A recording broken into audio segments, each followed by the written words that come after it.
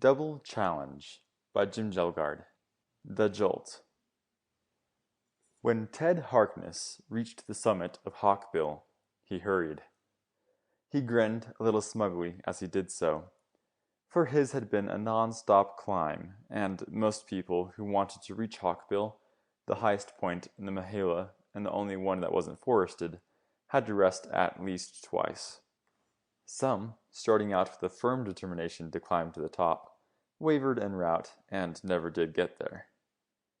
The gorgeous tricolored collie that had been pacing beside Ted ran a short ways, snuffled into some brush and disappeared. Presently he came wagging back to fall in beside his master, and Ted let a hand rest on the dog's silken head. A little farther on, the collie pricked up its ears and Ted stopped in his tracks. Just ahead, a fallen tree lay at an angle down the slope. Either rooted in soft earth or shallowly rooted, it had toppled when its upper structure became too heavy for its root system to support, and it had fallen so recently that its leaves had not yet even started to shrivel.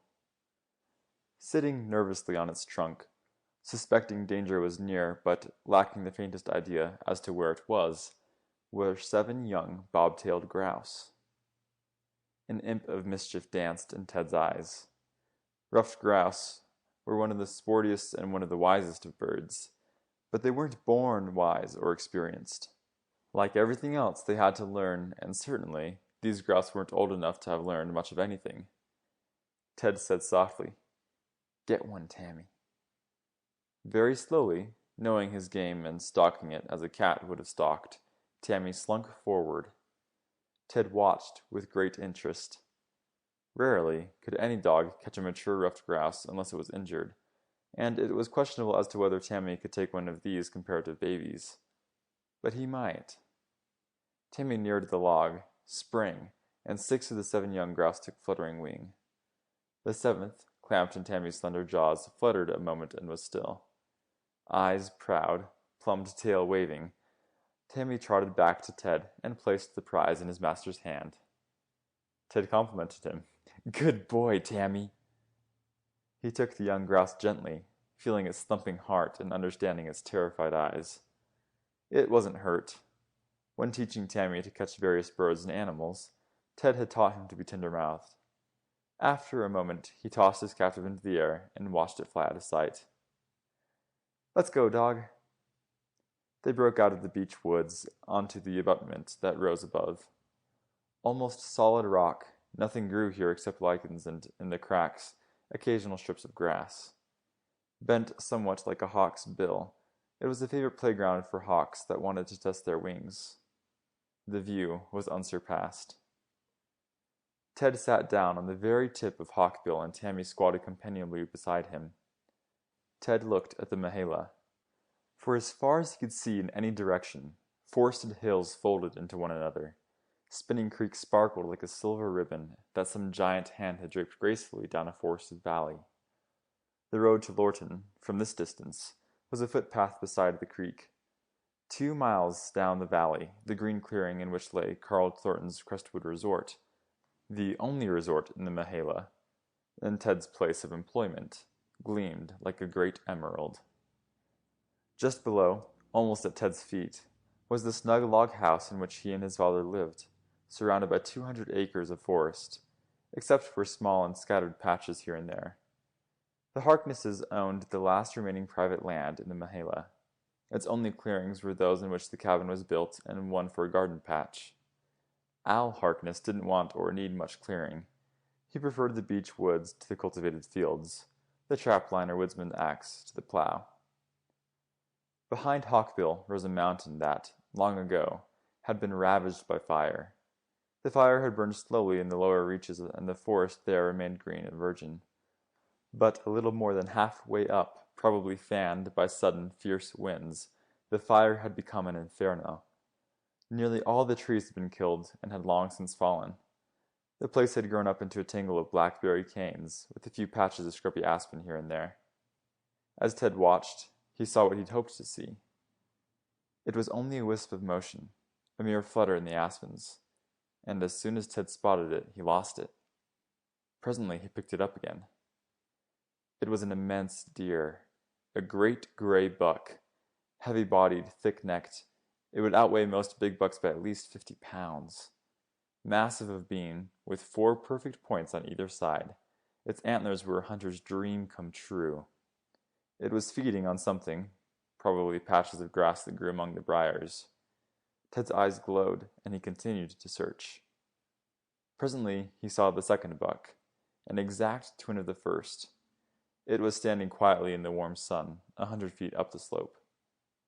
These were the bucks that were known throughout the Mahala, and far beyond it, as Damon and Pythias. All who had seen them thought that either one, if bagged, would set a new record. But so far, both had carried their antlers safely through several hunting seasons, and from the lazy way they posed on the mountainside, they might have been 2 gray steers in any farmer's pasture. The appearance was deceptive, though, and Ted knew it. Let anything at all excite either buck's suspicion, and they'd prove their mettle. Ted rubbed Tammy's head reflectively. "There they are," he observed. "And one of these days, I'm going to hang one of those heads over our fireplace." Tammy yawned, and Ted laughed. "Okay, so I'm bragging again. But I'm still going to do it. Let's go, dog." Having seen what he had come to see, he struck back down the mountain, through the forest of massive gray-trunked beeches that marched like rows of orderly soldiers in all directions. 45 minutes later, he emerged into his father's clearing. No shanty or casual cabin, but a solid log structure built by a master craftsman. The house was set back against the line of trees. Artfully designed, it belonged exactly where it was and as it was. The Harkness house fitted the Mahala as well as did the great big beeches against which and of which it was built. With a wing on each side and a covered porch that jutted forward, somehow the house itself seemed to hold out welcoming arms. A huge brick chimney told of the big fireplace within. To one side was a shed, half of which formed a home for the few chickens Al Harkness saw fit to keep. There were never fewer than 6 of these, and never more than 10. Just enough to furnish Ted and his father with the eggs they'd need, and to provide an occasional fowl for the pot. The other half of the shed was a storage place for tools. Behind the house was another, larger shed, which sheltered a gasoline engine and a buzzsaw that provided a place for Al to take care of the furs, wild honey, herbs, and other treasures that he brought in from the Mahala. In front stood the game rack, a crosspole mounted on 2 heavy timbers embedded in the ground. Here hung the deer and occasional black bear that Al, Ted, and their guests brought down. To one side lay the garden, big enough to provide all the vegetables the Harknesses needed, but not big enough to make a glaring scar in the beech woods. As a protection against raiding deer, this garden was surrounded by an 8-foot fence. The road to Lorton ran about 60 yards in front of the house, but was hidden from it by trees. Beside the road was the high line, with its 2 wires stretching into the house. There was a rutted drive that served as an entrance and exit for the battered pickup truck, which was all the car Al Harkness had ever thought he needed. When the boy and dog entered the clearing, Tammy raced ahead and streaked toward the work shed. Knowing his father would be there, or Tammy wouldn't have gone, Ted strolled up and looked in at the open door. Sitting on a wooden chair with a broken back, Al Harkness was using his hunting knife to put the finishing touches on a board over which, when the time was right, a mink pelt would be stretched. He looked up and said, "Hi, fella." "Hi, Dad. I'm back."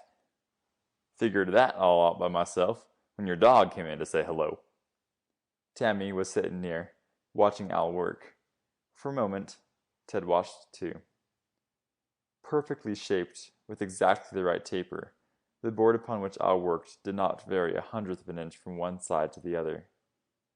Al, who got more money for his furs than any other trapper, because he took better care of them, sliced off another shaving and squinted down the board. A big man, he seemed as rugged as one of the giant beech trees. His brows jutted out like stony crags, while the eyes beneath them were gentle. But they were gentle in the manner of a soft wind, that can become a fierce gale. There was something about him that was more than faintly akin to the grouse Ted had held in his hand, the rugged summit of Hawkbill, and the 2 immense bucks he had seen. Al Harkness would be out of place anywhere except in the Mahala. "What'd you see?" he asked. "Damon and Pythias," Ted answered happily. "Anybody who thinks they had a rack of horns last year should see them now." "Where are they hanging out?" "Where they always are this time of year, in the briars on Burned Mountain." "And where," Al asked, "will they become hunting season?" "I don't know, but I'm sure going to find out. One or the other of those heads will hang over our fireplace." "For sure now," Al smiled faintly. "If it doesn't, it won't be from lack of trying on my part." 1, 2, 3, 4. Al counted rapidly. 1,000, 2,000, 3,000, 4,000. You'll have to get at the end of a long line of hunters who want those heads. "I know a lot of hunters have tried for them, but they can be had." "Anything can be had," Al observed sagely. "And one nice thing about young'uns is they think they can get it. Land either of those bucks and your picture will be in every paper in the state. Maybe even some out of the state." "Sure," Ted grinned. "I'll be as famous as a deer hunter before I am ever even a resort owner." Finally satisfied with his stretching board, Al laid it carefully in a corner. He took a blackened pipe from his shirt pocket and an exquisitely wrought tobacco pouch from his trousers. Made of home-tanned buckskin, even if the pouch had not borne the stamp of Al's craftsmanship, it would have been recognized as his. His name, A. Harkness, was stenciled on it. Al filled his pipe, lighted it, and puffed lazy bursts of blue smoke into the air. Tammy, who, in common with most dogs, disliked the smell of tobacco, sneezed and moved farther away. For a moment, Al did not speak. Finally, he murmured, "So now you're going to be a famous resort owner." "Why, didn't you know?" Ted asked gaily. "The Mahala Lodge will be known all the way from Lorton to Dancer." Al grinned faintly.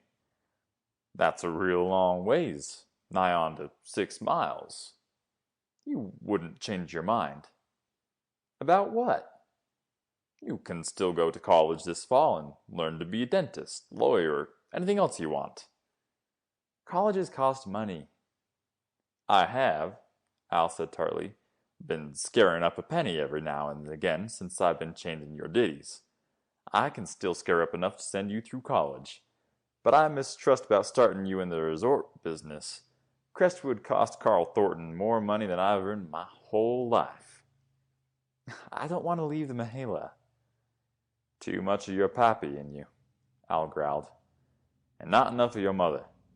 I want you to be something besides a woods runner." "It isn't that, Dad. I've tried to explain to you. It's the people. Seeing them come in here all tired out and seeing them go away rested and refreshed after we've shown them everything we have in the Mahala.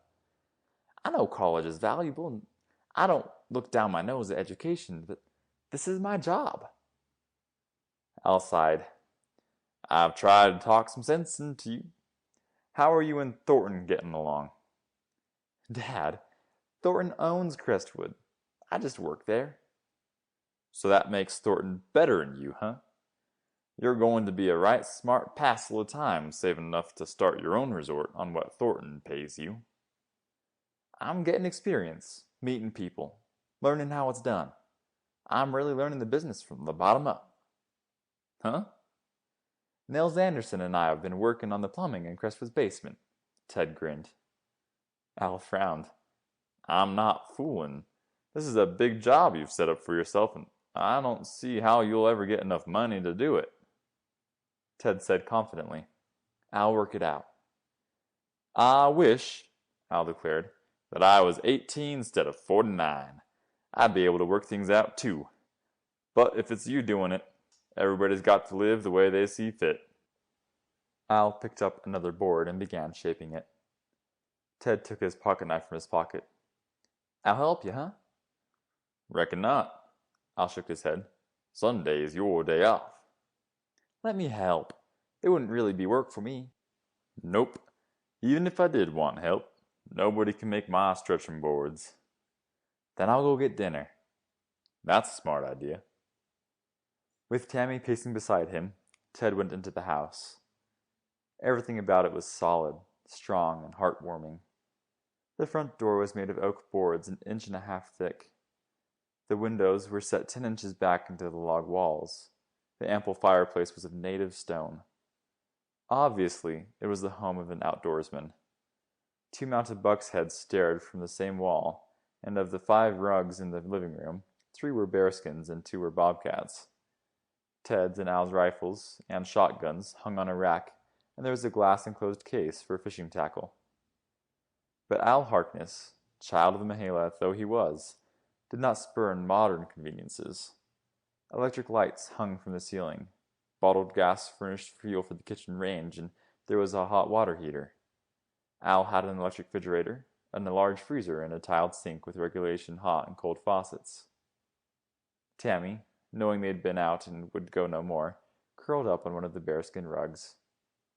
Ted took a chicken from the refrigerator and began to stuff it with a dressing made of bread dough, giblets, apples, and seasoning.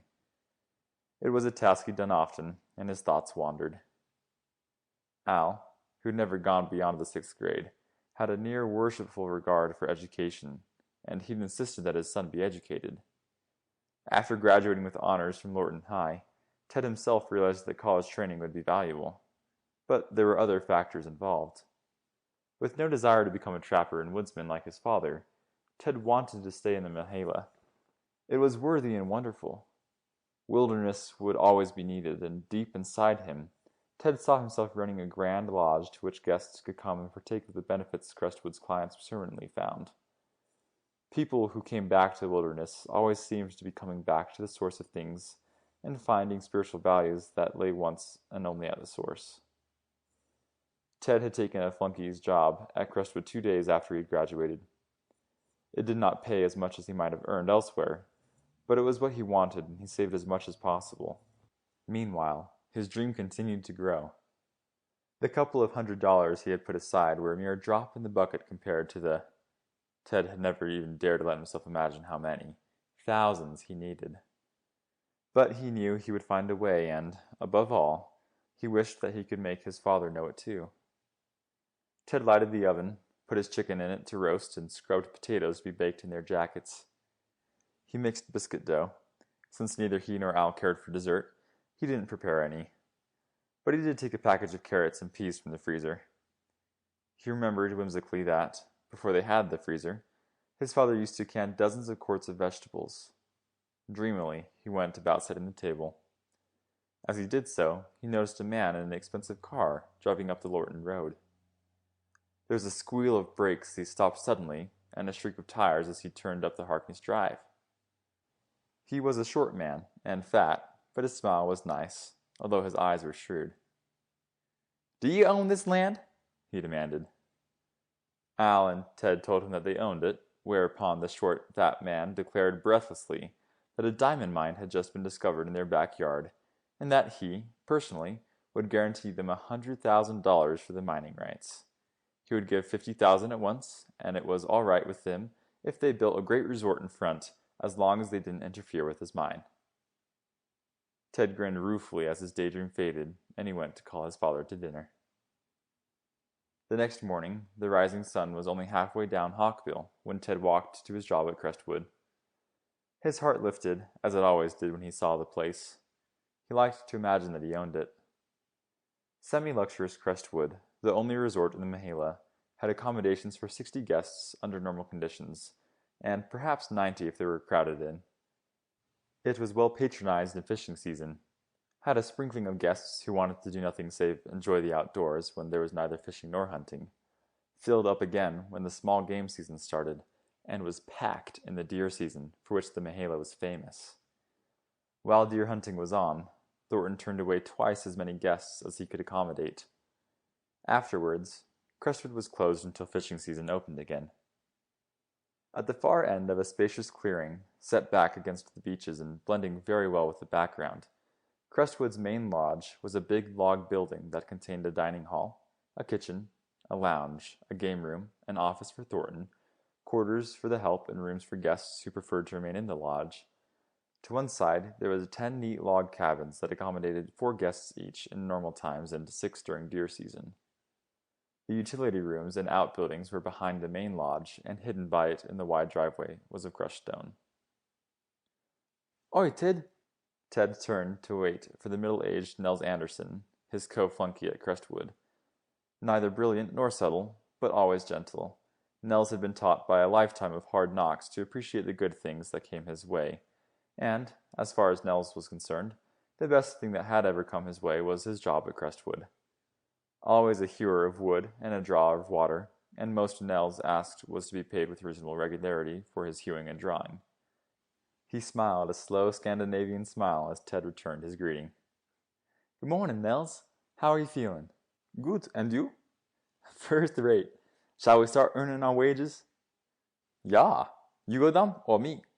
"I'll go. You catch the pipe." They entered the lodge.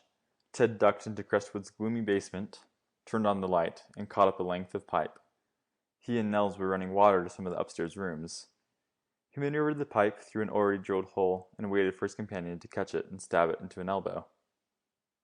Nothing happened, and Ted sighed resignedly. Nels was one of those rare people who knows enough about many things to do a passable job.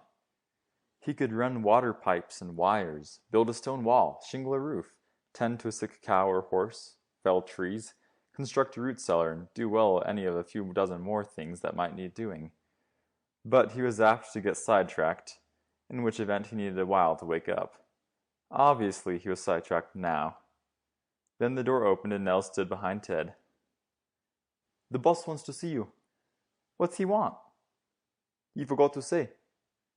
"Well, he say right now." Will you take the pipe?" "Oh, yeah, I take it." Nels took the pipe and Ted went back into the lobby. He knocked on the office door, and Carl Thornton opened it. "Come on in, Ted." The boy stepped into the spacious office. The floor was covered with a thick carpet. At one side was a mahogany desk upon which stood a typewriter. Over it were hung bookshelves. There were 4 cushioned chairs and a satiny davenport upon which the owner usually slept. In a wall rack were Thornton's high-powered rifle and a belt full of his distinctive brass-jacketed, hand-loaded shells. Ted turned to face his employer. In his late 30s, Thornton was not slightly built, but there was about him an air of slightness that was accentuated by his quick movements. Thinning blonde hair was artfully combed to hide his bald spot. His eyes were pale blue, almost icy blue, behind gold-rimmed glasses. The ghost of a smile haunted his lips. He had a flair for conversation that always made it appear as though nothing anyone else could say was nearly as important as what he had to offer. "I've been watching you work, Ted, and I like it." "Thanks, Mr. Thornton." "There'll be a better job pretty soon. Crestwood's going to expand." Ted's heart leaped. This was what he'd always wanted.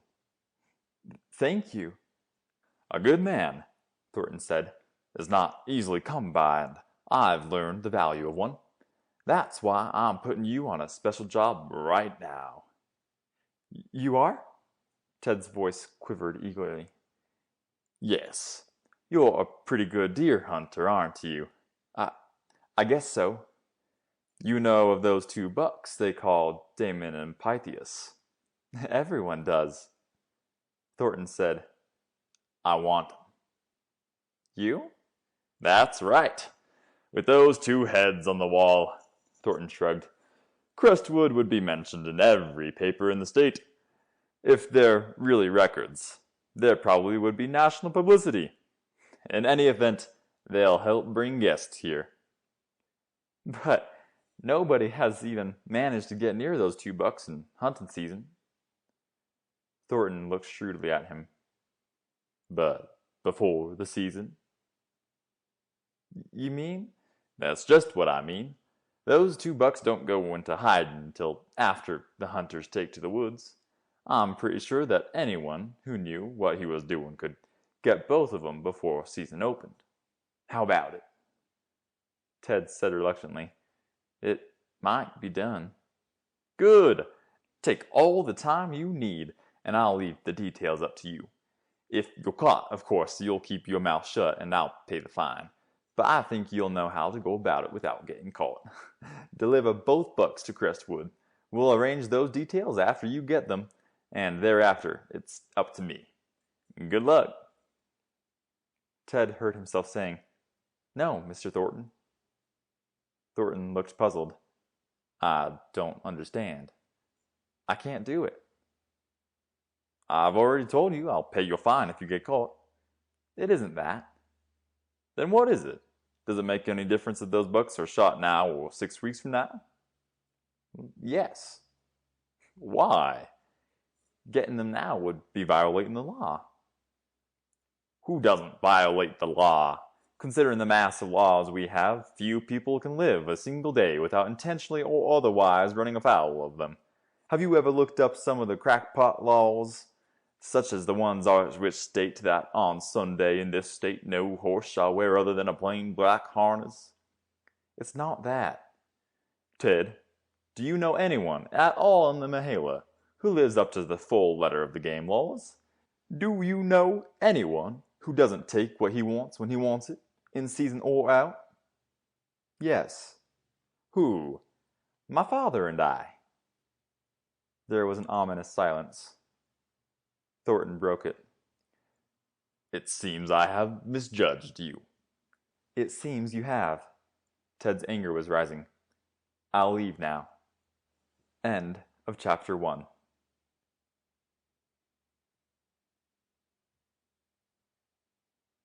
Chapter 2 of Double Challenge by Kjelgaard. The Threat. Tramping along the Lorton Road toward his father's house, Ted told himself he had been a complete fool. With a start, in the only business that interested him, he had sacrificed everything for what suddenly seemed a trivial reason. Carl Thornton had spoken the truth. Those who lived in the Mahala thought that just living there gave them a proprietary interest in the game and fish that shared the wilderness with them. But, except for Smoky Delbert, a notorious poacher who hunted and fished for the market, most dwellers in the Mahala confined their poaching to killing a deer when they felt like having venison, or catching a mess of trout when they thought they needed some fish for dinner. They broke the law, but as far as Ted knew, their chances of going to heaven when they died were fully as good as his. They weren't sinners. Half inclined to turn back and tell Thornton he'd reconsidered, still Ted went on. It wouldn't be easy, but definitely it would be possible to shoot both of the great bucks before the hunters who invaded the Mahala when the season opened sent them into hiding. If Ted got them, or even promised to try to get them, he would be back in Thornton's good graces. "If I was smart," he told himself, "I'd tell Thornton I was hunting those bucks and not got either." He played with the tempting thought, then put it behind him and walked on. Nobody who called himself a man took another man's pay for doing a job and then failed to do it. Ted asked himself questions and tried to provide his own answers. Was he afraid of Loring Blade, the game warden? He didn't think so. The Mahala was a big country, and the warden could not be everywhere at once. The chances were very good that anyone who knew what he was doing could get both bucks safely to Crestwood, where they became Thornton's responsibility. Besides, Thornton said he'd paid the fine if Ted were caught. Did he shrink from breaking the law? Yes, of course. At the same time, he knew positively that if he and his father were in desperate straits, if they had no food and no other means of getting any, he'd shoot a deer or any other edible game he could find, regardless of whether it was in season or not. There seemed to be something else involved, and Ted could find no precise bracket in which it fitted. It concerned the grouse he had held in his hand, the cool morning breeze, the view from Hawkbill, his father, everything Ted loved and held dear. His mind was a whirlpool, in which nothing at all was clear, except that he could not shoot the 2 bucks for Thornton. It would be as easy as to shoot Tammy. His lips formed a sick grin at that thought. Yesterday his dreams had been bright as bubbles in the sun. Today all the bubbles were burst. There wasn't the faintest possibility of getting a job at another resort for the simple reason that there was no other resort. Of course, if he left the Mahala, but he couldn't do that either. Ted was a half-mile from their house when he saw Al's tobacco pouch lying beside the road. He picked it up and put it in his pocket. Obviously, his father had been here. Probably he'd been scouting mink along the Spining Creek and had walked back up the road. He was forever losing his pouch. But somehow, somebody always found it and brought it back to him. Ted tried to put a spring in his step and a cheerful smile on his lips. A man faced up to his own troubles and did not inflict them on other people. He tried to whistle and succeeded only in hissing. He was 100 yards from the house when Tammy, who'd caught his scent, hurried to meet him. Sleek fur rippling and short ears jiggling, he advanced at the collie's lope, which seems so restrained and is so incredibly fast. Tammy came to a graceful halt in front of Ted and looked at him with dancing eyes. "Hi, dog. Hi, Tammy." Ted ruffled his head with a gentle hand as Tammy fell in beside him. Plucking the tobacco pouch from his pocket, he gave it to the collie. "Here, take it to Al." The tobacco pouch dangling by its drawstrings, Tammy streaked up the road. Disdaining the drive leading him to the house, he cut through the woods and disappeared. Ted squared his shoulders, tried again to whistle, and succeeded. His father must be home. When Ted was working and Al went out, Tammy always went with him. Ted turned up the drive and was halfway to the house when Tammy came flying back to meet him. They went to the shed in the rear. Al would be working. Ted peered through the open door, and his father, shaping another stretching board, glanced up to greet him. "Hi, Ted." "Hello, Dad." "No work today?" "That's right." Al bent his head to hide the question in his eyes. Something had happened, and he knew it. His voice was a little too casual as he said, "Figured when Tammy fetched my tobacco pouch that he'd made up his mind to go around picking up after me." "No, I found it beside the road and sent Tammy with it. You should put a string on that pouch and tie it to your breeches." "Guess I ought. Tammy and me took a whirl down the creek to look for a mink sign. Must have lost my pouch on the way back." "Find any sign?" "There'll be mink on the creek this year. I can take for a string of pelts, and I'll leave them enough so there'll be enough mink next year." "Now that's just swell." Ted bit his tongue, wanted to keep his troubles to himself by appearing gay and careless. He'd leaned too far in that direction and been over-emphatic. Al raised his head and searched his son's face with the wonderfully gentle eyes. "Want to tell me?" "Tell you what?" "What happened to you?" "Oh." Ted forced what he tried to make as a casual laugh. "Thornton fired me." Al remained calm. "You what?" "Thornton gave me the gate, the bounce act. You're the heave-ho? He said in short that I was never to darken his kitchen towels again." Al said, "Come off it, Ted." Suddenly, Ted's misery and heartbreak were too great a burden to bear alone. He fought to keep his voice from quavering and his lower lip from trembling. "That's right, I've been fired." "Want to tell me why?" Al did not raise his voice. I wouldn't shoot Damon and Pythias for Thornton." Al arched surprised brows. "Why's he want those $2?" "He's going to expand Crestwood. He said that if he had one or both of those heads put up on the wall, it will be written up in every paper in the state, and they'd be help bring guests." "Boy, it seems to me like he went off half-cocked." "What do you mean?" "Thornton's taken a lot for granted to think that you, or anyone, could get either of those $2. But if you wanted to hunt him, and you did get one, 'twould do no harm to give it to him. 'Twould save you your job for you." "That would have been different," Ted said wryly. "But that wasn't what he asked. He wants both bucks before the season opens." "So," I was almost purring. "And you turned him down?" "That's right." "You don't aim to change your mind?" "No." "Not even to get your job back?" "Not even for that." "You're sure now?" "I'm sure." "That being the case," Al said, rising, "I think I'll go down to Crestwood and have a little talk with Mr. Thornton. You stay here with Tammy." When Al Harkness climbed into his old pickup truck and pressed the starter, his thoughts went back 36 years.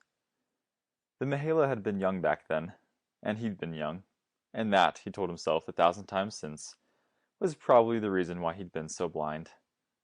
It was not that he lacked eyes, very keen eyes that could detect the skulking deer in its copse, the grouse in its thicket, and the rabbit in its set. But he hadn't seen clearly what was right before his eyes. At that time, the road to Lorton had been mud track in spring and fall and dusty trace in summer and impassable in winter. Nobody had needed anything better. The only car even near the Mahala belonged to Judge Brimhall of Lorton, and excitement ran at fever pitch when the respectable judge drove his vehicle to Dancer 7 whole miles without breaking down even once. Lorton and the Mahala itself had been almost as far apart as Lorton and New York were now. Even when the road was good, a traveler had needed a whole day to go the 15 miles to town and back. Whoever had extensive business in Lorton might be able to figure out 2 days for the round trip. The dwellers in the woods had been inclined to sneer at the townfolk as sissied, and in turn were sneered at for being hicks. There had been 7 families in the wilderness: the Harknesses, the Delberts, 2 families of Stacy's and 3 of Crawford's. All of them had gardens, a milk cow, a few chickens, a couple of pigs, and a team of horses or mules. But all this was only secondary. The Mahala itself fulfilled most of their wants. It was a great, inexhaustible larder, provided by a benign providence who had foreseen that men would rather hunt than work. Al remembered some of the hunts. His father, George Stacy, and Tom Crawford had shot 33 deer in one day and sold them all in Lorton. 2 days later, they shot 29 more. There weren't that many deer when Al came of age to hunt. His elders were at a loss to explain the scarcity, unless some mysterious plague had come among the animals. Never once did they think of themselves and their indiscriminate year-round slaughter as the plague. On Al's 13th birthday, he shot a buck and a doe. They were the last deer taken in the Mahala for the next 13 years. It wasn't an inexhaustible larder, after all, but just a place that could be depleted by always thoughtless and often vicious greed. Then had come the change. The game department, the Lorton paper announced, had purchased deer from a state that still had some. In the hope that they'd multiply and rebuild the vast herds that had once roamed there, 20 of them were to be released in the Mahala. There was to be no hunting at all until such time as there were sufficient deer to warrant a hunt, and game wardens were to enforce the regulation. It hadn't been easy. Bitter jealous of what they considered their vested rights, the natives of the Mahala had resisted the game wardens. There had been quarrels and even a couple of shootings, but the wardens had won out, and the deer had come back. There were as many as there had ever been, and perhaps more. Protected by strict, insane laws, they flourished. 7 families had all but exterminated the Mahala deer. Now, 4,000 properly regulated hunters a year couldn't do it. And this Al Harkness had seen. He thought of the families, still the Harknesses, the Delberts, the Crawfords, and the Stacys, who lived in the Mahala. With the exception of Al and Ted, who observed the game laws to the letter, most of them took more than their share of the Mahala's wildlife. Smoky Delbert was an especially vicious poacher who belonged and one day would land in jail. But with game wardens on constant patrol, even Smoky could no longer indulge in wholesale slaughter. There was, Al had always conceded, some excuse for the Crawfords and the Stacys. Al was the only Mahalalite who had held on to the entire family acreage. Glad to raise money any way they could, the Stacys and Crawfords had sold theirs, all but a homesite and garden patch, and the proceedings were long since exhausted. Most of the men worked at day labor, and their employment was never certain. Always struggling, there were times when they would have no meat at all if they did not shoot an occasional deer. That condition would not endure. Since all the younger people left Mahala, preferably for some brightly lighted city, as soon as they possibly could, the Stacys and Crawfords who remained were not going to last forever. But if there was some excuse for them, there was none whatever for Carl Thornton. Comparatively wealthy, certainly he was in no danger of going hungry. Educated, he must understand what conservation meant. Supposedly intelligent, he must know that nobody at all could take what he wanted simply because he felt like taking it, or for his own advantage, and still hope to leave enough for others and for future generations. Al braked to halt in front of Crestwood's drive and enter the lodge. Jules Crowley, Thornton's pale-faced clerk, stepped in front of him. "You can't come in here." "Oh, yes, I can," Al said. He moved around Jules, jerked the office door open, and closed it behind him. Thornton was sitting at his desk, going over some papers. He looked up. Al hesitated. Now that he was here, just what was he supposed to do? It would be silly to threaten Carl Thornton, and how could he report him to the game warden when he had broken no law? Al felt a little foolish, and Thornton's voice was as cold as his eyes when he spoke. "What do you want?" "You fired Ted." "That's right." "What for?" "Inefficiency." "Ted told me different. He told me you fired him because he wouldn't shoot those 2 big bucks for you." "He's a liar." Al stepped to the desk, twined his right hand in Thornton's lapel, lifted him to his feet, and used his left hand to slap both Thornton's cheeks. Then he let the resort owner slump back into the chair and turned on his heel. "For calling Ted a liar," he said. He stalked out, knowing as he did so that he had made a deadly enemy, but not caring. Thornton owned Crestwood, but he was still a little man, and sooner or later, little men stumbled over big problems. As Al climbed back into the pickup, he almost forgot Thornton. He had something more important to occupy his thoughts. He had hoped mightily that, after he finished high school, Ted would go on to college. It didn't matter what he studied there as long as it was something. A Harkness would go out of the Mahala to become a man of parts. But Ted had not only wanted to stay in the Mahala, but also to start a resort there, and for almost the first time in his life, Al faced a problem to which he saw no solution. An expert woodsman, he earned a comfortable income. Since his own wants were simple, there would certainly be enough left over to pay for Ted's college expenses. But Al couldn't even imagine the vast sum of money needed to start a resort. He had told the truth when he said Crestwood would cost Thornton more than he'd earned in his whole life. Al fell back on an idea that he himself had been mulling over. Hunters and fishermen were a varied breed, with varying tastes.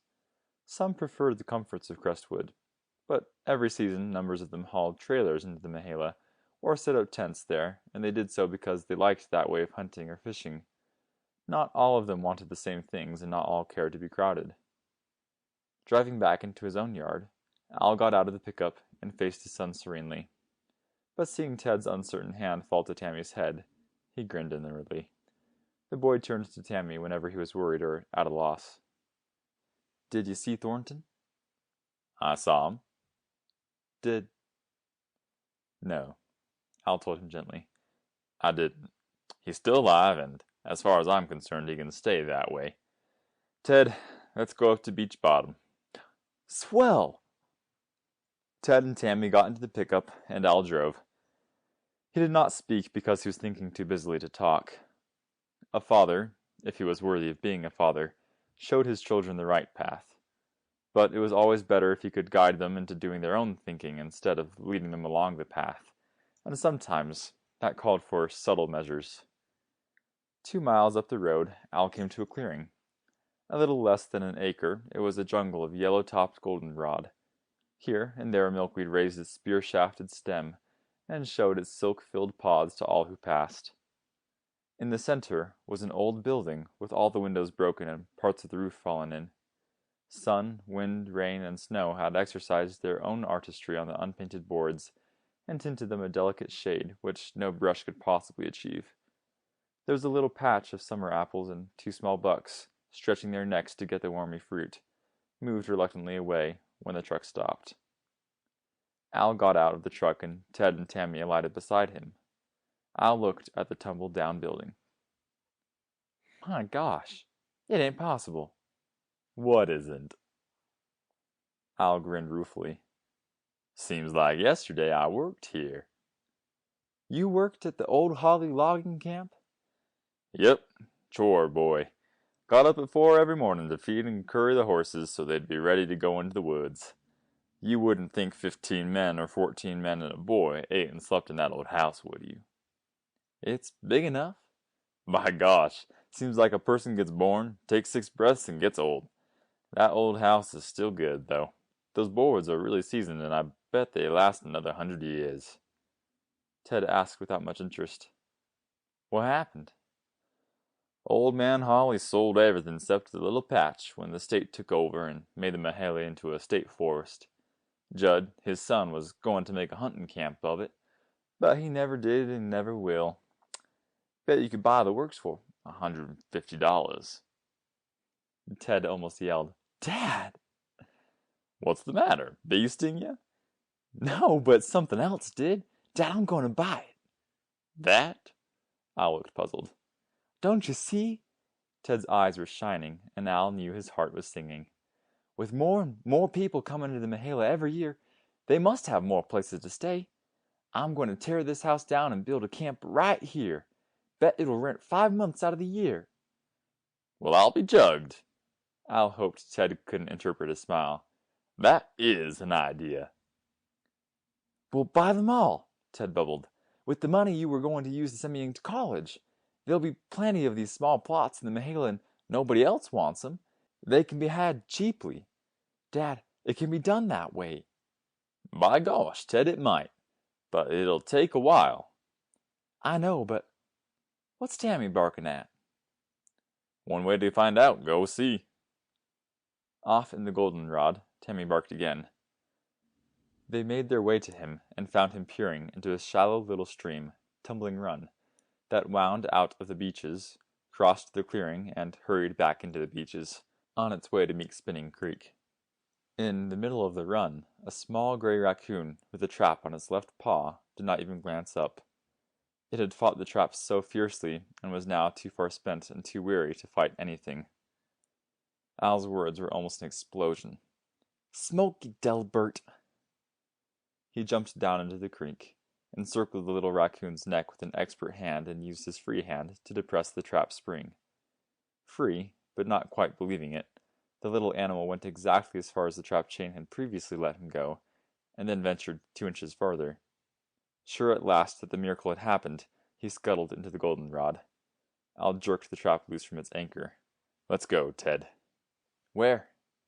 You want to buy this place? We'll go into Lorton and see Judd Holly. But on the way, we're going to have a little palaver with Smokey. A half-hour later, Al drove his pickup into the Delbert yard, to find another truck there ahead of him. It belonged to Loring Blade, the warden, who was talking with Smokey. He turned to nod at Al and Ted. Hi. Al said, I won't be but a minute, Loren. He held the steel trap out to Smokey Delbert. This yours? Smokey looked at him through insolent, half-closed eyes. Nope. You lie in your teeth. I've told you before not to set traps before furs are prime. I'm telling you again, and this is the last time. What goes on? Blade demanded. Nothing you can help, Loren. Smokey, if I find you poaching in the Mahala once more, I'm going to beat you within an inch of your life. You got ideas of going along that line, Smokey remained insolent. Come shooting. Al said, I can do that too. End of Chapter 2.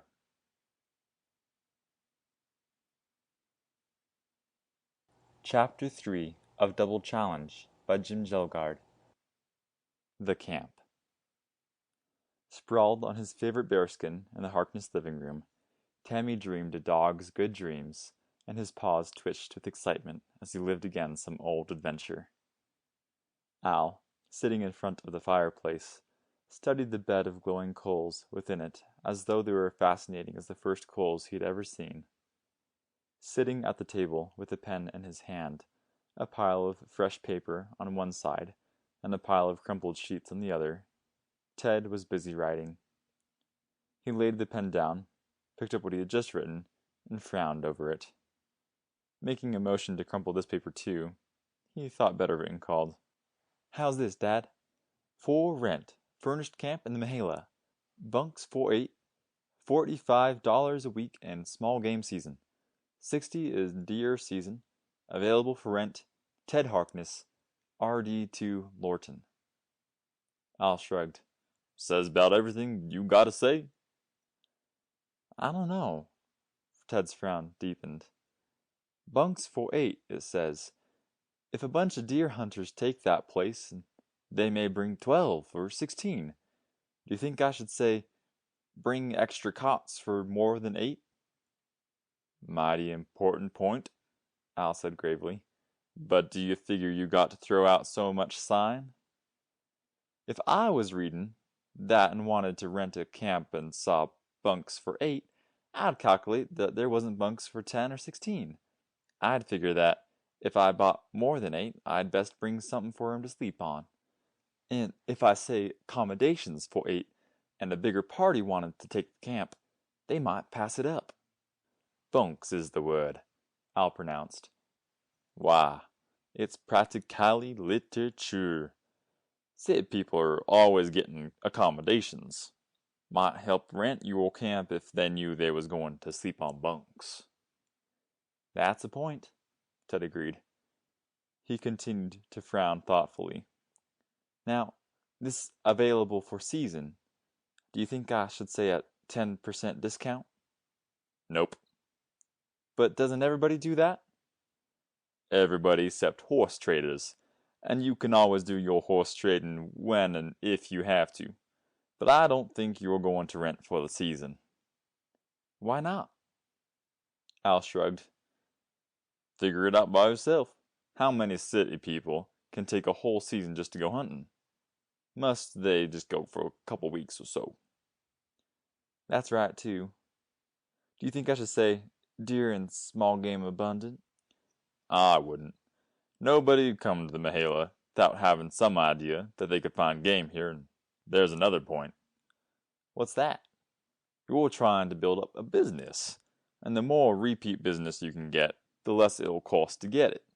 Promise too much business and you might drive business away. Some people, reading about over plenty game, and might expect a flock of grouse behind every tree and a 10-point buck at a single swale, and might be mad if they didn't find it. Let 'em bother to do their own looking. I was thinking of hiring out as a guide. Wouldn't put that either. Some people want guides and some don't. Anybody who rents your camp and wants a guide will ask you where to find one. Then you can dicker. Do you think I'm asking too much money? Nope. Chances are you won't get less than 6 in a party. Split the cost amongst them and it won't break anyone. Your prices are fair.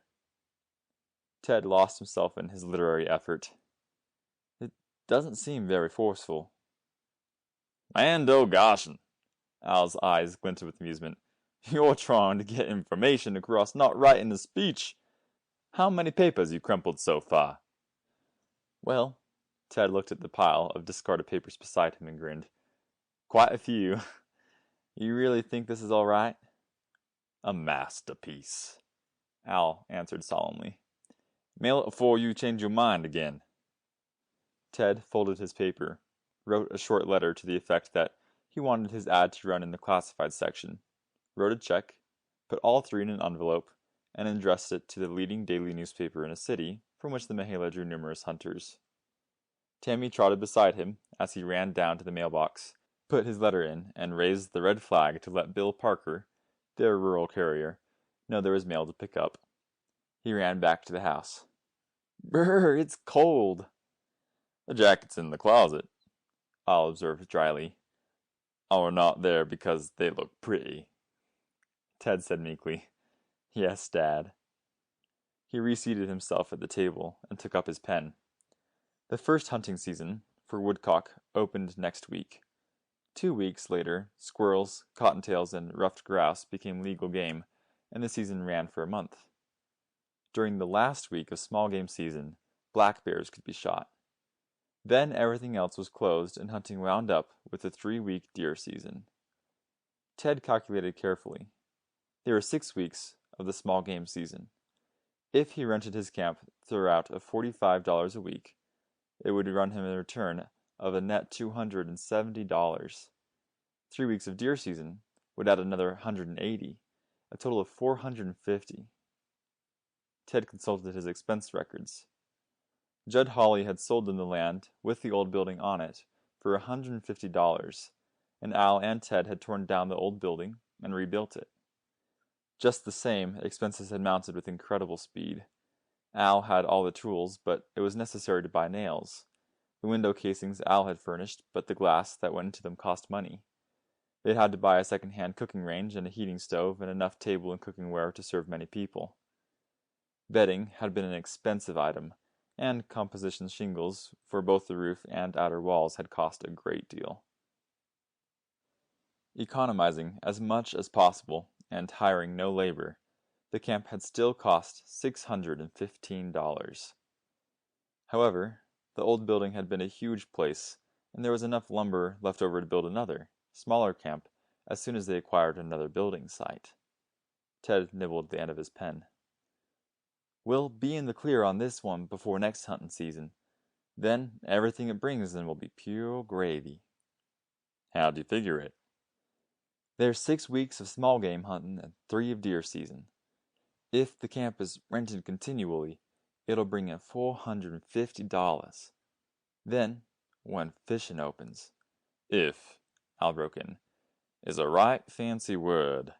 Might be a good idea to rent your camp before you spend the rent money." "It might be at that," Ted said meekly, "and I forgot to charge against it the $15 the ad's costing." "Charge it," Al advised, "and get this one thing straight. There's no such thing as pure gravy.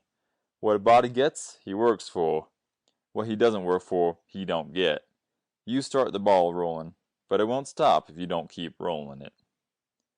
"What do you suggest I do?" "Just what you're doing, but don't get cocky about it. You've made a start, and it's a small start that stacks up against a big job. See how things work out. If they come round, like I think they will, this camp will make money. But it won't be your money. It belongs to the job you set for yourself. Build another camp and another, until you've got as many as you can handle. Go on from there." "Go on?" "You started out," I reminded him, "to own a place like Crestwood." "That will take years." "Did you expect to get it in a week?" "Well, no." "Good. On account you won't. You'll need years.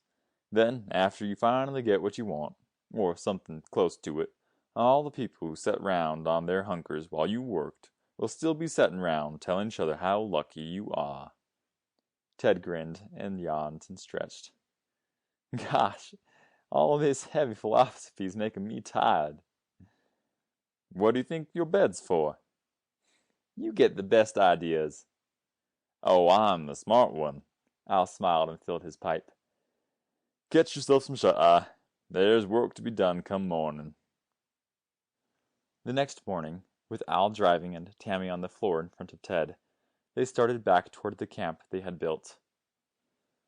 The lazy sun, reluctant to get out of bed, made a splash of gold on only the very tip of Hawkbill. The rest of the wilderness was a deep shadowed green, with overtones of gray. A doe danced across the road in front of them and stopped to look back over her shoulder at the passing pickup. They saw 2 more does, then a buck, and Al stepped suddenly on the gas. Spurting ahead, the old truck still missed by a wide margin a lean coyote that was running a scant 20 feet behind the buck. Tammy rose and bristled. Ted held him down. The collie was fast, but nothing except a greyhound was fast enough to catch a coyote. Visible for only a few fleeting seconds, this one disappeared in the forest. Failing to run the coyote down, Al stopped his truck. "Doggone! Of all the times to be without a rifle!" "It looked to me as though he was chasing that buck," Ted observed. Al shook his head. "Just following it.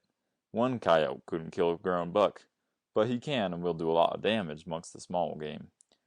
I'll have to nail that critter's scalp to the wall soon as I can. Let's have a look." They got out and examined the tracks in the dusty road. Al made careful observations of his own. He went a little ways into the forest and came back to the truck. "Looks like he's been crossing here quite a few times. I'll fetch the rifle tomorrow morning on the chance that I'll nail him.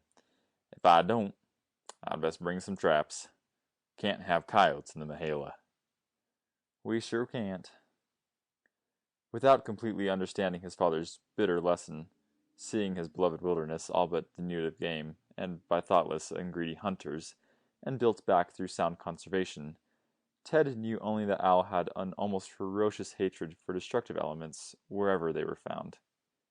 Therefore, the coyote could not be tolerated. Ted's eyes roved up the hawkbill, and the cool wind felt good on his face. When they mounted a hill, he strove for and caught a glimpse of the burned mountain behind Hawkbill. Al saw and interpreted his look. They're there, all right, and it's my bet they'll be there after season ends. Not both of 'em, Ted asserted. I'm going to nail one or the other. Which one do you aim to get, Damon or Pythias? Either will satisfy. How do you tell them apart? I imagined there'd be some small differences if a man was close. But on a far look, I can't tell which is which. They're alike as two peas in a pod. All I'm sure of is that I never saw bigger bucks. Ted said smugly, There should be as much advertising for Harknesses as it could be for Crestwood. Hadn't you ought to get it first? Al asked wryly. Well, here we are again. To the vast delight and relief of a colony of chipmunks that were snuggling at home beneath it, the Harknesses had built their new camp on the site of the old. However, they had done so to save hauling lumber, and because the old foundation was so solid, any benefits accruing to the chipmunks were merely incidental. The new camp was a one-story structure, 26 feet long by 18 feet wide. The exterior, if less than magnificent, did promise comfort. The windows were small, consisting of 4 panes each, and set well back in their casings. 2 tin chimneys, one for each stove, protruded well above the roof. The shingled walls and roof gave assurance that no cold winds would creep in, and there was a covered porch. Probably not so much as one hunter would ever sit on it, but it did provide a place for storing wood and keeping it dry. The surrounding goldenrod had been crushed and scattered, and the truck had made its own path in it. Al drew up in front of the door, and Tammy leaped out to sniff at the various cracks and crevices the chipmunks used in their comings and goings. Al and Ted went inside. In the center of one room, not too close to the heating stove, was a long wooden table with benches on either side. Convenient to it was a built-in cupboard, one end of which contained tableware and dishes. Running along the wall, the other half of the cupboard held skillets, pans, and kettles. Nearby was a cooking stove, with cabinets for food storage and a sturdy table for the cook's use. At the other end of the building, as far as possible from both stoves, were the bunks. Scattered along the walls were 2 second-hand Davenports and 5 chairs that had seen their best days, but would still offer comfort to anyone who'd been hiking the hills all day. Al surveyed the place critically. Not much like Crestwood, Ted teased. It's kind of ramshackle. Ramshackle, Al bristled. Why, you young whippersnapper, this is a good-built camp, as. There you are, Ted grinned. If you had a choice, would you stay here or at Crestwood? Why, yeah, Al grumbled. I never did go for that fancy stuff. And neither do a lot of the other hunters. When they go out, they'd as soon be in the woods. Besides, the prices aren't much like Crestwood's either. In deer season, Thornton's cheapest room is $15 a day. We could rent 20 camps like this if we had 'em. And we won't even rent this thought unless we finish it. Now let's do some figuring. At the kitchen end of the camp, they had built a wooden stand and in it placed the tub from a large kitchen sink. There was an overflow pipe that led to a septic tank beneath the floor of the camp itself, thus it wouldn't freeze. Al scratched his head. My figuring's all done. Is it? Yep, and it figures out the same as it always does. If we want water in here, we'll have to work to put it in. Get your boots on. Yes, boss. Ted donned rubber boots, and they went out. Tammy, who had been having an exciting time trying to catch a chipmunk that insisted on poking its nose out of every crevice, wagged his tail, and ran to rejoin them. A doe that had come to the apple trees stamped an apprehensive foot and drifted slowly into the forest. The two workers took a pick and a shovel from the truck, and Al led the way to a little knoll. On the top of the knoll was a seepage of water that sent a trickle into a tumbling run. Green grass, rather than goldenrod, lined its length, and at no place was the run that more than 4 inches wide or 2 deep. Never in Al's memory had it been more or less.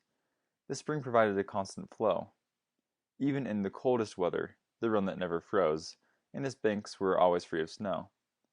It was a favorite drinking place for deer that found other water icebound. Al asked, "Can you think of any more excuses for deep thinking?" "Not even one." "Me neither," Al said mournfully. "So I guess we can start the working part. Do you want the pick or the shovel?" "Is there a choice?" "Could be, but here's a shovel and you might as well dig." Ted sunk his shovel point deep into the wet earth and scooped out a chunk of soggy earth. Ice-cold, muddy water at once filled the hole, and Ted scooped again. He made a wry face. "This is like shoveling glue." "In case you ever get a job in a glue factory, you'll know how to shovel it," Al soothed. "We gotta get down there 3 feet anyway." "I'll persevere, but I know now why you wanted the pick." "Who's the brains of this outfit?" "Obviously you are." "There ain't any real need for a pick," Al grinned. "Wet ground don't have to be loosened. I'll go snaking some wood."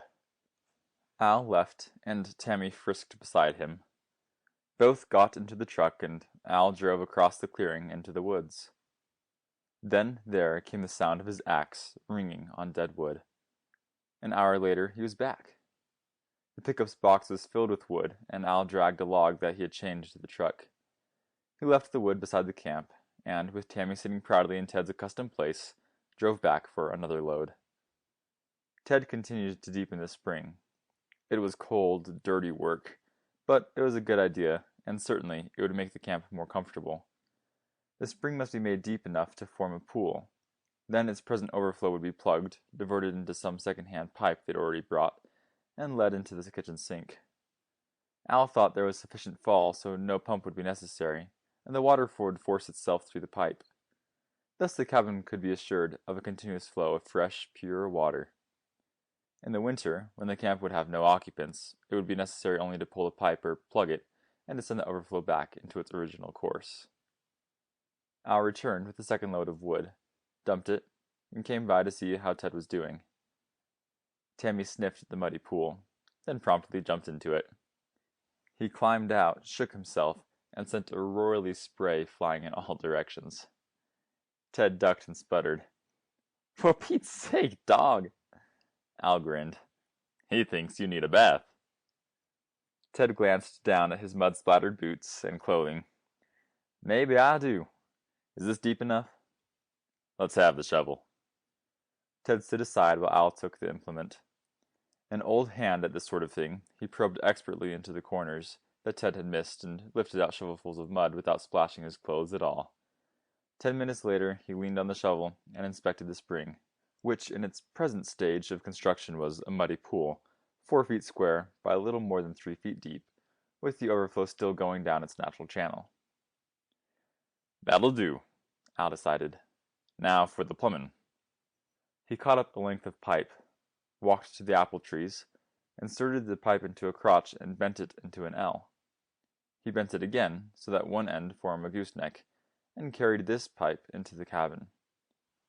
Al maneuvered one end through an already drilled hole in the floor, hung the gooseneck over the sink, and used a metal clamp to fasten his pipe to the wall. Ted marveled. His father had measured nothing, but the bent pipe fitted perfectly, and the straight half of the L lay flat on the ground beneath the cabin. Ted asked, "What now?" "Let's eat." "Most sensible idea I've heard all day." They ate the sandwiches and drank the coffee they had brought along, while Tammy, sitting hopefully near, expertly caught and gobbled the crusts they tossed him. Then the two went back to work. Taking a bit of soap from his pocket, Al soaked the threads on another length of pipe. Filling the threads, the soap would prevent leaks.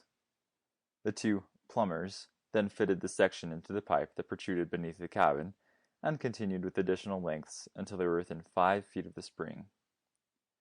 Al cut that 5-foot length off with a hacksaw. He plugged the cut end with a piece of wood, started at a point about a foot below the top of the knoll, and used the flat of his axe to drive the plugged section of pipe through so that it emerged a foot below the surface of the spring. He screwed the short length into the already laid pipe and straightened. "Now we're digging where there's taters," he said cheerfully. Catching up the shovel, he closed the spring's outlet with dirt and mud. Then he rolled up his sleeve, reached into the water, and pulled the wooden plug. A second time, he straightened, grinning. "If it don't work, it's a sign we did it wrong. Let's go see." They re-entered the cabin and stood expectantly near the sink. For a moment, nothing happened. Then a series of choking gurgles and a rush of air came through the gooseneck. This was followed by a muddy trickle that subsided to a few drops. Then there was a violent surge of water that leveled off to a steady flow. Al and Ted looked triumphantly at each other. "It works," Al said. "Running water yet," Ted exulted. "Even if it's muddy. It'll clear itself in a few hours." "Don't you think we should have a faucet on this gooseneck?" Al shook his head. "Not in cold weather. It don't freeze 'cause it runs fast. Come spring, we may tie a faucet onto it." "What do we do now?" "Go home. It's quitting time." Ted was surprised to find that long evening shadows were slanting across the valleys. They had worked hard, and perhaps that had made the day seem so short. Only when they climbed back into the pickup for the ride home did he realize that he was very tired. He tickled Tammy's silken ears. "Tomorrow's another day," he murmured. "Yep," Al agreed somberly. "And another day brings more work. Reckon I'll take after that coyote. He's got to be caught. You want to saw wood?" "Sure thing." Early the next morning, Al let Ted and Tammy off at the camp and turned back, with traps and rifle, to get on the trail of the marauding coyote.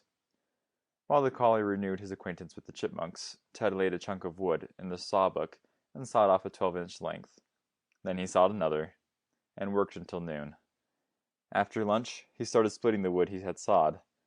It was the right way to do things. If hunters cut their own wood, they might injure valuable trees. Evening shadows were long again when Al came to pick him up. "Get your coyote?" Ted greeted his father. "No, but I will. I found where he's running, and I put traps in the right places." "So you got a sizable pile of wood." "I haven't been loafing." "Not much, anyhow," Ted said tiredly. "What a refreshing sense of humor my old pappy's got." They turned into the driveway of their own house to see Loring Blade's pickup truck already there, and the game warden waiting. With him was Jack Callahan, sheriff of Mahala County. Al's voice was weighted with surprise as he welcomed them. "Hi, Loring. 'Lo, Jack. Been waiting long?"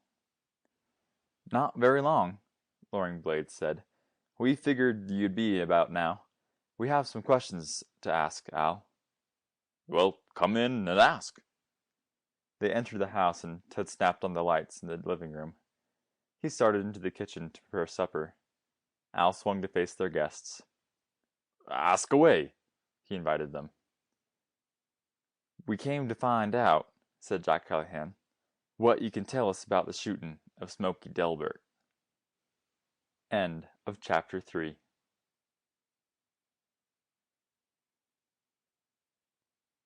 Chapter 4 of Double Challenge by Kjelgaard. The Fugitive. The words brought Ted to a shocked halt, just as he was entering the kitchen. He turned to stare in disbelief, and Tammy, sensing something was wrong, searched his master's face as though this would show him what he must do. Failing to find any guiding sign, the collie turned toward the two strangers. He did nothing and would do nothing until Ted or Al told him to, but he was ready for any part he must take. In his turn, Ted looked to his father for a clue and found none. Whatever Al might feel, he was successfully hiding it, and his voice was neither raised nor lowered when he spoke. Somebody finally got him, huh? Jack Callahan challenged. What do you mean by that? Where you been the past 20 or 25 years, Jack? Smokey's been asking for it at least that long. Callahan's voice was hard as ice and as brittle. You didn't answer my question. So I didn't, but I will.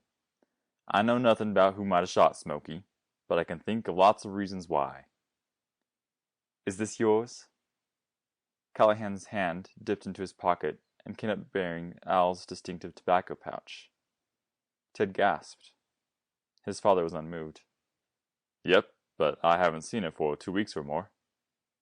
That's true, Ted asserted. He hasn't had it for at least that long. Al said quietly, Stay out of this, boy. You needn't stay out.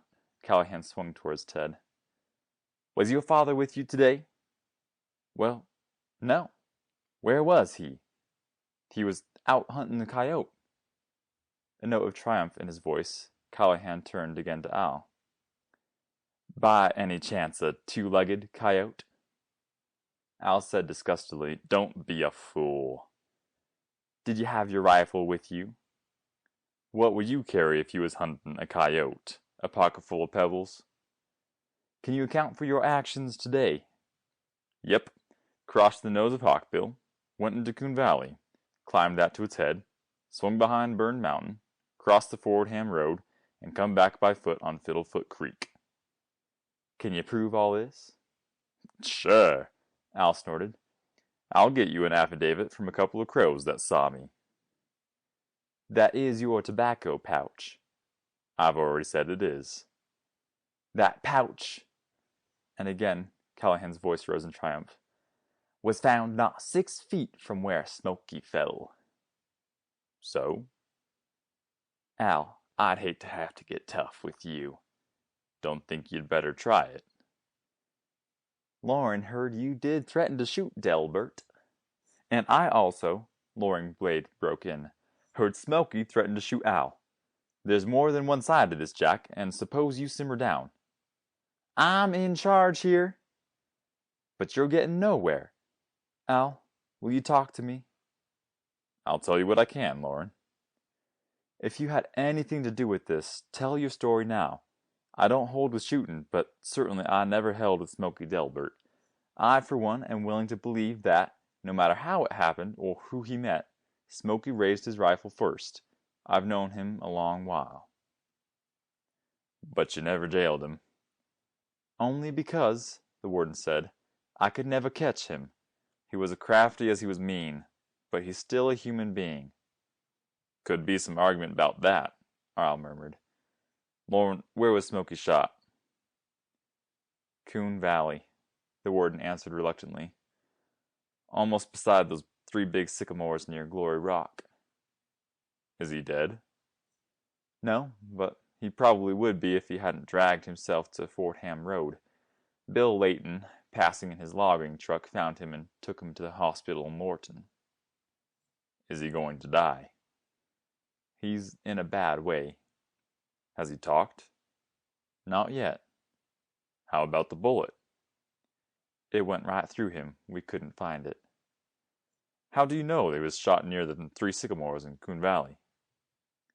Bill told us where he picked him up. Jack and I went there to see what we could find, and the warden shrugged. The back trail wasn't hard to follow. Smokey was hit hard. And you found my tobacco pouch. That's right, Al. It was within a few feet of where Smokey fell. How do you know he fell there? Loring Blade shrugged again. He laid a while before he started to drag himself out. There was plenty of evidence. Now, here's the point, Lauren. I've already said I was in Coon Valley today. Suppose I had my pouch. Couldn't I have lost it when I passed the sycamores? You could have. What time did you go up Coon Valley? Jack Callahan broke in. 'Twas before 8. I started early. Then you crossed back to Fordham Road? Don't try to snarl my words up, Al warned. I've already said that I went up to Coon Valley to its head and crossed back of Burn Mountain to the Fordham Road. But you heard no shooting. Al seemed a little contemptuous. You ever make that crossing? I asked you a question. And I asked you one. Did you ever cross that way? No. Put on the defensive, Callahan sulked. Try it, Al advised shortly. It's a right smart hop. There's places back in there you couldn't hear a cannon fired in Coon Valley. Look, Al, Loring Blade pleaded, I'll ask you again to tell your straight story. I'm sure there's had to be more to it than this. I know you too well to think you'd shoot Delbert or anyone else down in cold blood. Won't you help me help you? Al said doggedly. I've told my story. Seems like there's an easy way to settle this whole works. What is it? Delbert ain't dead. When he talks, he'll tell who shot him. There's no guarantee that Delbert will ever talk. Jack Callahan said, I'm afraid I'll have to take you in, Al. On what grounds? Suspicion. If Delbert lives, the charge will be assault with a deadly weapon. If he dies... Callahan shrugged. Al looked aside, and the fierce storms that could rage in his usually gentle eyes were raging now. Ted shivered, and then Al calmed. All right, Jack. If that's the way it must be. You won't resist? I promise I won't raise a hand against you or Lorne. Loring Blade said relievedly. That's a help, Al. Thanks. Is there any reason, Al asked, why a body can't eat first? Ted and me've been out since early morning with only a snack in between. Loring Blade said agreeably. No reason at all, Al. Callahan glared at the warden. Al smiled faintly. Have a bite with us, Lorne? I'd be glad to. How about you, Jack? Look here, Al, if you try anything, I'll give my word that I'll raise no hand to either of you. See that you keep your word. Leave that to me. Will you eat with us? Callahan answered reluctantly. I'll stay. Then Ted and me'll be rustling a bite. Silent, but seething inwardly, Al joined Ted in the kitchen. Knowing something was amiss, but not what he could do about it, Tammy lay down woefully on his bearskin rug. Wanting to speak, but not knowing what to say, Ted looked dully at his father's face. It was unreadable. Finally, Al said, Well, we'll all feel better when we've had a bite to eat, and I, for one, am hungry. He lighted a burner and stooped to take a kettle from beneath the sink. Ted stared in astonishment. Al had the huge kettle, the one they used when there were 10 or more hunters staying with them. Half filling it with water, he put it over the burner to heat, and took an unopened peck of potatoes from their storage place. Industriously, he began to peel them. Ted said, Dad? We'll need plenty, Al broke in. Suppose you get about 4 more parcels of pork chops out and start him cooking. But Dad... Let's not. Al whirled around almost savagely. Waste our time talking. Let's just do it. Sick with fear, Ted did as directed. He and Al froze pork chops, 6 to a package, and 3 were all hungry men wanted.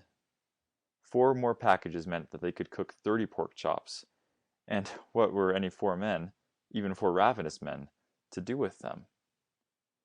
Ted got 4 more packages out and began breaking them apart. He stole a sideways glance at his father.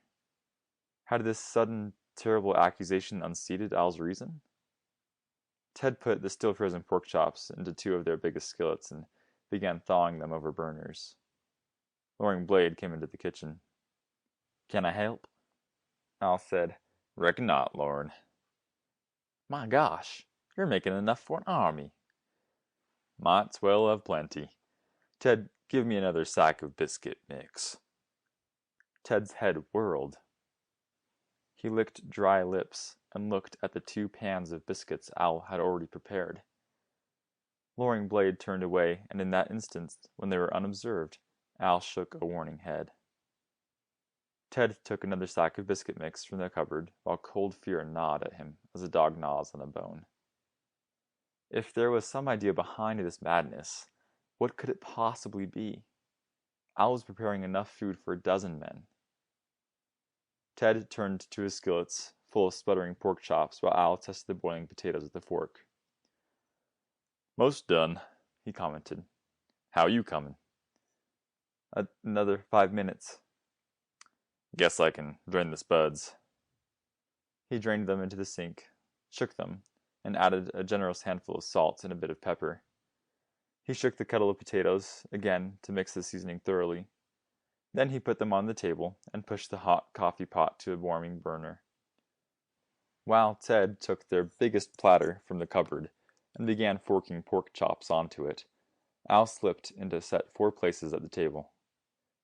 "Ready?" "All ready." "Guess we can eat then." Leaving the potatoes in their huge kettle, he carried it in and put it in the center of the table. Ted brought the platter of pork chops and then returned to the kitchen for coffee. Al passed him with 2 plates of biscuits. "Chow." Jack Callahan, who had been so grim and unrelenting and now seemed to regret it, smiled. "Whew! Are 4 of us going to eat that?" "If we can." "I'll do my darndest." "You're supposed to." "Doggone it, Al," Callahan said plaintively. "Don't blame me for this. I have a job, and I intend to do it." "I know." "There's nothing personal." "I know that too." "Do you have to be so gloomy?" "What'd you do if you were on your way to jail? Turn handsprings?" Loring Blade grinned mirthlessly, speared 2 pork chops, and added a generous helping of potatoes. He broke a hot biscuit and lathered it with butter. The game warden began to eat. "Seen Damon and Pythias lately?" he asked companionably. "Nope." Loring Blade looked down at his plate. Under ordinary circumstances, they could have made easy conversation. But circumstances weren't ordinary. The shadow of one in trouble cast its pall over all 3. The game warden ate a pork chop and some of his potatoes. Then, unable to refrain from talking about that which loomed so largely, he burst out. "Al, for Pete's sake, if you have anything to say it. If you shot in self-defense, I, for one, will buy the story. There's a way out if you take it." "I've told my story, Loren." "You refuse to admit you shot Delbert." "I didn't shoot him." Callahan said, "There's evidence to the contrary." "So?" Ted toyed with a single pork chop, 1 potato, and almost gagged. He took a drink of hot coffee and found it stimulating. Tammy, lying on the bearskin, looked questioningly at his master. Loring Blade pushed his plate back. "I'm full. Told you cooked far too much." "No harm's done." "We'll help you clean up." "Right nice of you." Al put the uneaten pork chops, a great pile of them, in 2 covered dishes and placed them in the refrigerator. He covered the kettle of potatoes and left them on the table, and put the biscuits in the bread box. Ted washed the dishes and Loring Blade dried them. While he worked, Ted brought some order to his scattered thoughts. His father was in trouble, serious trouble, and nothing mattered now except getting him out. That meant the services of a skilled attorney, and they had little money. But he could sell the camp for at least as much as it had cost, and probably he could get a job in Lorton. Ted washed the last plate, and Loring Blade dried it. There was an uneasy interval, during which nobody did or said anything, because nobody knew what to do or say. Finally, Loring Blade asked, "You ready, Al?" "Yep." "Shall we go?" "Guess so." Ted said firmly, I'm following you in. I'm going to see John McClane tonight. He's a good lawyer." There was a ring of command in Al's voice. "No, Ted." "But—" "Don't come to Lorton tonight. Stay right here." Ted said reluctantly, "If that's what you want." "That's what I do want. This thing's too harebrained already. No use making it more so by acting without thinking." "I'll come in the morning." "If you think best. So long for now." The door opened and closed, and they were gone. Ted heard Loring Blade start this pickup and watched the red tail light bobbing down the driveway. They reached the Lorton Road, and Loring Blade gunned his motor. Ted sank dully into his chair, and Tammy came to sit comfortingly beside him. The big dog shoved his slender muzzle into Ted's cupped hand, and, getting no response, he laid his sleek head on his master's knee. The measured ticking of the clock on the mantel seemed like the measured ringing of tiny bells. Ted fastened his gaze on it, and because he had to do something, he watched the clock's black hands creep slowly round. Like everything else, he thought, time was a relative thing. 15 minutes seemed no more than an eye wink when one was busy, but it was an age when you could do nothing except struggle with your own tortured thoughts. Another 15 minutes passed, and another, and an exact hour had elapsed when Tammy sprang up and trotted to the door. He stood, head raised and tail wagging. Ted opened the door. "Dad!" "Afraid I got to move, Ted. Help me pack all that grub we cooked for supper, will you? Hills'll be full of possum men for the next few days, and I can't be starting any fires." "But—" "I kept my promise," Al assured him, "and all I promised was that I wouldn't raise a hand against Laura nor Jack. Never didn't say I wouldn't jump out of the truck when it slowed for Dead Man's Curve." "They'll be on your trail." "Not right away, they won't. I went into the woods when I took off, and they're looking for me there." He grinned briefly.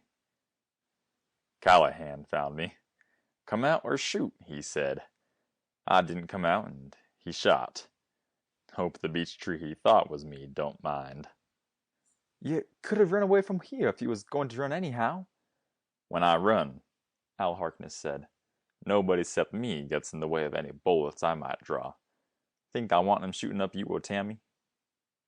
Al laid a canvas pack sack on the kitchen table, while Ted unwrapped the cooked pork chops in double thickness of waxed paper and the excess biscuits in single. His father spooned the potatoes into glass quart jars and mashed them down. He packed everything into the rucksack and added a package of coffee, one of tea, some salt, and a few miscellaneous items. Donning his hunting jacket, he shouldered his pack. Filling 2 pockets with matches, he slid 2 unopened boxes of cartridges into another. Finally, he strung a belt axe and a hunting knife on a leather belt. He strapped it around his middle and took his rifle from its rack. "Don't try to find me, Ted." "What will I say if they come?" Ted whispered. "Tell the truth and say I was here. They'll find it out somehow." "What are you going to do?" "Lay in the hills till something turns up. Can't do nothing else now." "Dad, don't go," Ted pleaded. "Stay and face it out. It's the best way." "It might have been," Al agreed, "and I was most tempted to go clear in. But it ain't any more."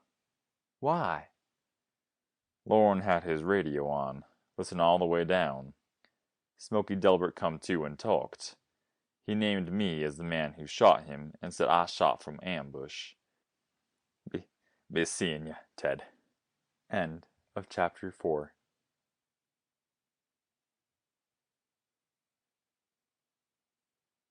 Chapter 5 of Double Challenge by Jim Kjelgaard. Coon Valley. Tammy whined uneasily, and Ted woke with a start. He glanced at the clock on the mantel and saw that it read 20 minutes past 5. The last time he had looked, he remembered, the clock had said 2:30. Obviously, he had fallen asleep in the chair, where he had been waiting for someone to come or something to happen. No one had come, but they were coming now. On the Lorton Road, Ted heard the cars that Tammy had detected 20 seconds earlier. He got to his feet and looked out into the thin, gray mistiness of early dawn. With its lights glowing like a ghost's eyes in the wan dimness, a car churned up the Harkness drive, and a second followed it. The boy shrank away. Last night's events now seemed like some horrible nightmare, but the tread of steps outside and the knock on the door proved that they were not. Ted opened the door to confront Loring Blade and Corporal Paul Hostler of the State Police. He glanced beyond them at the men gathered beside the cars and saw that 3 of the 9 were attired in state police uniforms. The 6 volunteer posse men were Tom and Bud Delbert, Smokey's brothers, Enos Alfred and Ernest Brill, his cousins, and Pete Toombs, who would go anywhere and do anything as long as it promised excitement and no monotonous labor. Loring Blade greeted Tom. "Good morning, Ted." The boy muttered, "Good morning." "You seen your dad?" "Yes." "I mean, since we took him away last night." "Yes." "Did he come back here?" "That's right." "What time?" Ted hesitated. He had had his eyes fixed on the clock, but seconds and split seconds counted too. "I don't know the exact time." "Better tell the truth," Corporal Hostler warned bluntly. "It can go hard for you if you don't. Where's your father now?" "I don't know." "Maybe a couple of slaps will jar your memory." He took a step forward. Tammy, rippling in, placed himself in front of Ted. There was no growl in his throat or snarl on his lips, but his eyes were grim and his manner threatening. Hostler stopped. "I don't think you'd better let him bite me." Loring Blade said quietly, "Cut it out, Paul. There's enough trouble in this family without adding unnecessarily to it. Ted didn't do anything." "He can tell us where his father is." "I cannot," Ted flared. "When did he leave here?" "Last night." "What time?" "I forgot to hold a stopwatch on him." "Why didn't you stop him? Don't you know that failing to do so can make you liable to arrest as an accessory after the fact?" "A sheriff and a game warden couldn't stop him." "He's right," Loring Blade agreed. "We couldn't. Why don't you start your men into the hills?" "If he left this house," Hostler threatened, "we'll be on his track in 2 minutes." He turned and went out, and Ted laughed. Loring Blade swung to face him. "You feel pretty bitter, don't you?" "How would you feel?" "Not too happy," the warden admitted. "Why did you laugh?" Ted grinned faintly. "Does that trooper really think he or anyone else can track Dad?" "If he does have such ideas," Loring Blade conceded, "he'll soon have some different ones. Nobody can track Al Harkness." "Nor can they find him." "Perhaps not immediately, but sooner or later they will." "Yes?" Ted questioned. "Send 10,000 men into the hills, send 1,000 into any big thicket. They wouldn't find him unless they happened to stumble right across him." "Al can't stay in the hills forever." "Maybe not, but he can stay there a long time. He knows every chipmunk den in the Mahala." "He won't be easy to find," the warden conceded. "But he will be found. What time did he come back last night?" "Just about an hour after you took him away." Loring Blade exclaimed, "Wow." Ted looked quizzically at him, and the warden continued. "We were on Dead Man's Curve, and he was between Jack and me, when suddenly he pushed the door open and just seemed to float out of it. We beat the brush around Dead Man's Curve until 1 o'clock this morning. About then I tumbled to the idea that he must have come back here." "Why didn't you come last night?" Loring Blade shrugged. He slipped through our fingers once. It wasn't hard to figure that he wouldn't have done that only to let himself be picked up again. Besides, it did seem sort of useless to hunt him all night. He headed into the woods, and because he didn't make a sound that either Jack or I could hear, we thought he was holed up real close. Ted, do you think he shot Smokey? No. Why not? He said he didn't. Delbert said he did. Just what did he say? That's all. He regained consciousness briefly. The officer with him asked him who shot him, and he said Al did from ambush. I doubt if he's talked since. Do you believe Dad shot Smokey? The warden frowned. If he did, it wasn't from ambush. There's more to it than that. We could have brought it out, but it will be harder now. When Al ran, he made things look pretty bad. Not to me, but to a lot of other people. Do you think you can get him to come back and give himself up? I asked him last night to stay and face it out. Why wouldn't he? Dad's part of the Mahala, Ted said quietly, and the Mahala's code is the one he knows best. He would not go to jail for a crime he didn't commit, any more than a wild deer would voluntarily enter a cage. Doggone, that sure complicates things. Do you have any bright ideas? What did you find in Coon Valley? Just what I told you. Smokey's back trail and your dad's tobacco pouch. Nothing else? Smokey's rifle. We brought it in with us. No sign of anything else? Loring Blade answered wearily. You know what it's like there. Unless it's a trail like Smokey's, and Smokey was bleeding hard, there's little in the way of sign that a human eye can detect. Just the same, I think I'll go up there. What do you expect to find? I don't know. Anything would be a help. Guess it would be at that. Good luck. Are you going to join the hunt for Dad? Loring Blade grinned wryly. I'm not that optimistic. I agree with you that if Al wants to loose himself in the Mahala, he won't be found. But sooner or later, he'll show up. He can't spend the winter there. I wouldn't bet on that. Bet the way you please. But I'm not saying that you will. But if you should run across Al up in the hills, see if you can persuade him to give himself up.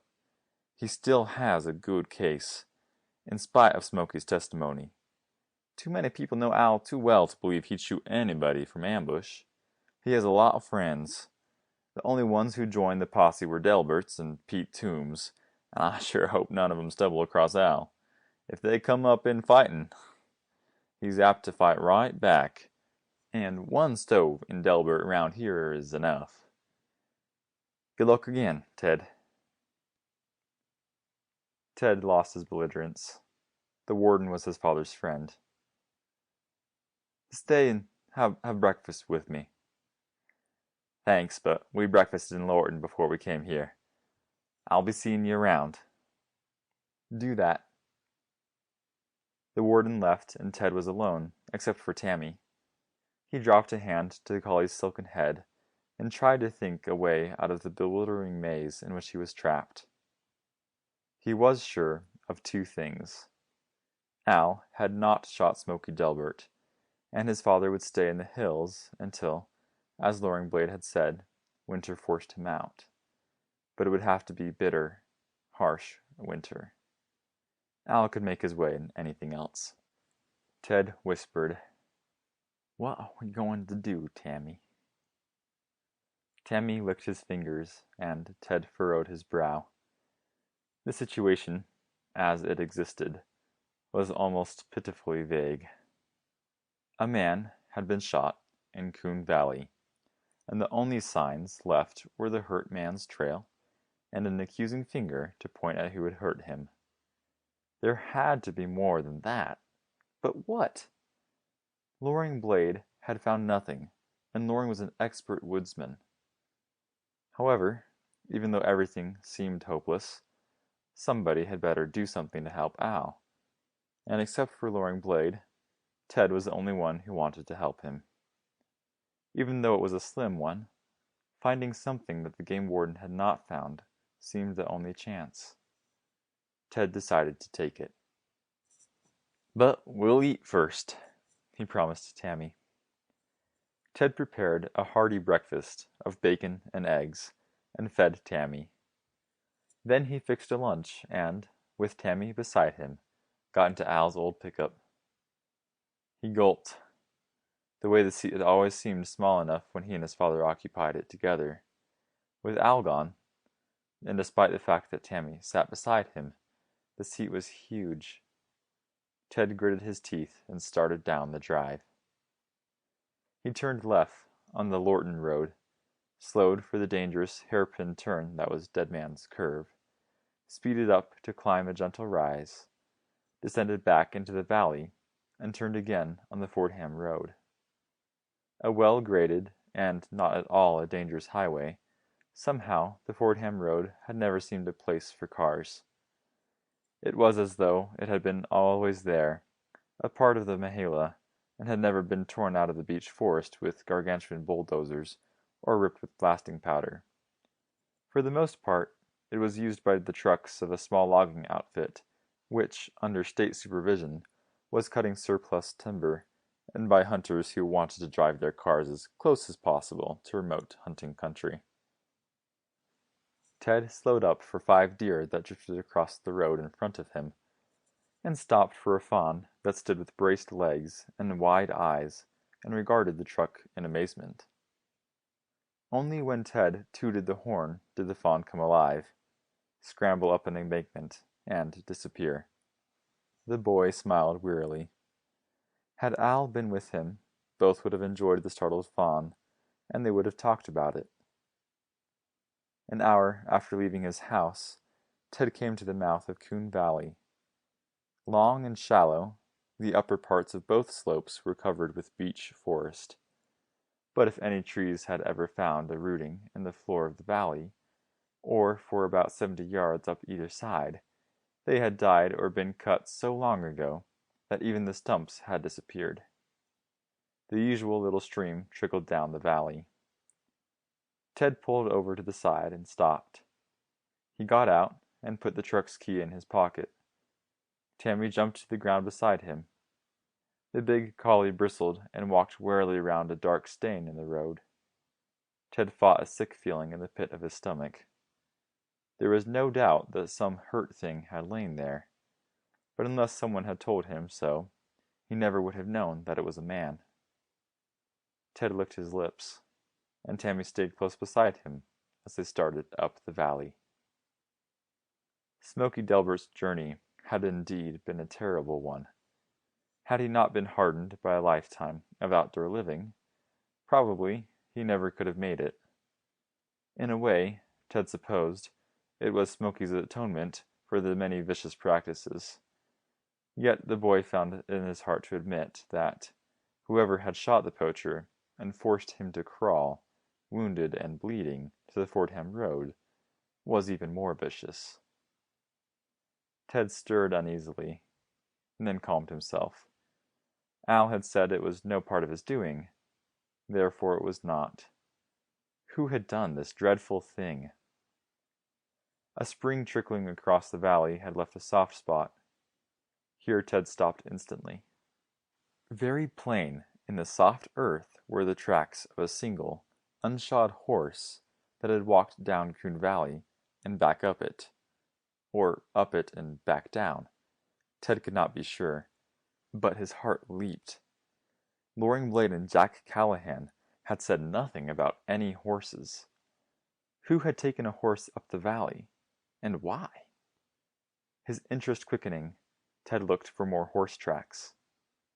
He found them farther on, where the trail became a stretch of sand from the little stream's overflow, but he still could not determine whether the horse had gone up or down the valley first.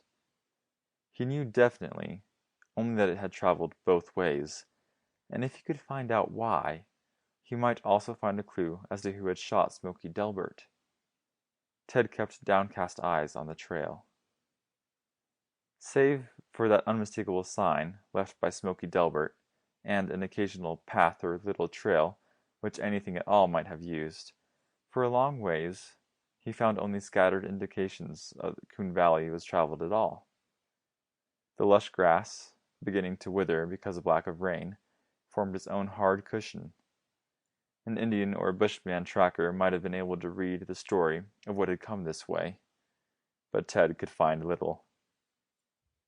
Trotting a little ways ahead, Tammy stopped suddenly, pricked up his ears, and looked interestedly at a small clearing that reached perhaps 300 yards into the beech woods. Following his gaze, Ted saw 2 brown horses and a black one. Their heads were up and ears pricked forward as they studied the 2 on the trail. Ted sighed in resignation. The Crawfords and the Stacys, who lived in the Mahala, each kept several horses. Why they did, why they kept any at all, only they could explain, for neither had enough land to warrant even keeping 1 horse. Still, they had them.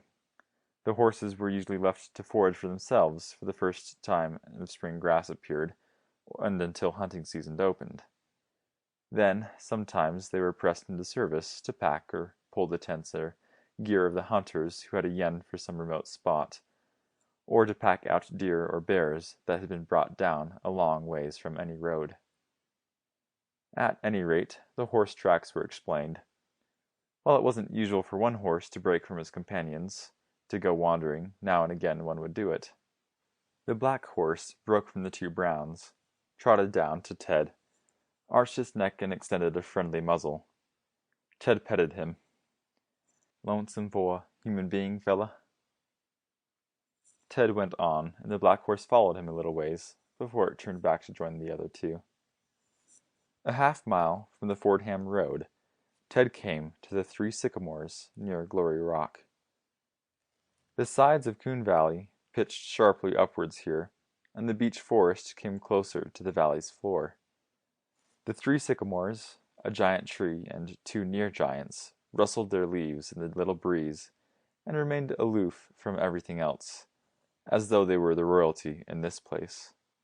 Even Glory Rock, an elephant-backed, elephant-sized boulder, whose ancient face wore a stubble of lichens, seemed demure in their presence.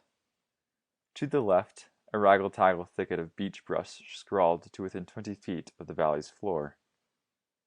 Ted looked down at the place where Smokey Delbert had fallen, and there could be no mistaking it.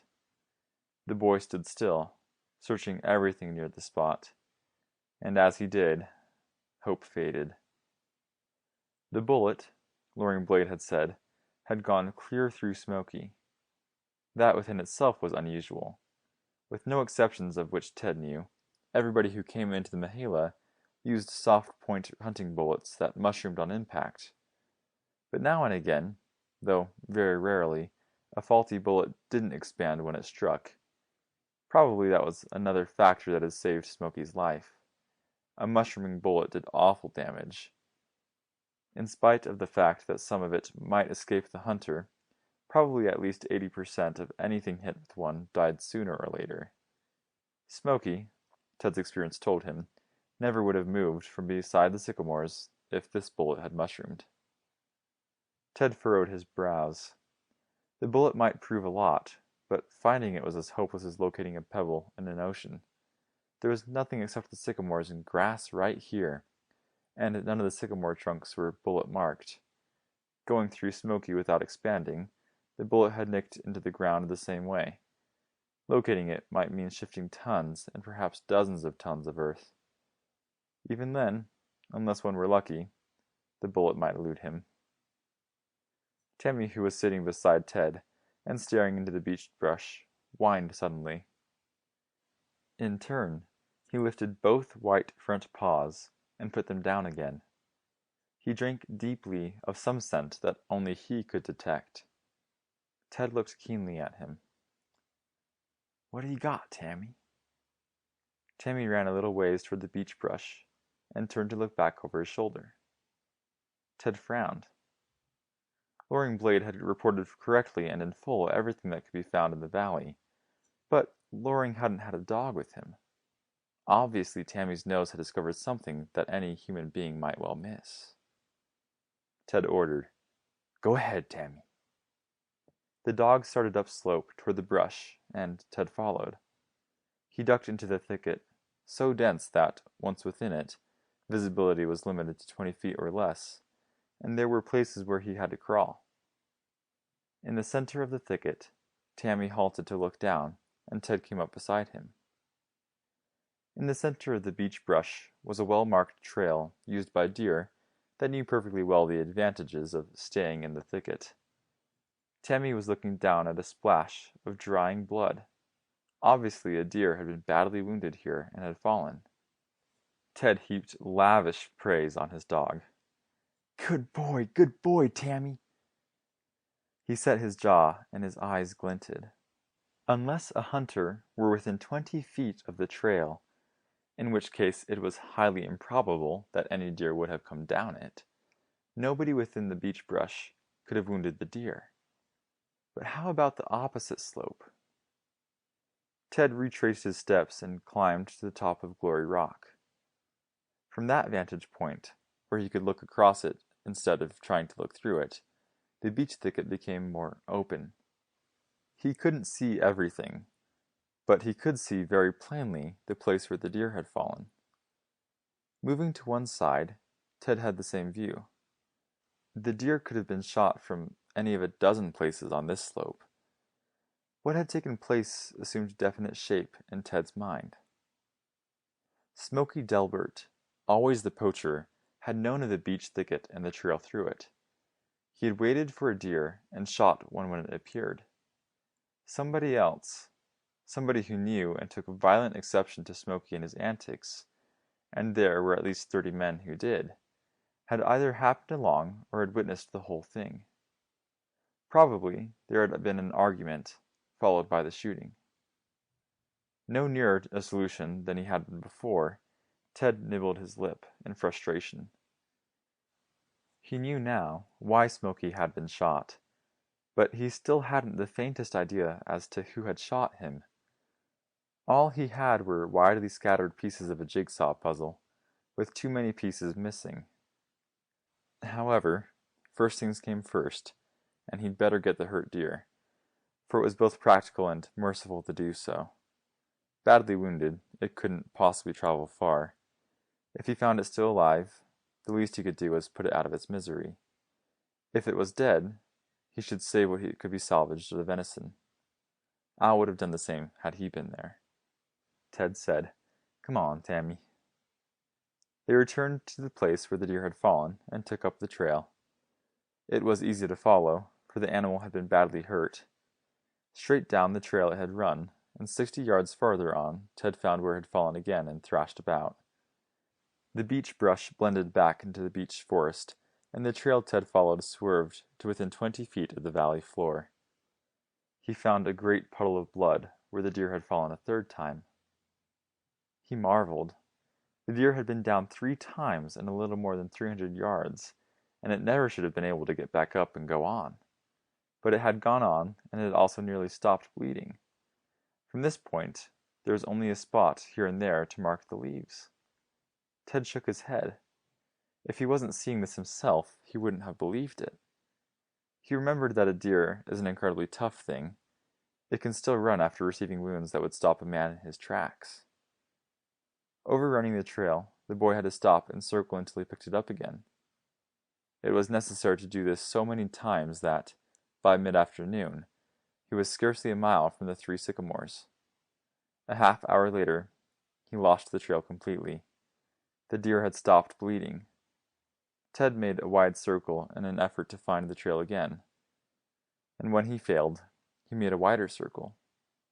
He stopped to think. He'd have sworn, knowing how hard the deer was hit, that it would never run for 500 yards. Obviously, he had guessed wrong. And what now? Anything he did would be little better than a shot in the dark. But if he could help it, He would not leave an injured beast to a lingering terrible death. Wounded wild things are apt to seek a haven in thickets. Perhaps if he cast back and forth through brush tangles, Tammy would scent the deer again. Ted made his way to a grove of scrub hemlock, cut from there to a laurel thicket, and pushed and crawled his way through half of a dozen snarls of beech brush. He knew that he was not going to find the wounded deer, and he sorrowed for the suffering animal. About to drop his hand to Tammy's head, he found that the collie was no longer beside him. He was about 20 feet back, dancing excitedly in the trail. His ears were alert, his eyes happy, and there was a doggy smile on his jaws. He had a scent, but it was not the scent of a wounded deer. Ted took his handkerchief from his pocket and gave it to the dog. "Take it to Al," he ordered quietly. "Take it to Al, Tammy." Carrying the handkerchief, Tammy streaked into the forest and disappeared. Ted walked down Coon Valley and waited at the truck.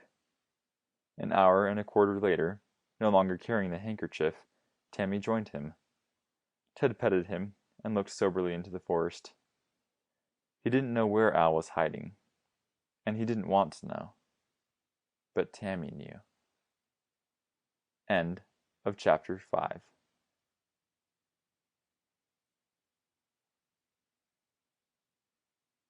Chapter 6 of Double Challenge by Kjelgaard. Messenger Dog. In the gathering gloom of the beech woods, a silver-throated thrush sang its evening song. Then, starting where it had landed, the thrush repeated the same notes backwards. Ted paused to listen, and Tammy halted beside him. The boy grinned faintly. Because it first seemed to wind itself up and then to unwind, Al had always insisted on calling this thrush the Winder bird. It was, Ted supposed, as good a name as any. Tammy sat down and turned a quizzical head to look at the harness he was wearing and, for excellent reasons, could wear only at night. Ted himself had made the harness from a discarded pack sack. It had a chest strap to keep it from sliding backwards, and a belly strap to prevent it from falling off, and on either side was a spacious pocket with a flap that could be fastened. Right now, the pack was laden with 30 pounds of junk that Ted had picked up around the house. Tammy tried to scrape the harness off with his right hind paw. Ted stooped to pet and coax him. "Come on, Tammy. Come on, that's a good boy." Tammy sighed and got to his feet. He didn't know why he was thus burdened, and he had no aspirations whatever to become a pack dog. But if Ted wanted it, he would try to do it. He followed to the end of the drive and stood expectantly while Ted opened the mailbox. The Metropolitan Daily, in which Ted had placed his ad, and that was always delivered to the Harknesses a day late, lay on top. Beneath were 13 letters. Ted's heart began to pound. He'd watched the mail every day, but except for the paper, the usual hopeful bulletins addressed to occupant, and a few miscellaneous items, there had been nothing interesting. Ted had almost despaired of getting anything, but he realized, as he stood with the letters in his hand, that he hadn't allowed hunters enough time to answer his ad. The 13 letters represented more first-class mail than the Harknesses usually received in 3 months, and Ted held them as though they burned his fingers. They were important, perhaps the most important letters he had ever or would ever receive, for the future of the Harknesses could depend on what was in them. Ted ran back up the drive. Running with him, Tammy was too busy to pay attention to the obnoxious pack. Ted burst into the house, slammed the door behind him, laid the letters and papers on the table, and knelt to take the pack from Tammy. He thrust it, still laden, into the darkest corner of a dark closet, and turned excitedly back to the mail. Sighing with relief, Tammy curled up on his bearskin. Ted looked at the sheaf of papers. Except for 2, they were addressed in longhand. He picked one up, made as though to open it, then put it back down. If the news was good, it would be very good. If bad, it would be very bad. His eyes fell on a box on the paper's front page. Gunman still at large. After a week's intensive manhunt, Albert Al Harkness is still at large in the wild Mahala. Harkness, named by Clarence Delbert as the man who shot him from ambush, escaped from 2 officers the same night he was apprehended. Delbert, still in critical condition, has supplied no additional details. Corporal Paul Halsler, of the State Police, has expressed confidence that Harkness will be captured. Ted pushed the paper aside and stared across the table. For 3 days the hunt had been pressed with unflagging zeal. Only Pete Toombs and the duly deputized Delberts had gone out for 2 days after that, and now, Ted understood, even they were staying home. They had discovered for themselves what Ted and Loring Blade had known from the start. If Al chose to hide in the Mahala, he couldn't be found. But the item in the paper cast a shadow of things to come. Al could hide for a while, perhaps for a long while, but without proper equipment or a place to stay, even he couldn't live in the wilderness when winter struck with all its fury. Sooner or later, he would have to come out, and what happened when he came out was so terribly dependent on what was in the letters. Ted slit the first one open and read. Dear Mr. Harkness, I saw your letter in the Courier, and we would like to rent your camp for the first 2 weeks of the deer season. Can you let me know at once if it is available? There will be 10 of us. Ted put the letter aside and picked up the next one. That likewise wanted to camp for the first 2 weeks of deer season. There would be 8 in that party, but there was a very welcome, I enclose in advance to hold our reservations, with a $20 check made out to Ted. He folded the note over the check and picked up the third letter. That also wanted the camp for the first 2 weeks of deer season. Ted turned to Tammy. Doesn't anyone want anything except deer? But the fourth letter, containing a deposit of $10, was from a party of grouse hunters who wanted the camp during the first 2 weeks of grouse season, and the fifth had been written by a man representing a group of hunters who obviously liked to do things the hard way. Scorning anything as easy as deer, grouse, squirrels, or cottontails, they wanted the camp for bear season. There was no deposit enclosed, but if they could be persuaded to send one, the camp would be rented for another week. The next 5 letters, 2 of which contained deposits of $20 each, were all from deer hunters who wanted to come the first 2 weeks of the season, and the one after that was from a confirmed grouse hunter who wished to come the first week.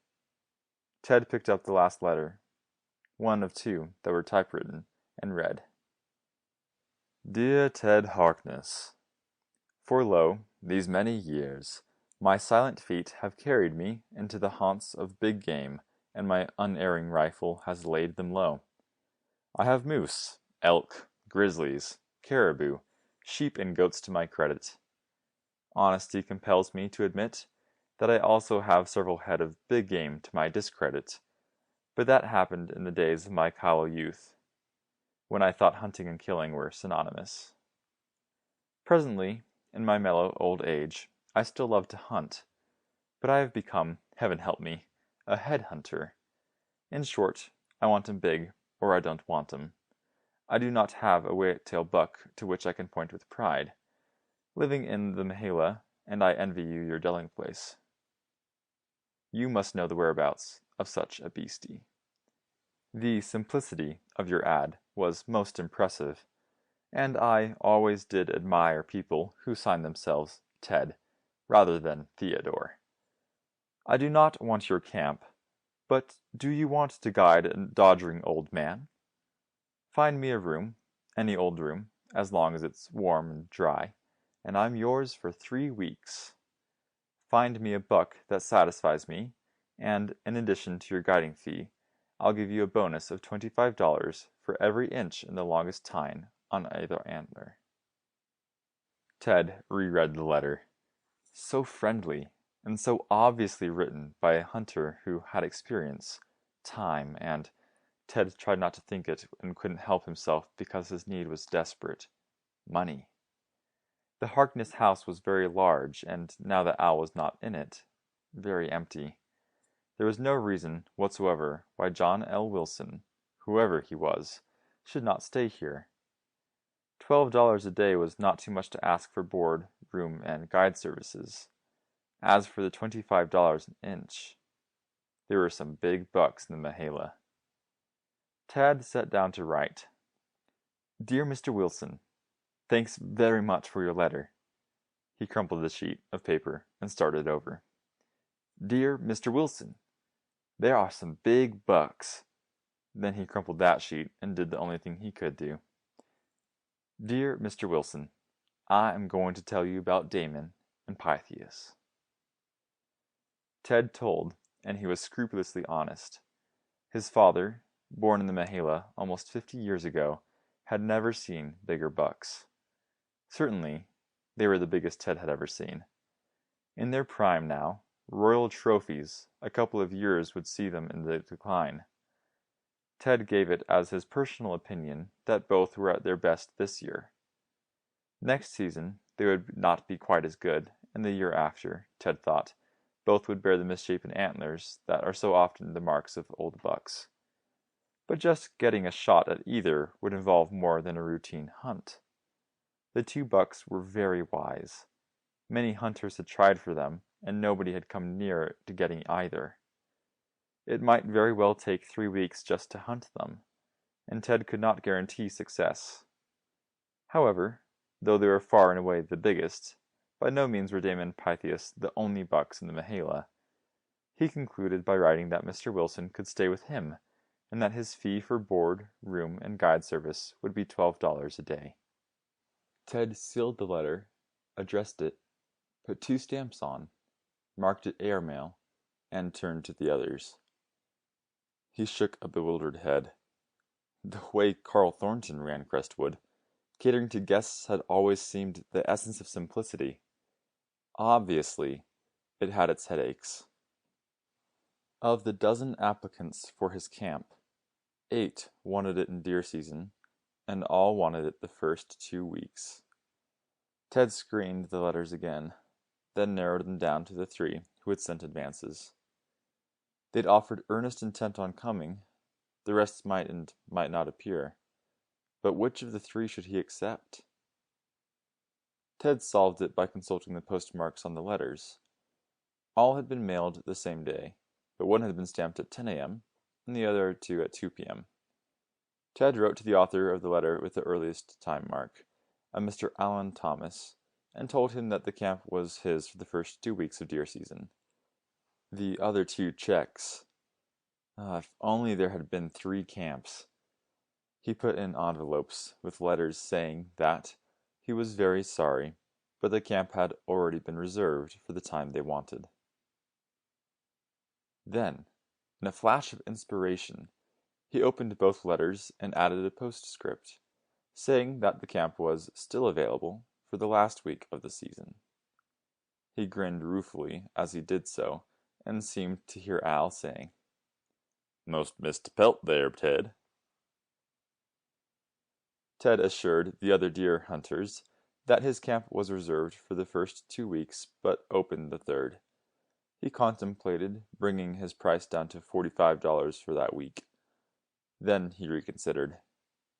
Most hunters thought that hunting would be much better the first of the season than it ever could be the last. And, in part, they were right. Unmolested for almost a year, during the first days of the season game was apt to be less wary.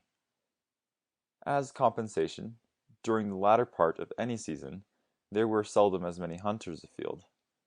Anyhow, deer hunters who really wanted a camp would not let an extra $15 stand in the way of getting one. Writing to the bear hunters, Ted accepted a tentative reservation that would be confirmed as soon as he received a deposit of $10. Too many people made reservations with no deposit. Then, if something arose that prevented their honoring their reservations, they simply didn't come. Anyone who paid money in advance would be there or cancel in plenty of time to get their money back. Ted told the grouse hunters, who'd sent a $10 deposit, that the camp was there for the first 2 weeks of the season, and he pondered over the other grouse hunters' letter. Nobody at all had applied for woodcock season because, Ted decided, woodcock were so uncertain. One of the finest of game birds, they are also migratory. A few nested in the Mahala, but they were too few to attract sportsmen. Depending on conditions, flight birds might and might not be in the Mahala during the season, and some years they bypassed it completely. But when they came, they offered marvelous shooting. Ted wrote the second grouse hunter, a Mr. George Baylieu, that the only vacancy he had left was for the 3rd week of grouse season. But was he interested in woodcock? If he was, and if he would advise Ted to that effect, Ted would be happy to call him long distance in the event of a worthwhile flight. Tammy rose, yawned prodigiously, and lay down to sleep on his other side for a while. Ted shuffled the pile of letters, which he needn't put in the mailbox, because he was definitely going into Lorden in the morning, and pondered. It hadn't worked out quite as he'd hoped it would, with the camp rented continuously throughout 6 weeks of small game hunting and 3 of deer. He figured with his pen on a discarded piece of paper. The camp was definitely rented for 2 weeks of grouse and 1 of bear hunting at $45 a week. That added up to $135. It was certainly rented for 2 weeks of deer hunting at $60 a week. Thus he would have $120 more. Ted sighed wistfully. $255 was by no means an insignificant return on their investment, even if they had put a price on their labor, and they could look forward to the next hunting and fishing seasons. If Al were here, they'd be happy about it and eagerly planning more camps. But Al wasn't here, and all that mattered now was that, by the end of deer season, Ted could be certain of having at least $255 in cash. If John Wilson came, stayed with Ted for 21 days, and paid him $12 a day, that would be $252 more. If Mr. Wilson got a buck that satisfied him, and the buck's antlers had one tine 9 inches long. Cut it out, Ted advised himself. Cut it out, Harkness. Count on what you know you'll have, and that's $255. Tammy, hearing Ted's voice and thinking he was called, came over to sit beside his master. He raised a dainty paw to Ted's hand and smiled with his eyes when the boy took it. Ted glanced at the clock. Great guns! 20 past 1. We'd better hit the hay. He shucked off his clothes, put on his pajamas, and crawled into bed. But even though he was tired, sleep would not come, because he was thinking of Al. How was his father spending this chilly night? And where? In some cave, perhaps, or some thicket. Ted tried to put such thoughts from him. Wherever Al might be, that outdoorsman was warm, dry, and even comfortable. But Ted's mind insisted on seeking the gloomy side, and he was brought out of it only when Tammy whined. Instantly, Ted became alert. Taught to whine, but never to bark when a stranger came near the house, Tammy was warning him now. The boy slipped out of bed, and, in the darkness, he felt for his shoes and pulled them on. He laced them so there would be no danger of tripping over the shoelaces, and soft-footed across the floor to take a 5-cell flashlight from its drawer and his 12-gauge shotgun from its rack. Out of the night came a sound that has been familiar since the first ancient man domesticated the first chickens. It was the sleepy squawk of a hen protesting removal from its warm roost. Ted opened the door softly, stabbed the darkness with his light, and trapped within its beam a figure that ran from the chicken coop toward the forest. Get him, Tammy. Tammy rippled forward, and the light magnified his bobbing shadow 20 times over. He was not a dog, but a monster, a nightmare from some antediluvian swamp, bearing down on the fleeing man. He rose into the air, struck the runner's back with his full weight, knocked him sprawling, and snarled over him. It was what he'd been trained to do, and it was all he'd do, unless his captive tried too hard to get up. Then a little fang work might be necessary. But this prisoner wasn't even moving. Ted shined his light into the terrified face of a young ne'er-do-well, known to his parents as Sammy Allen Stacy, to himself and a few of his intimates as S.A., and to too many others as Silly A. His captor asked sternly, "What are you doing here?" Nothing." "What's in the sack?" I just borrowed 3 of your hens." Sammy started to sniffle. I was gonna bring 'em back tomorrow, honest." "Guess I'll go back to the house," Ted said meaningfully. "When I hear you scream, I'll know Tammy's working on you." "No, please don't." "Think you can stay out of other people's chicken coops?" Yes. Ted ordered. "All right, Tammy." The collie moved back, and Ted addressed the prostrate youth. "Get up and get out of here. If you ever come back again, I'll just turn you over to my dog." Sammy rose and ran into the woods. Ted returned the 3 indignant hens to the roosts and addressed Tammy. "I'll bet that, if ever he is found in another chicken coop, it won't be ours. He must have scared some sense into him." Back in the house, Tammy sought his bearskin.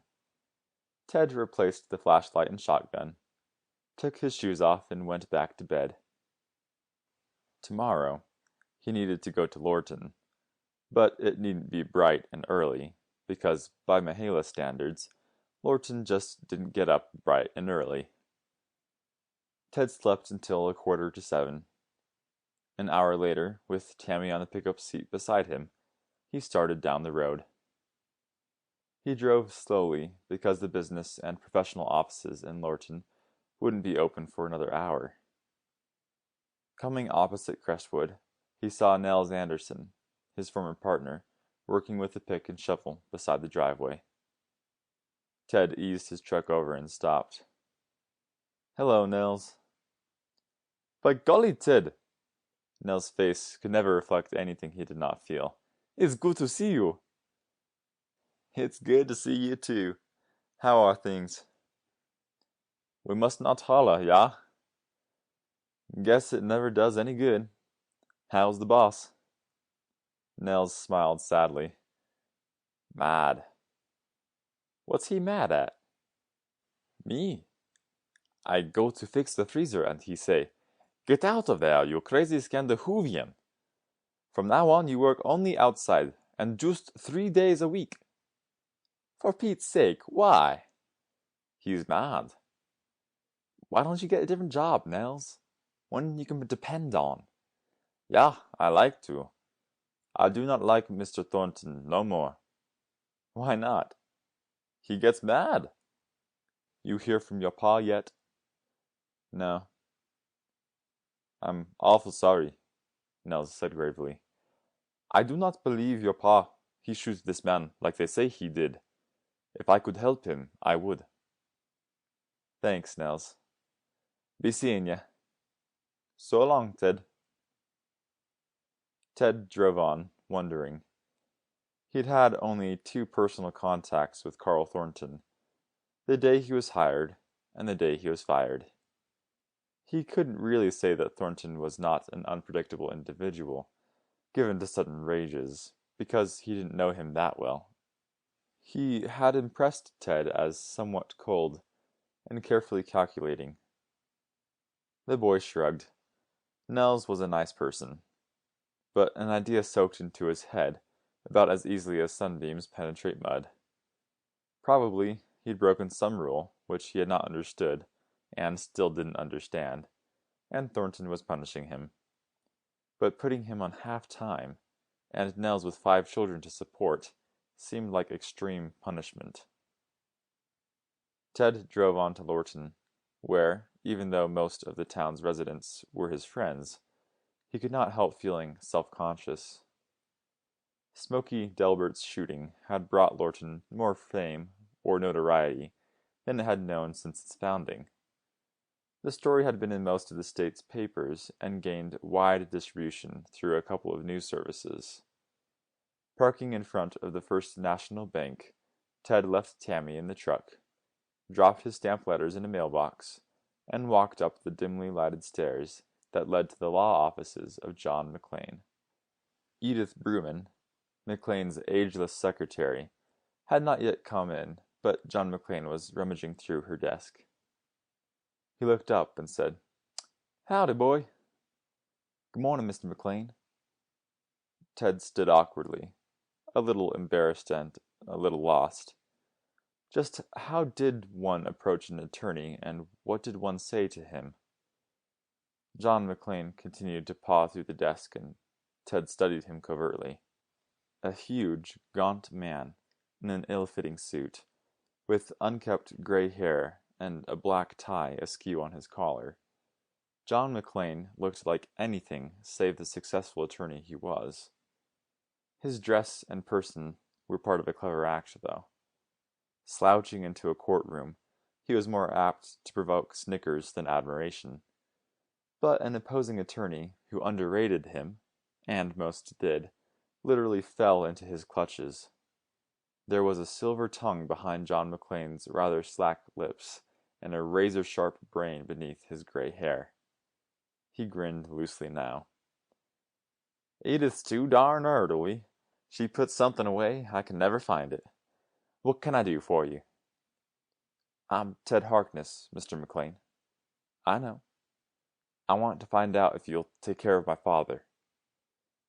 "Judging from what I've read in the papers, your dad's taking pretty good care of himself."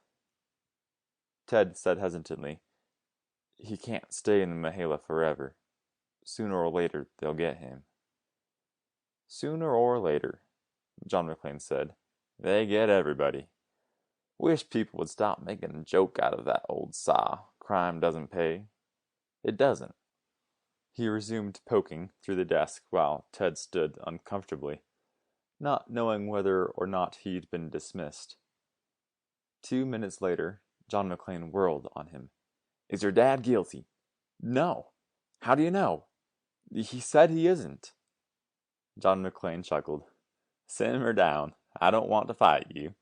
Just wanted to find out if you had a good reason for thinking your dad is innocent." "Is the reason good enough for you?" As though forgetting Ted, the attorney opened another drawer and leafed through its contents. He said suddenly, "I'll take the case." Ted sighed relievedly. "Oh, thank you. Better save that until after the trial. But save your worries, too." "Then you can help him?" "We'll figure something out. Who did shoot this Delbert?" "I wish I knew." "So do I." Ted said uneasily, I haven't any money right now, but I'll have at least $255 and perhaps a great deal more right after deer season." John McLean murmured, "It'll help. The price of justice is just off too blasted high." Do you want to talk with Dad soon?" "Where is he?" "Laying out in the Mahala." "The Mahala's a big place." Ted said honestly, "I don't know where he is. I haven't seen him since he left, but I could get a message to him." "I won't ask you how. Does your dad mind laying out?" "No." "Then leave him until the time's right. It would have been better if he'd given himself up right away, but staying out now will do more good than harm. People, even prosecuting attorneys, can forget quite a bit in a short time." "Is there anything else?" "When he comes in, or when you bring him in, I want to be the first to talk to him. Can you arrange that?" "I'm sure I can." That night, back at the Harkness house, Ted took Tammy's harness from the closet and emptied it of junk. He replaced the junk with an equal weight of food, added a handful of matches, thrust a pad of paper and a pencil into one of the pockets, and strapped the harness on Tammy. Ted took his dog to the back door and let him into the darkness. "Take it to Al," he ordered. "Go to Al, Tammy." Tammy, who hadn't been able to see any sense in the pack, but who saw it now, raised his drooping ears and wagged his tail. He raced away in the darkness. Ted had scarcely closed the back door when there was an imperative knock at the front. He opened it to admit Jack Callahan. End of chapter 6.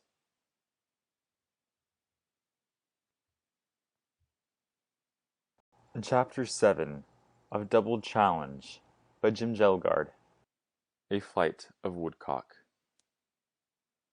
The sheriff stood tall in the doorway, his face unreadable, while at the same time he seemed to strain forward like an eager hound on a hot scent. Disconcerted, showing it and aware that he showed it, Ted fought for self-possession. He said, "Well, hello." "Hello, Ted." Callahan was not unfriendly. "How are things?" Ted tried to cover his confusion with a shrug. "Not much change." "You seem," Callahan was looking narrowly at him, "a bit nervous." "Is that strange?"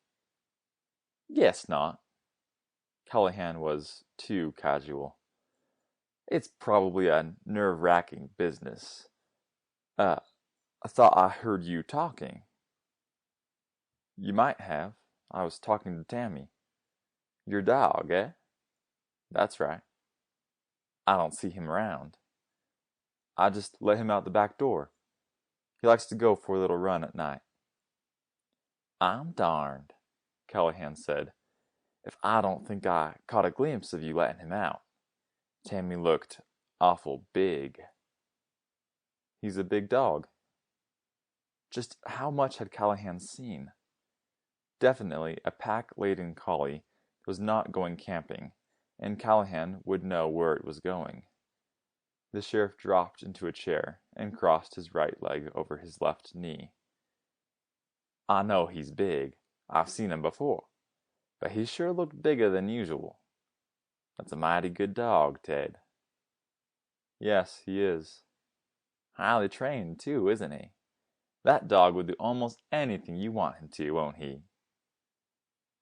"Oh, sure," Ted said sarcastically. "Every night he sets his own alarm for 5 o'clock. Then he lays and lights a fire so the house will be warm when I get out of bed." "Ah, now, Ted," Callahan said reproachfully. "You know darn well what I mean. Only the other night, I found silly Stacy running down the road like a haunt was chasing him. 'Don't go up there,' he told me.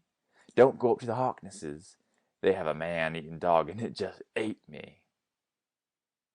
Doubtless unintentionally, Callahan had given something away.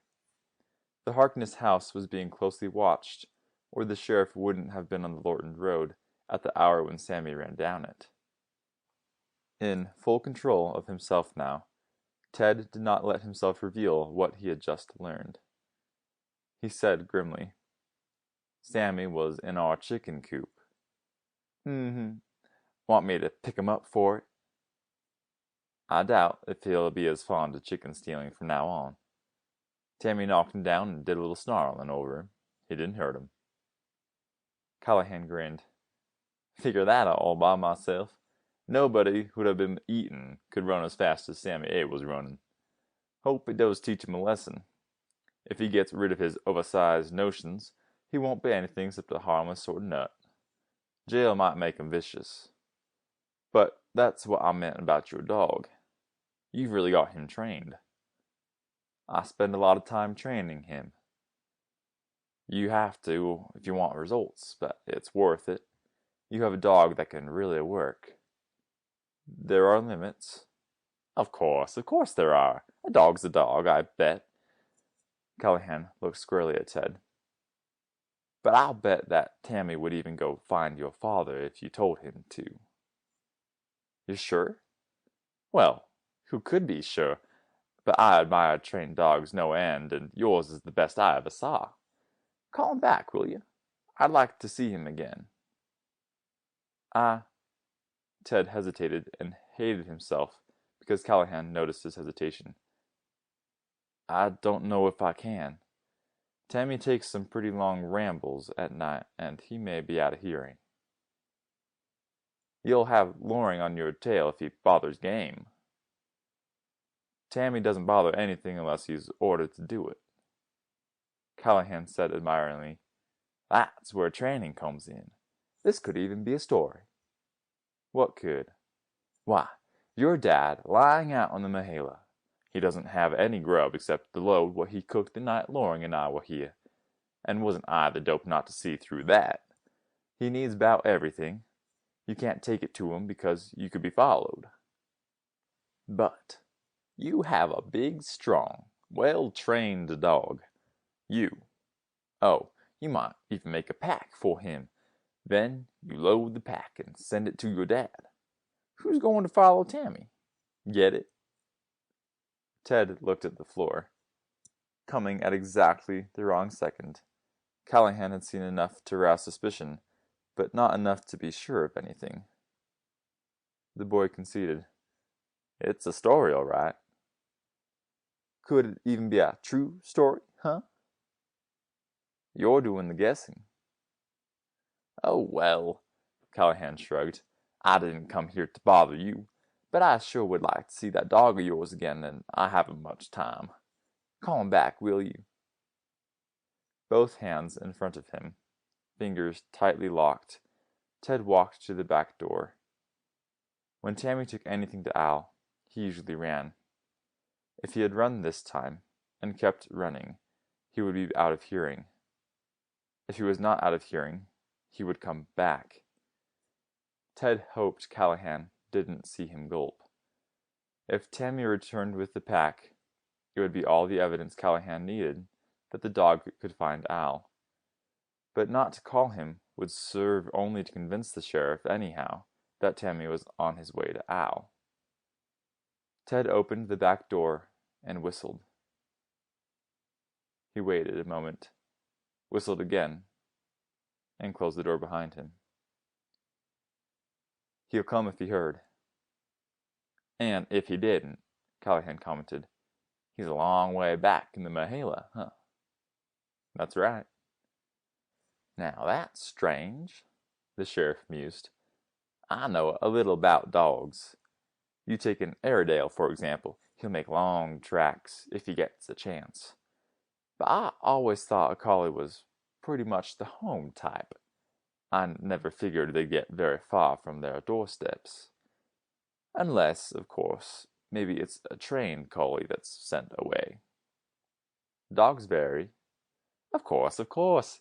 There's no rule saying two of any breed have to be alike. A couple of years ago, over beyond Taylorville, we had to get a pack that was running wild, and believe it or not, there was a Boston Bull in them.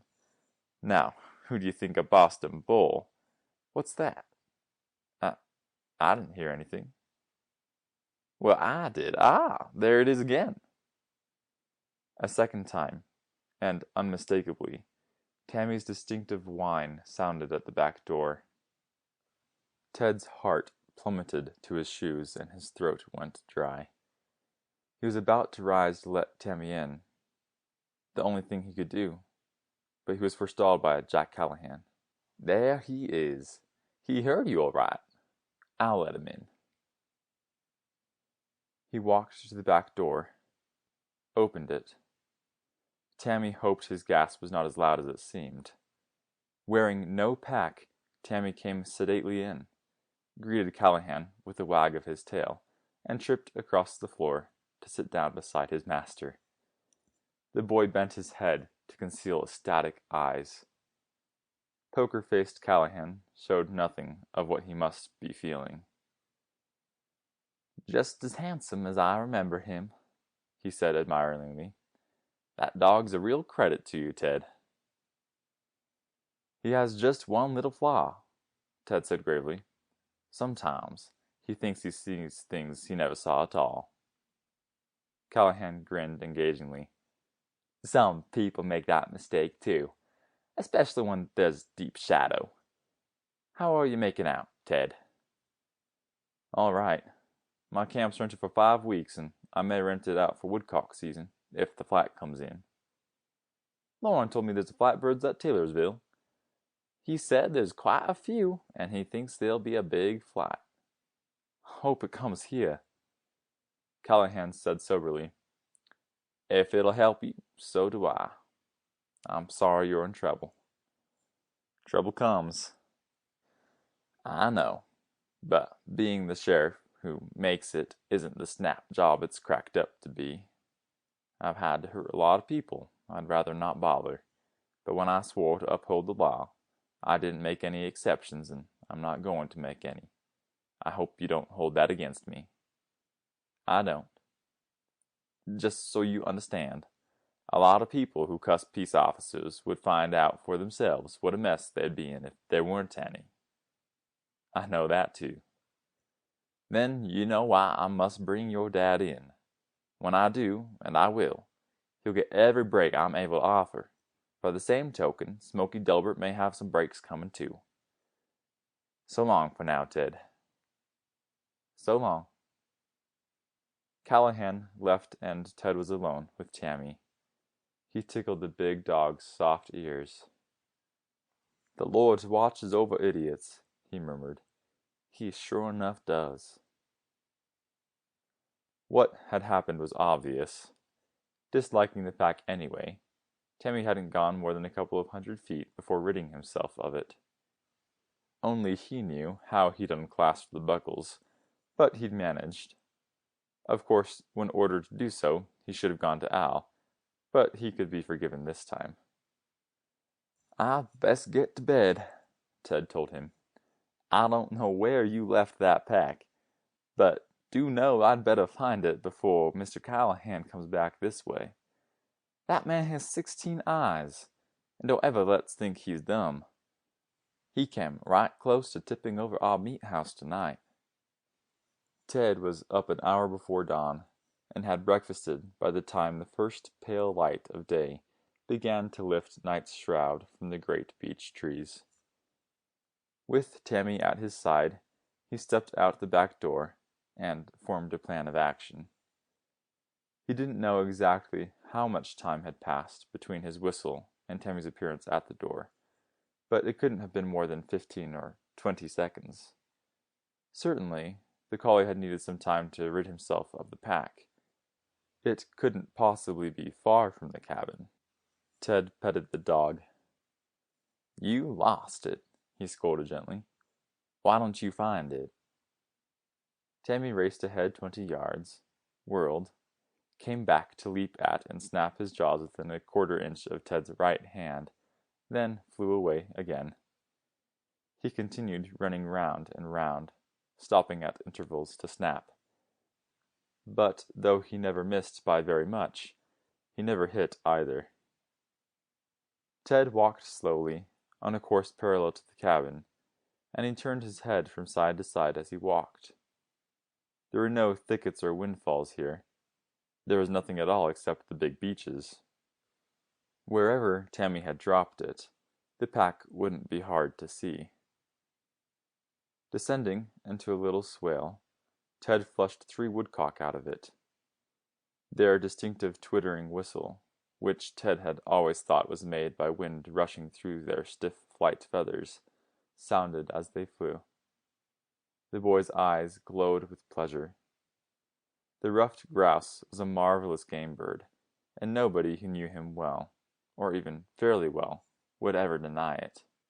But there was a very special group, Ted himself belonged to it, who held the woodcock in highest esteem. Swift-winged and sporty, the woodcock had an air of mystery and romance possessed by few other wild things. Measuring 11 inches from the tip of his bill to the end of his tail, the woodcock's plumage varied from black to gray, with different shades of brown predominant. So perfectly did they blend with their surroundings that, even though a hunter might watch a flying woodcock alight on the ground, he was often not able to see it afterwards. Their legs were short, and their bills, with which they probed into soft earth for the various larvae and worms upon which they fed, were ridiculously long. But their eyes remained their outstanding characteristic. Placed near the top of the head, they were luminous and expressive, as though, somehow, they mirrored all of nature. They were very large in proportion to the bird's size. Whoever saw them would never forget them, and who knew the woodcock knew one of the finest and most delightful of all wild creatures. Ted marked the trio down, but he did not approach them again.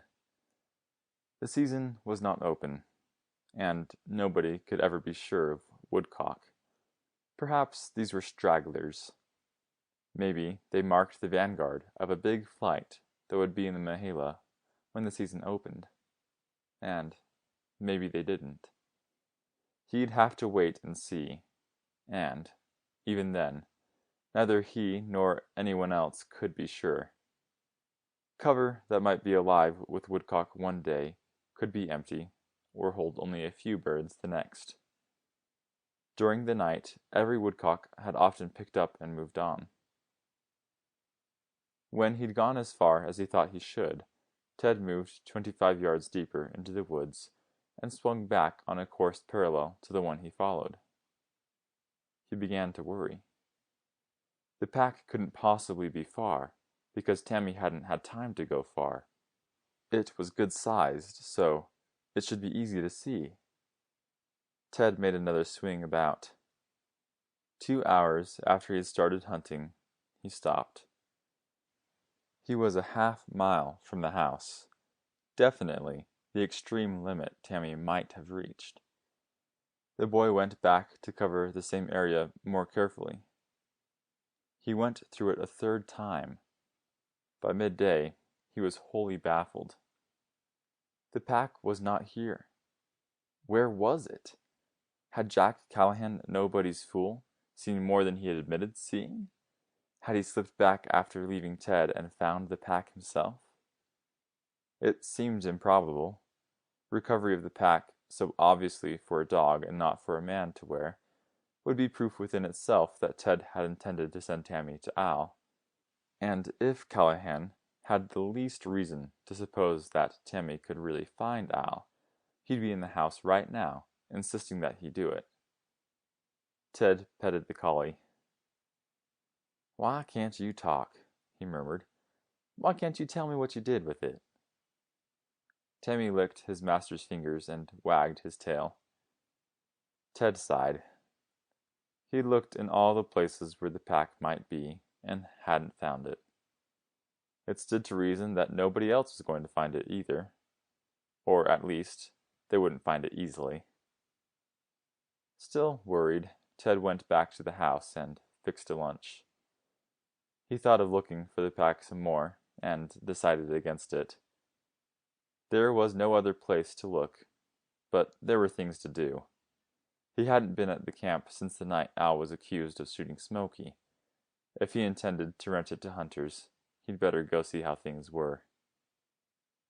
Ted chose to walk, for he had been doing a great deal of serious thinking and had changed many of his ideas. Running a successful resort, or even a successful camp, involved a great deal more than just being a gracious host.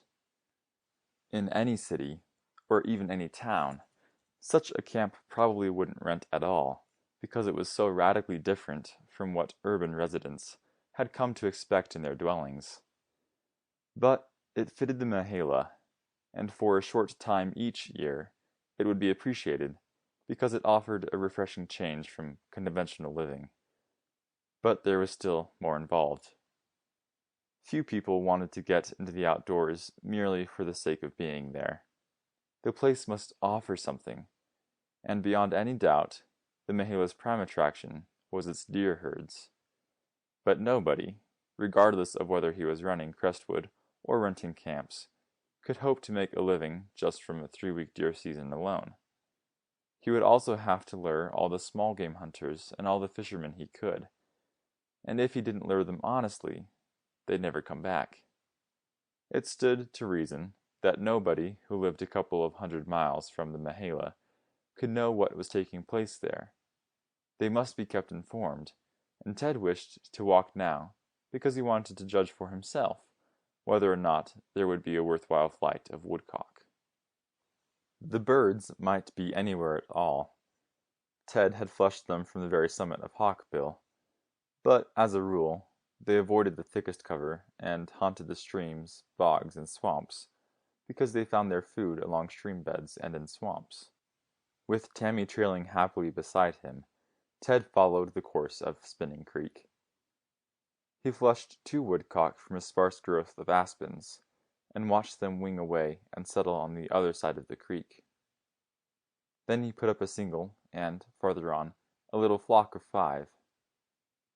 In the clearing, almost at the camp's door, another single whistled away and dropped near Tumbling Run. That made 9 woodcock between the Harkness house and the camp. Definitely, it was not a substantial flight, and no hunter should be advised to come to the Mahela because of them. But there were more than there had been. A doe and 2 spring fawns were nosing about the apple trees. Bears had been climbing the same trees, leaving scarred trunks and broken branches in their wake. Black bears, of which there were a fair number in the Mahela, would come almost as far for apples as they would for honey. But they came only at night, and did a lot of damage when they climbed the trees. However, these tough apple trees had been broken by bears every year they'd borne a crop, and they'd always recovered. They'd recover again, and Ted supposed bears had as much right as anything else to the apples. He grinned. The fruit was gnarled and wormy, but it was a woodland delicacy, and woodland dwellers competed for it as fiercely as a crowd of undisciplined children might compete for a rack of ice cream cones. Ted walked all around the camp, saw nothing amiss, and unlocked the door. He pulled the hasp back, went in, and saw Tammy's pack lying under the table.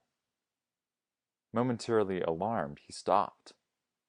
Only one person could have left the pack. He picked it up and thrust his hand into a side pocket. He found and pulled out a page torn from the pad of paper he'd inserted in the pack, and read the penciled note. Dear Ted, I was coming to see you last night. Tammy met me a sniff from the door, and I snuck up and saw Callahan. Yes, he wants to see me right enough, but I don't want to see him. Hope taking Tammy's pack don't throw you off. I can get along as a good spell with the stuff in the pack, and woodcock season's coming on. I've seen a mess of the flat woodcock. Don't send Tammy again without you know it's safe, and send him after midnight. I won't be far away, so he can get to me and back. Watch Callahan. He's sharp. P.S. I got the coyote. Ted heaved a mighty sigh of thanksgiving. Al had the pack's contents, and there were 3 blankets missing from the camp. For the first time, the dark clouds that surged around the boy revealed their silver lining. Al was still a fugitive, but he had enough to eat, and he was sleeping under blankets. It seemed a great deal. Ted read the note again and smiled over it.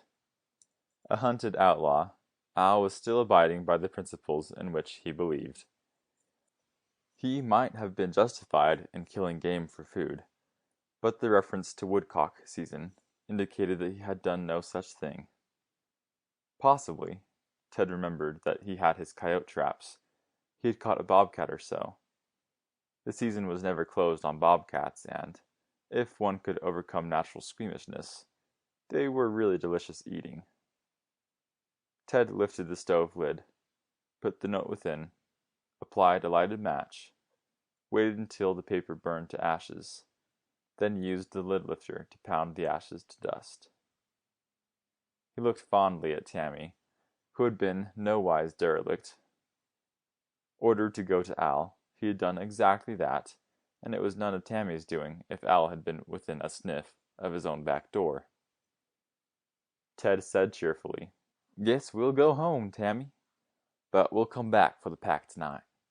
Mr. Callahan or some of his friends probably will be patrolling here and there." That night there were 3 more letters. 2 from deer hunters who wanted the camp the usual first 2 weeks of the season, and 1 from a grouse hunter who wanted the first week. Ted advised them of the camp's present status, put his letters in the mailbox, and lifted the red flag to let the carrier know that there was mail to pick up. The next night there were 5 letters, 2 of which had been sent airmail. Ted opened the first. "Dear Mr. Harkness, your letter intrigued us to no end. We haven't seen a good flight of woodcock for 10 years, and didn't think there was any such thing any more. Should they come in, by all means call me and reverse the charges. My business phone is TR54397. My home is LA20489. Call either place and we'll start an hour afterwards. There'll be 7 of us, and I enclose a $10 check as deposit." The second airmail letter read, "Bless you, Ted. You've started me dreaming of Damon and or Pythias. One or the other will do. But nothing else, please. By your own invitation, you're stuck with me for the full 21 days. I'll see you the day before the season opens." There was a check for $100 enclosed, and almost grimly, Ted folded both checks in his wallet. He'd have to spend some money for food, but not a great deal. The freezer was almost full, and much of the garden remained to be harvested. He stared at the far wall. He had not planned it this way. He had looked forward to a happy venture, to enjoy in helping his guests, and if he made money in doing so, that would be fine. Had things turned out as he'd planned, there was already enough money in sight to build and equip another camp. But that was not to be. Al had to come out of Mahala sometime. When he did, they were in for a fight, and money would be a powerful weapon in that all-out battle. They must win, and anything else must be secondary. The other 3 letters were from deer hunters who wanted the camp for the first 2 weeks of the season. Ted devoted the next fortnight to harvesting the garden. He dug the potatoes, emptied them in the cellar bin, and stacked squash and pumpkins beside them. Bunches of carrots and turnips were stored in another bin, and shelled beans were put in sacks. Almost every mail brought more letters, and 2 out of 3 were from deer hunters. Ted rented his camp for the season's 3rd week. Maybe nobody could make a living from deer hunters alone, but anybody who had enough camps, perhaps 10 or 12, could certainly earn a decent sum of money from just deer hunters. The Mahala changed its green summer dress for autumn's gaudy raiment, and the frosts came. Woodcock continued to drift in, and 2 days before the season opened, they arrived in force. Where there had been 1, there were 30, and still they came. Ted drove into Lorton and called from the drugstore. "Mr. Beaulieu?" "Yes?" "This is Ted Harkness. Mr. Beaulieu, the woodcock are in." "A big flight?" "The biggest in years." "We'll be there tomorrow," George Beaulieu said happily. "Hold the camp for us." "I'll do that, and anybody in Lorton can tell you where to find me." "Thanks for calling. We'll be seeing you." End of chapter 7.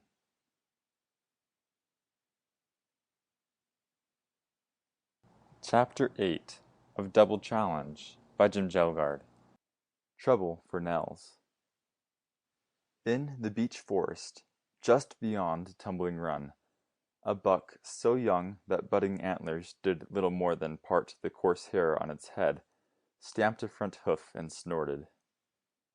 Old enough to have a vast admiration for himself and his own powers, but too young to have any sense, the little buck snorted again and tried to sound as ferocious as possible.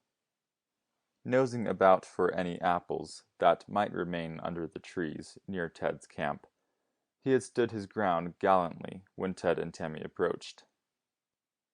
Not 10 minutes before their arrival, he chased a rabbit away from the trees, and he was so impressed by that feat that he thought he could chase anything. But when Ted and Tammy refused to run, he trotted into the forest to do his threatening from a safer place. He snorted again, more hopefully than angrily, and when he did not regain possession of the apple trees, he looked sad. Ted grinned at him. "Junior has almost decided he can bluff us, Tammy. Poor little guy. He just about convinced himself that he's a real rip snorter of a buck. Oh well, it's a hard world for everybody." Ted continued to string clotheslines between the apple trees. He pulled them tight, tested their tension with an experimental finger, and turned thoughtfully back to the camp. It might be a hard work for adolescent bucks, but if it weren't for the fact that his father was still lying out in the Mahala, right now it would be a pretty good one for Ted. True to his promise, George Bailou and his 6 companions had arrived the day before woodcock season opened. In his mid-50s, Bailou was branch manager for an insurance company. Of the 6 men with him, only 26-year-old George Jr., an insurance salesman who thought his father was the greatest man in the world and who wanted nothing more than to follow in his footsteps, had been less than middle-aged. The other 5 were a filling station owner, a dentist, a toolmaker, an electrical appliance dealer, and a printer. Their party had been complemented by 2 dogs, an English setter and a Springer Spaniel. There had been nothing sensational about any of them, including the dogs. Except for George Bailou, his son, and the printer, none of the men had even been fair hunters. The 3, far and away the best of the 7 gunners, had averaged 3 shots for every woodcock brought down. The worst gunner, the electrical appliance dealer, who appropriately enough was named Joseph Watt, had fired at least 15 times for every woodcock he put in his pocket. Yet Ted felt that the happy man had lived through an uplifting and near-sensational experience. Although unpretentious, his guests had definitely not been meek or demure. Whoever missed an easy shot, which practically all of them did at least twice a day, was needled mercilessly by the others. Not one among them, under the best of conditions, could have made even a meager living as a professional hunter. Yet they represented the best type of present-day game seekers. They had come to shoot woodcock, and they would have been disappointed not to shoot some. But they did not pursue their quarry with the calculating coldness of Smoky Delbert, or, for that matter, with the intense concentration of Al Harkness, when Al was after a pelt he wanted. They were out for fun, and they had fun, and although game mattered, meat did not. There were so many woodcock that everybody, even Joseph Watt, got some. But considering the shells they shot, the camp rental, food, transportation, and licenses, their game probably cost them at least $15 a pound. After the first week ended, and there seemed to be more woodcock than ever, the flight was still coming in. They had decided that another 10 years might pass before they saw this again, and stayed the second week. They'd left only this morning, promising to be back next year if there was another flight of woodcock, or for grouse if there was not. Ted hummed as he started toward the camp. The Bailou party had been wonderful guests, and certainly they were welcome back. If the Mahala was good for them, they were just as good for the Mahala. Ted gathered up as much bedding as he could carry. He'd been a little worried about it because he'd provided neither sheets nor pillowcases, but lack of them hadn't seemed to worry the Bailey party in the slightest. Most people who hunted all day were too tired by night to care whether their beds were formal or anything except comfortable. Next year, always supposing his father and he still had the camp, Ted thought that they would have to provide linens too. Summer campers spent more time in the camp than hunters did, and they were apt to be more particular. Ted hung the blankets and quilts on the lines he had strung and pinned them securely. If they aired all day long, they'd be fresh by night. The grouse hunters, Ted had corresponded with an Arthur Beamish, were due some time after summer, and there would be 10 in that party. The small buck that had been lurking hopefully near and awaiting a chance to come back snorted his astonishment when the bedding began to blow in the wind, and ran away as fast as he could. The little fellow thought he was fully capable of dealing with anything natural, but wind-blown bedclothes smacked of the supernatural. Ted lost himself in thought. The camp was completely rented, except for the third week of small game season, and it would return a little more than $400 in rent. Added to that was the money he'd certainly get from John Wilson, and the total was more than it had cost to build and furnish the camp. Some of it would have to go for food, and John Wilson probably would expect good things to eat, but he'd get them. Ted had 6 woodcock, a gourmet's delight, in the freezer, and he would add the legal 2 days possession limit of 6 grouse. He'd need more than that, but after buying whatever was necessary, he'd still have enough money to put up a hard legal battle for Al when his father finally had to surrender. There would be at least twice as much money as Ted had told John McLean he would have. If more was needed, and it probably would be, he'd sell the camp.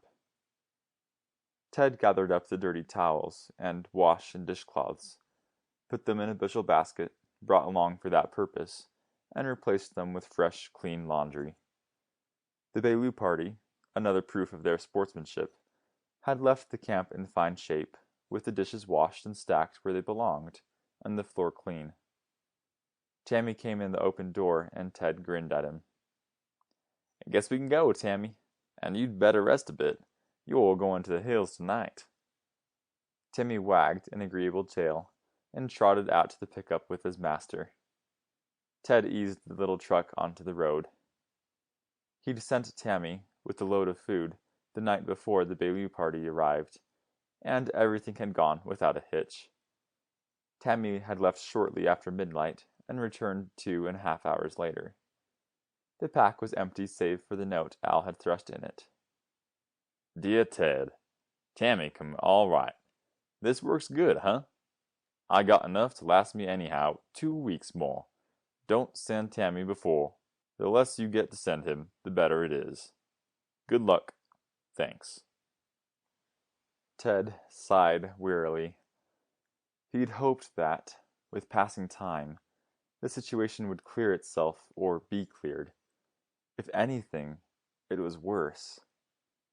Definitely out of danger, but due for a long convalescence in the Lorton Hospital, Smoky Delbert had told everything. Starting from the Fordham Road, he had gone up Coon Valley with the intention of finding good places to set fox traps. He'd carried his rifle, because there was always a chance of seeing a fox or bobcat, predators upon which there was a bounty. He'd known Al Harkness was ahead of him, for Al's distinctive boot marks had been left in the soft place where the spring overflowed the Coon Valley Trail. Nearing the 3 sycamores, and without any warning at all, Al had risen from behind Glory Rock and shot. It was a simple, straightforward story, and one that bore out other known facts. By his own admission, Al had been in Coon Valley the same day. He did wear boots with soles of his own design, and therefore they were distinctive. Smoky Delbert, a woodsman of vast experience, might very well have seen these tracks, in spite of the fact that Loring Blade had missed them. Ted sighed again. The papers had printed Smokey's story, and most were sympathetic. There had even been a couple of resounding editorials demanding that Al be brought in, regardless of the cost and effort that might be expended to apprehend him, and face the justice which he so richly deserved. But editors were not the only ones who had swung to Smokey's side. Time, John McClane had asserted, made people forget. Only in this instance, it had made too many of them forget that Smokey Delbert was a vicious poacher. He had, instead, become the wronged innocent, and when Ted went into Lorton now, there were those who averted their faces when they passed him, or even crossed to the other side of the street to avoid meeting him at all. Carl Thornton had become something of a local hero. Nobody knew how the news had leaked out, but everyone knew that Crestwood's owner was paying all of Smokey's extensive hospital bills. That puzzled Ted, for Thornton had never seemed the type to care about anyone's welfare save his own. But he would do anything that worked to his own advantage, and perhaps he thought it worth his while, at the price of Smokey's hospital expenses, to have Lorton solidly behind him. There could be no doubt that Lorton was there. "Cut it out," Ted urged himself. "You don't like Thornton, but give him credit if credit's due." Ted swung up the Harkness Drive and parked. While Tammy went off on an inspection tour to assure himself that everything was as it should be, the boy took the basket of laundry inside. He grimaced. Modern in some respects, Al had by no means accepted the streamlined age as an unmixed blessing. He'd bought a freezer and a refrigerator, because their advantages were obvious. But he scorned washing machines, and was sure that, though clothes emerged from one might look clean, they couldn't possibly be as pure as those that were washed on a scrub board. Ted put the wash tub on its stand, filled it with hot water, added soap, and went to scrubbing. He rinsed the laundry, ran it through a hand wringer, and hung it out on a line stretched behind the house. An hour before sundown, he went back to camp to replace the bedding and wind his clotheslines on a spool. He got his own supper, fed Tammy, washed the dishes, and had just finished putting them where they belonged when the collie whined a warning. A car, followed by a second, came up the drive, and, a moment later, there was an unnecessarily loud knock on the door. Ted opened it to confront a rather plump man, who was probably in his mid-30s. He was dressed in a gaudy wool shirt, hunting pants, 10-inch lace boots, and around his middle was belted a hunting knife almost long enough to be a small sword. His black hair was a little wild, and so were his eyes, but his smile was pleasant and his outstretched hand was quite steady. "Ted?" "That's right." "I'm Beamish," the other stated, a little thickly. "By gosh, we found you!" "You certainly did." Ted smiled faintly. Hunters going into camp often did a little anticipatory celebrating, and evidently Arthur Beamish had been overdoing it. "This the camp?" he asked. "No, the camp's farther up on the road." "Good," Arthur Beamish said happily. "You go in the woods. You go in the woods. More woods, the better. That's what I always say. What do you always say?" "Same thing," Ted grinned. "If you want to follow me, I'll show you the way up there." "Ride with ya," Beamish declared. "That's just what I'll do." "You're welcome." Ordering Tammy to stay in the house, Ted guided his exuberant guest to the pickup and opened the door for him. Arthur Beamish bellowed, "Follow us, men! Ah, wilderness!" He sat companionably close and draped a friendly arm across Ted's shoulder. "Lots of grouse?" "Plenty. You like grouse hunting, eh?" "Best darn game there is," Beamish exploded. "I rather get me one grouse than 49 deer, and I get 'em too." "You do?" Didn't you ever hear about me? Uh, Ted hesitated. Obviously, he was supposed to know his guest, but he didn't. But to say the wrong thing might mean to give offense. Uh, aren't you... That's right, Beamish said happily. I'm Beamish, the trap shooter. Traps and summer grouse in season. Bruh, bruh, bruh. Up they go, bang! Down they come, every time. Ted twisted uneasily. 3 grouse was the daily bag limit. Nobody should need, or take, more than that. He calmed himself. As yet, nobody had taken more. He pulled into the camp and stopped.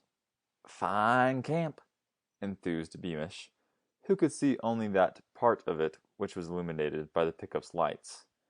Best I ever did see. Great little camp. The other 2 cars stopped, and the rest of the hunters got out.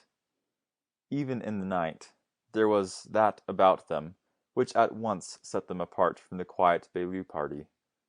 They were younger, more restless, and they fairly oozed that nervous sparkle which so often marks young executives. They were also sensible.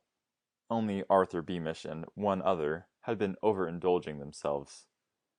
Definitely, the drivers of the 2 cars were in full possession of all their faculties. The 3 beautiful setters that had ridden in a pen in one of the car's trunks were as smartly turned out as the men. Obviously, they were hunting dogs, the best money could buy. But this crowd had money to spend. Come round, Arthur Beamish bellowed. Want ya to meet Ted. One by one, Ted was introduced to the rest of the party, and as he met them, he liked them. If they were young and restless, they were also competent and talented, and they had an air of belonging here in the wilderness. Probably this was not the first camp they'd ever seen. Well, let's go in, Ted suggested. Arthur Beamish bubbled. You get the best ideas. Ted let the men into the camp, watched closely as they inspected it, and knew definitely that they'd been in such places before. Their glances were quick but all-encompassing. One of them, and although Ted did not remember all the names, he thought this one was Tom Strickland, turned with a smile. This will do very well. Do you know where we can get a wet nurse? A what? Strickland grinned. A sort of combination cook, fire builder, sweeper-upper, dishwasher. We all want to spend our time hunting. I think I can find somebody. Is $9 a day all right? Sure. Can you send him up tomorrow? Send him tonight, somebody yelled. Strickland said scathingly, I wouldn't inflict you wild hyenas on anyone tonight. I'll cook breakfast. Oh, my aching ptomaine. Ted grinned. I'm sure I can send somebody tomorrow. Everything's okay, eh? Right as rain. Ted got grimly back into the pickup and started down the road. $9 a day for 14 days meant another $126 that probably would be sorely needed when Al had his inevitable court day. But Ted hadn't wanted to accept the job tonight.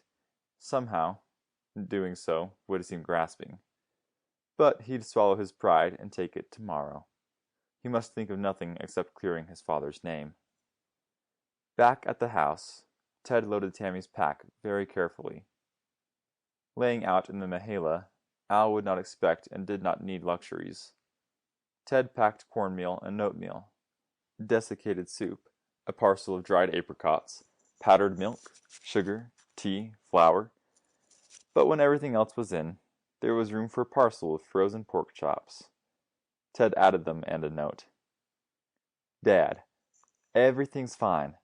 There are grouse hunters in the camp now, and there will be bear hunters next.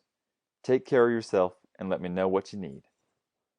At 5 minutes past midnight, he strapped the pack on Tammy, took him to the back door, and let him out. Just as he did, there was almost a timid knock on the front door. He jumped nervously. "Go to Al," he urged. "Take it to Al, Tammy, and please, run." He shut the back door, and perspiration broke on his brow as he stood anxiously near it. Callahan, whose suspicions should have been effectively lulled, was not lulled at all. He'd merely bided his time, struck at the right hour, and Ted was trapped. He crossed the floor on shaky legs and opened the door to come face to face with Nels Anderson. Ted gasped. His one-time working partner was pale and looked ill. Weariness had left its impression in great blue patches beneath both eyes. But it was not entirely physical weariness. Nels had suffered some terrible shock, and in his extremity he had come to his friend. "Nels, what's wrong?" "I," Nels forced the shadow of his former smile, "am all right." "Come on in." I do not want to bother you, but I saw your light and—" "What on earth have you been doing?" "Walking. Youth walking."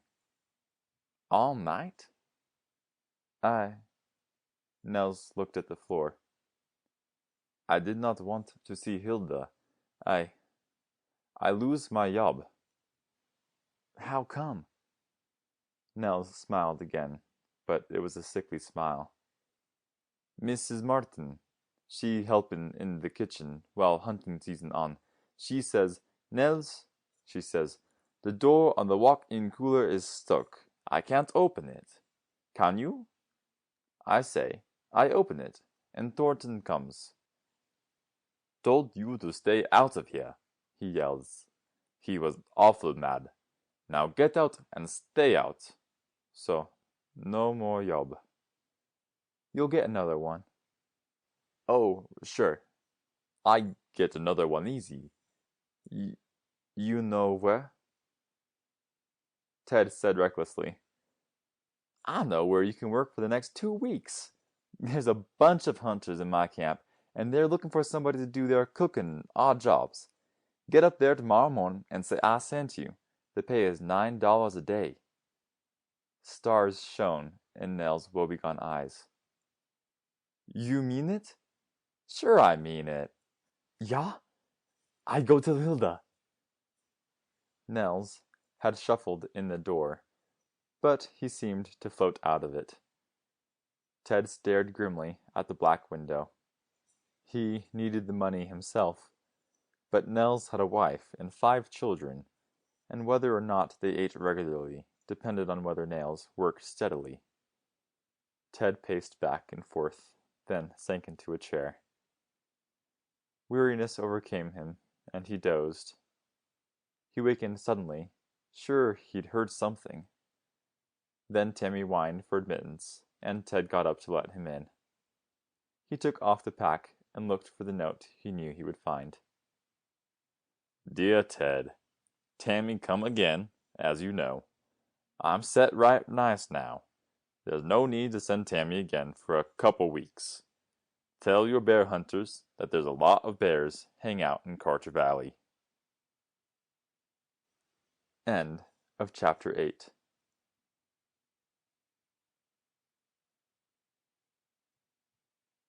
Chapter 9 of Double Challenge by Kjelgaard. A Black Bear Charges.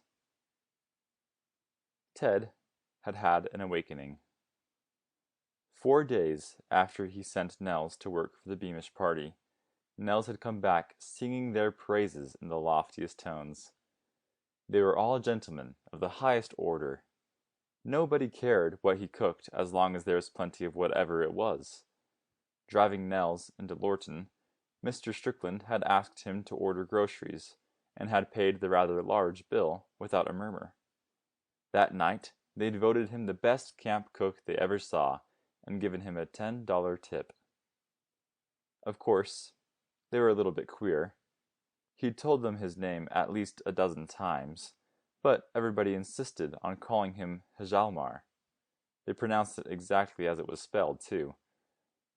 Nels didn't mind, because Hjalmar was certainly a fine old name, but it had taken him almost a day to get used to it.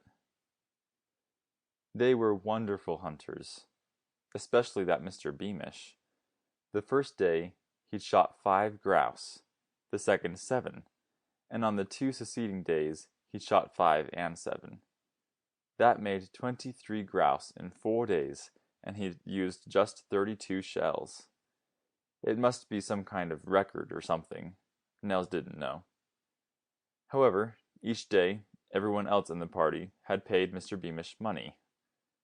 Nels understood if Mr. Beamish scored too many misses, he'd have to pay all the others. Still singing the praises of the Beamish party, Nels hurried off to resume his duties with them.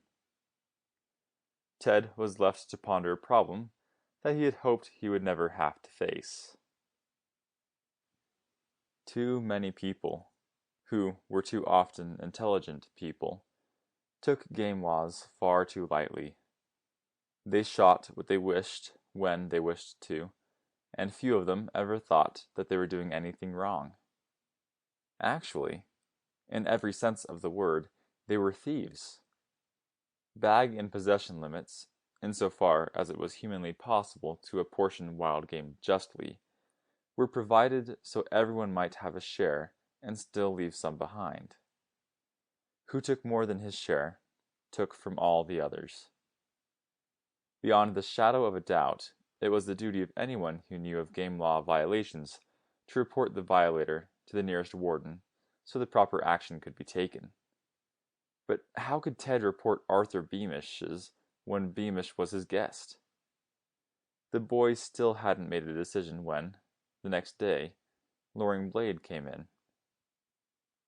The warden said quietly, "I've been watching the grouse hunters in your camp." "You have?" "Yes, and I arrested one of them this morning, a man named Beamish.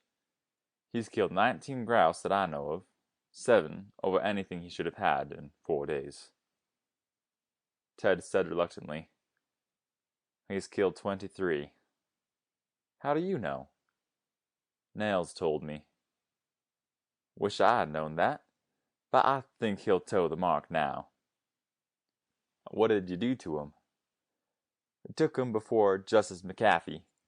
Mac fined him $50 and a positive revocation of his license if he violates any more." But what?" "There's a $25 fine for every illegal grouse. As long as you were taking him in, you should have had him fined $175. "Not him," Loring Blade declared. "You can't hurt him too much by hitting him in the pocketbook. His hunting privileges are what he holds dear." It was, Ted decided after the warden left, a smart way to do things. The penalty for breaking game laws should be harsh, but fining Arthur Beamish $175 would bother him less than a $10 fine might inconvenience a Stacy or a Crawford. However, Beamish's hunting privileges really meant something to him. At any rate, the warden's method worked. Nels, who lost none of his admiration for the grouse hunters, gave Ted a complete report at intervals. Nobody in the camp took more than the limit after Beamish was fined, and there was still another angle. Ted had always known that he and his father were in the minority. Sometimes it seemed that nobody except he and Al cared what happened to the Mahala, but now the boy was assured that others worked for its best interests too. The grouse hunters had gone home, and for a whole week there would be nobody in camp. There was nothing to worry about in the immediate future. Al, as his last note indicated, was doing all right. The Beamish party, who'd really liked Nels, had expressed their satisfaction in more lavish tips, and for the first time in 3 years, Nels' family could get by for a while, even if he did not work. However, he could certainly work all through deer season. The Andersons might face a bleak New Year, but they would have a happy Christmas. Ted had decided to seize the week's interlude as a fine time to go over the camp from top to bottom, but there was little to do. Nels would never write a learned dissertation about Shakespeare, or come up with a startling new aspect of the nuclear fission theory, but whoever hired him got all they paid for, plus a substantial bonus. Working by day, in Nell's opinion, meant working 24 hours, if that were necessary. The cabin was spotless. Even the blankets had been aired. With time heavy on his hands, Ted fretted. He collected the 6 grouse to which he was entitled and put them in the freezer. For lack of something else to do, he went twice more to the 3 sycamores near Glory Rock, the scene of Smoky Delbert's shooting. He didn't find anything, but he hadn't really expected to discover any new evidence or clues. Looking for them had helped kill time while he waited anxiously for the bear hunters. Deer were not especially hard to get, if all one wanted was venison. There were does and young deer that wouldn't even run from hunters. But the big old bucks, with acceptable racks of antlers, got big because they were wary and they were difficult to bring down. Woodcock were sporting, and who hunted grouse successfully had every right to call himself a hunter. Squirrels were fun, providing one hunted them with a rifle instead of a shotgun. But unless one used dogs to bring them to bay, and it was against the law to use dogs on any big game in the Mahala, black bears were far and away the most difficult game of all. Keen-nosed and sharp-eared, they almost always knew when hunters were about. Wise, they were well aware of the best ways to preserve their own hides. As circumstances prescribed, they could slink like ghosts or run like horses, and they laid some heartbreaking trails. 50 miles was no unusual distance for a black bear to cover in one day, and they were full of tricks. Ted himself had followed black bears on snow and come to where the trail ended abruptly. The bear had walked backwards, stepping exactly in the same tracks they had made running forward, and made a long sideways jump that always delayed their pursuer and sometimes baffled him. Some men who'd spent their lives in black bear country had yet to see their first one. It took hunters of the highest caliber to get them, and thus Ted looked forward to those who would occupy his camp. But while he waited, there was little else to do, and he spent some of his time in Lorton. Just another sleepy little town, for 49 weeks of the year, Lorton was almost feverishly preparing for its moment of glory.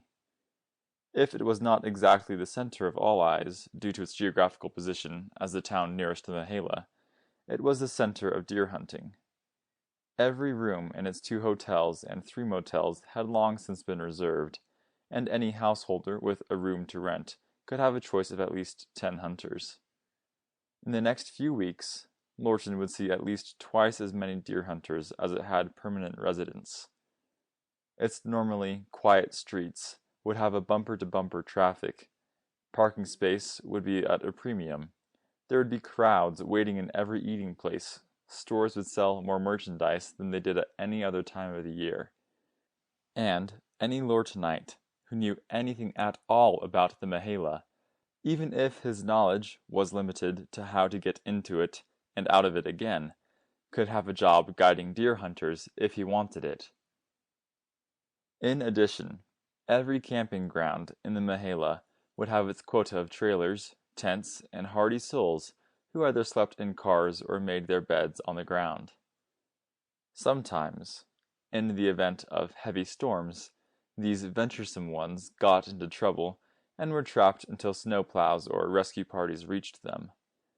But this fall the weather had been mild, almost spring-like, and there was every indication that it would continue to do so. Twice, just after the grouse hunters left, and again 4 days later, Ted sent Tammy to Al. He would send him again just before deer season opened, for that was an uncertain time. There would be hunters everywhere, and no assurance as to what they would do.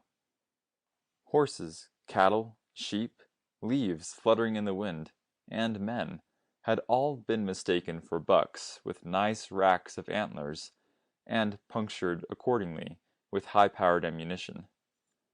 If Tammy should be delayed and have to come back in daylight, There was no guarantee whatever that some trigger-happy hunter would not consider him a choice black and white deer. Stalking Al with plenty of everything he needed meant that Tammy would not have to go out again until deer season ended. Ted spent the 2 days prior to the opening of bear season cutting more wood for the camp. On the afternoon before, he built and banked a fire in the heating stove so that the camp would be reasonably warm and dry when the hunters arrived. Then he prepared his supper and Tammy's and was ready for the knock on his door when it sounded. He opened the door and blinked in astonishment. The man who stood before him was young, not much older than Ted himself, and very grave. He wore hunting clothes and hunting boots, but perhaps because they were new, they seemed somewhat ill-fitting. Strapped about his middle were 2 belts, one containing a knife with a blade at least a foot long, and the other supporting 2 enormous .45 caliber revolvers. He was making every effort to appear nonchalant, but it was an effort so strained that the effect was a little ludicrous. His eyes brimmed with a lilting excitement and a vast anticipation. "Mr. Harkness?" "Yes." "I'm Alex Jackson." "Oh, yes." Ted extended his hand. "Glad to see you, Mr. Jackson." "As you can see," Alex Jackson indicated the 2 revolvers, "I'm ready for them." "Ah. Are you going bear hunting with revolvers?" "Oh, no, definitely not. I have my rifle, too. It's just that one must be prepared when the beasts charge." "Ah, what do you say?" "I said, oh, before I overlook it." Alex Jackson took out his wallet and counted out the $35 still due on the camp rental. Ted tried to collect his spinning thoughts. Expecting a seasoned, experienced hunter, he'd met instead a youngster who talked seriously about black bears charging. Or hadn't Ted heard correctly? He slipped the money into his pocket and looked sideways at his guest. "If you follow me, I'll take you to the camp." "Would you have a little time to talk?" "Of course." "May I bring the fellows in?" "Certainly." The man turned to beckon, and somebody shut off the car's idling motor and flicked off its lights. 5 more hunters came into the house, and Ted was introduced as they came. None were older than Alex Jackson. 2, Alex's brother Paul and a youngster named Philip Tarbox, looked as though they should be behind their high school desks rather than in a hunting camp. Alex Jackson turned with a smile. "Now you know us. How do you like us?" "Fine," Ted murmured. How much bear hunting have you all done before?" Alex Jackson's eyes were full of dreams. "None of us has ever hunted any big game, but I've read all about it." "You've never hunted?" "Not big game," Alex Jackson said modestly. "You see, I just came of age last month and thus was able to handle my own affairs. But I've always wanted to hunt big game, especially bears." Do your folks know you're here?" "Paul and I haven't any, and I am now Paul's guardian. But the other fellow's parents do. Yes, of course, and they were glad to have them in for my charge. I've been counselor for 3 summers at Camp Monowami. You needn't worry about our ability to handle firearms. We've all hunted rabbits. But I would like to ask your advice." "Sure." Ted felt weak. "Philip, Steve, Arnold, and Wilson are armed with nothing but shotguns. Do you think I should return to the town through which we just passed to buy them rifles and revolvers?" "Gosh, no." "I'm worried," Alex Jackson said seriously. "Grimshaw, in his Bears of the North, says that when the beasts charge..." "Grimshaw was writing about grizzlies. These are black bears." "Oh." Alex Jackson elevated his brows. You can say definitely that they will not charge? Nobody can say that. They're wild animals. I thought so. Alex Jackson seemed vastly relieved. Will a shotgun halt them when they charge? Oh, yes. Ted wished he could sink through the floor. Expecting hunters, he had his hands full of what, very literally, were babes in the woods.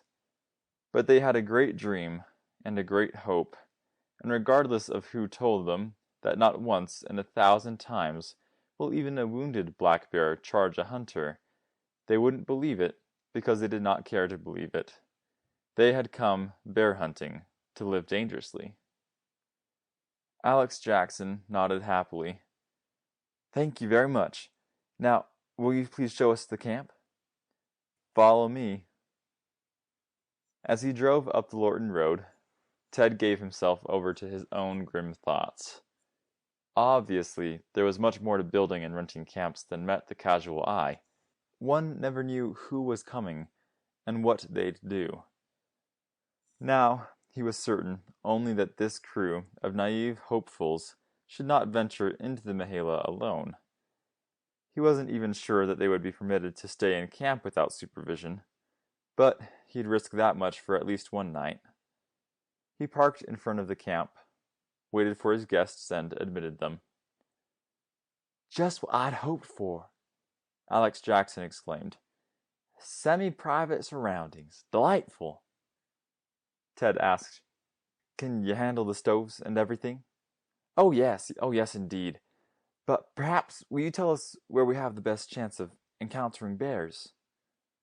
Oh, I'll do better than that. I'll show you. Oh, that's good of you. Would you care to start at daylight? I'll be here. We'll be ready. On arriving at the camp, a half-hour before daylight the next morning, Ted saw that it was not burned down and that his young guests had made no obvious blunders. Rather, with breakfast eaten and the dishes stacked away, they seemed to be doing pretty well for themselves. But even though they knew what to do around camp, the fact remained that none of them had ever hunted big game. Ted exchanged greetings and looked out of the window. Renting hunting camps might be a nice way to earn a living, but there must be easier ones. The very fact that he'd rented his camp to them implied an obligation. 6 hunters who knew exactly what to do had little enough chance of getting a bear. These youngsters had 1 in 1,000. But if there was any way to do it, Ted still had to offer them their money's worth, and he considered himself responsible for them. Sending them into the Mahala alone, probably, and at the least, meant that they would get lost. Ready? He asked. Let's go, Alex Jackson said happily. Ted led the 6 into the lightning morning. Since there was no snow, it was futile even to think of tracking a bear. Without any experience, these youngsters had no hope whatever of staging a successful drive, or putting 4 of their number in favorable shooting positions while the rest beat their way through the forest and tried to drive a bear past them. Only Alex Jackson and his brother were armed with rifles. Therefore, they were the only 2 who had even a slight chance of getting a bear, should one be sighted at long range. But the possibilities of even seeing a bear were so slim anyway that Ted had not wanted Alex to buy rifles for the other 4. There was just one faint hope. This was the season of the great harvest. Frost had opened the pods on the beech trees, and beech nuts had fallen like rain into the forest litter below. Tiny things, they were in vast quantity.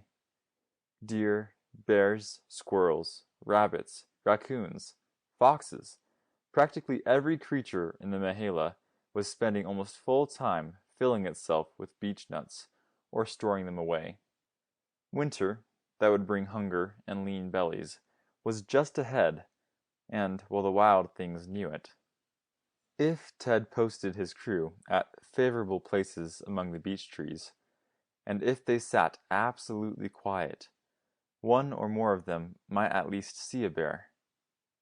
Very definitely there was not much of a chance, but there was none at all if they did anything else.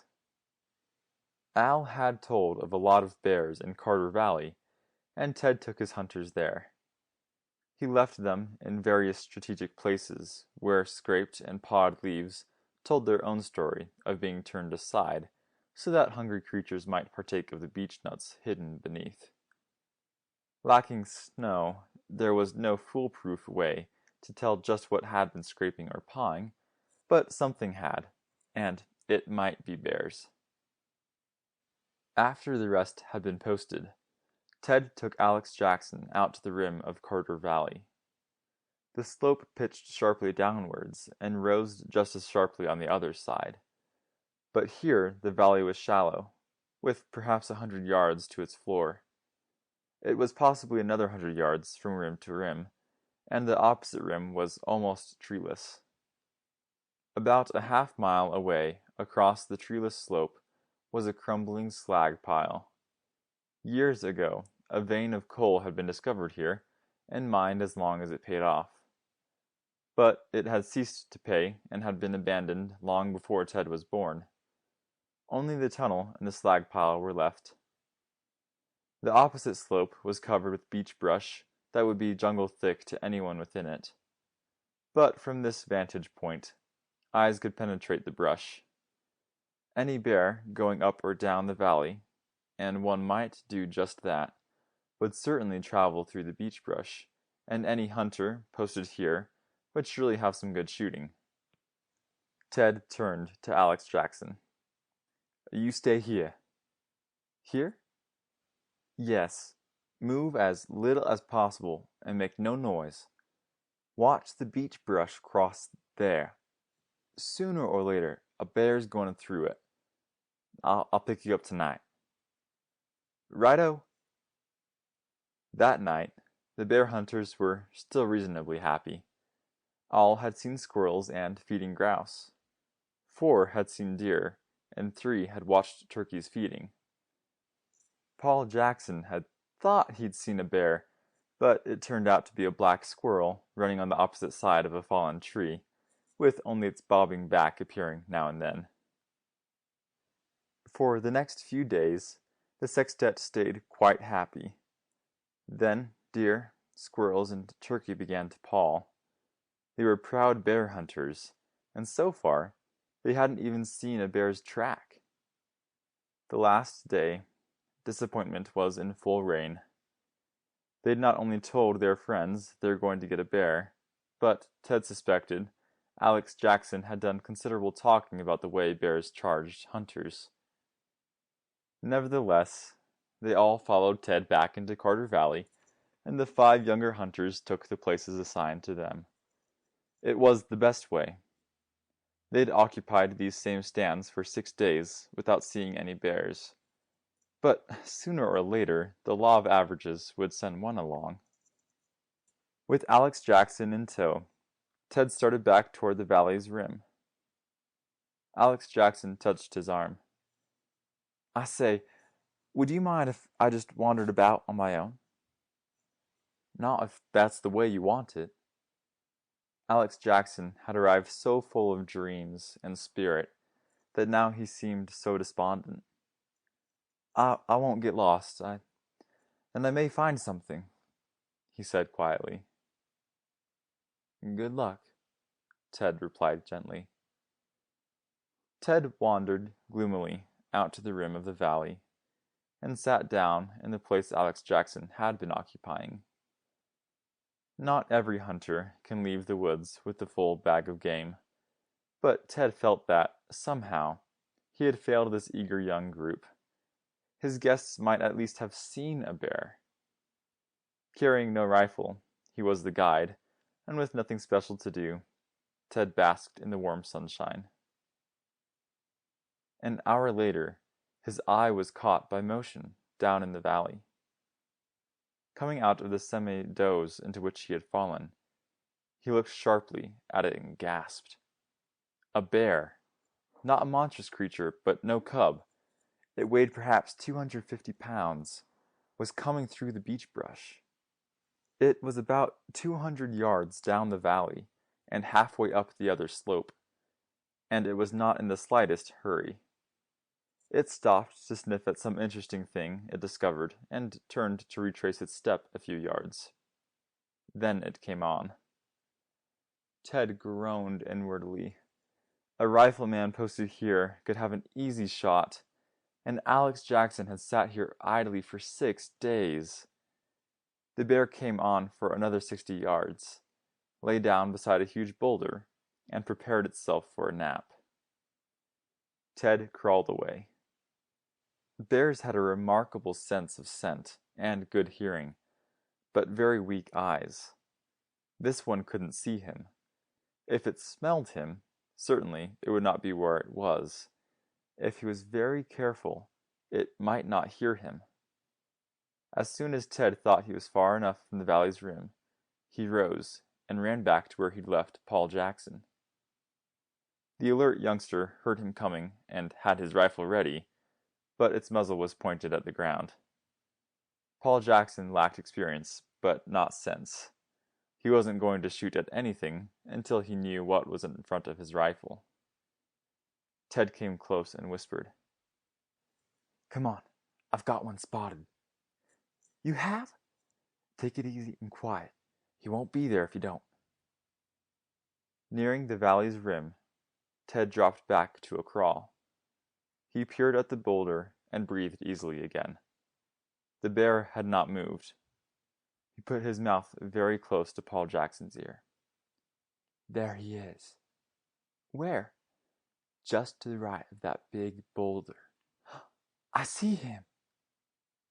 Paul Jackson knelt, rested his right elbow on his right knee, raised his rifle, and Ted groaned silently. The youngster's stance was perfect, but so was his buck fever. The rifle shook like an aspen leaf in a high wind. It blasted, and Ted saw the bullet kick up leaves 20 feet to one side of the sleeping bear. The bear sprang up as though launched from a catapult and kept on springing. Straight up the slope he went, and across the nearly treeless summit.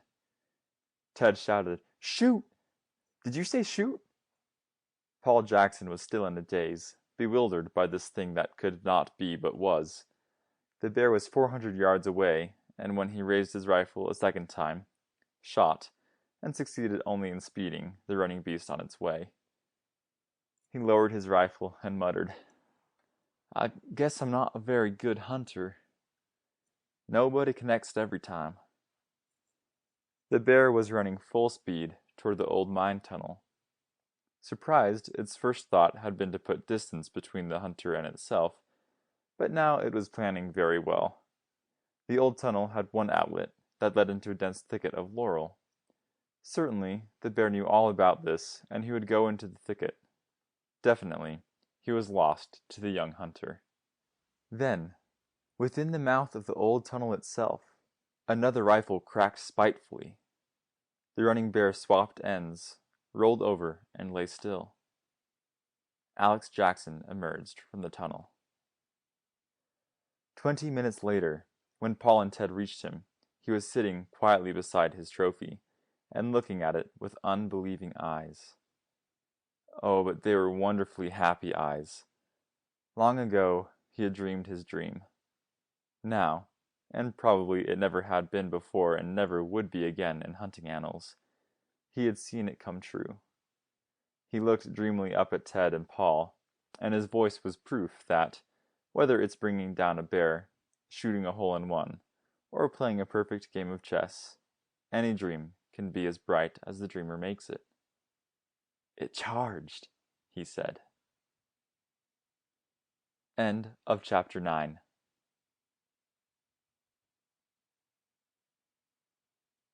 Chapter 10 of Double Challenge by Kjelgaard. Damon.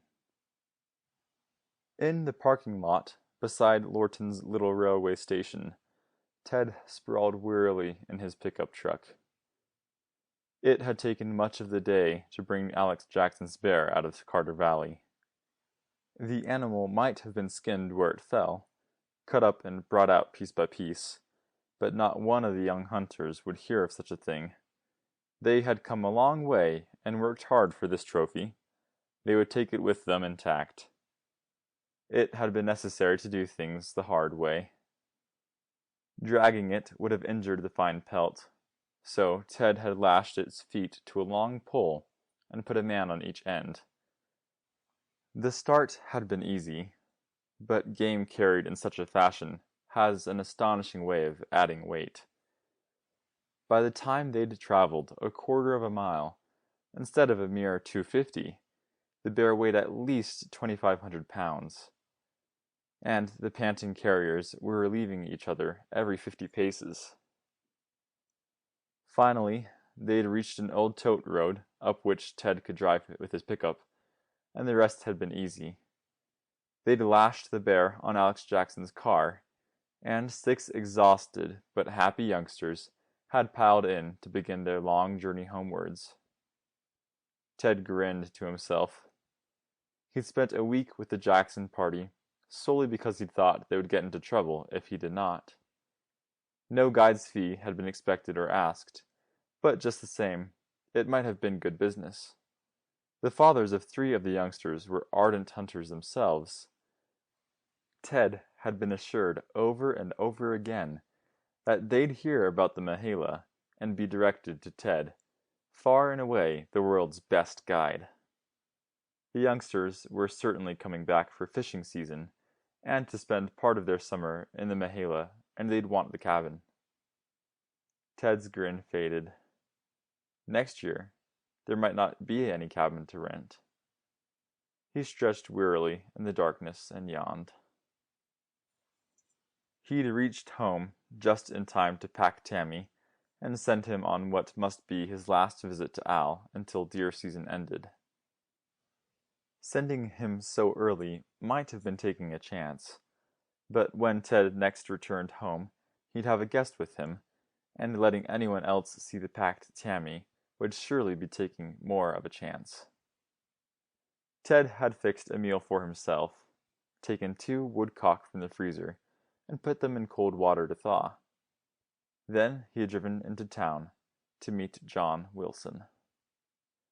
The little station's window looked as though they hadn't been washed for the past 9 months, and probably they hadn't.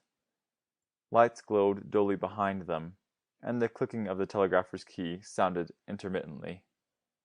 Ted looked about.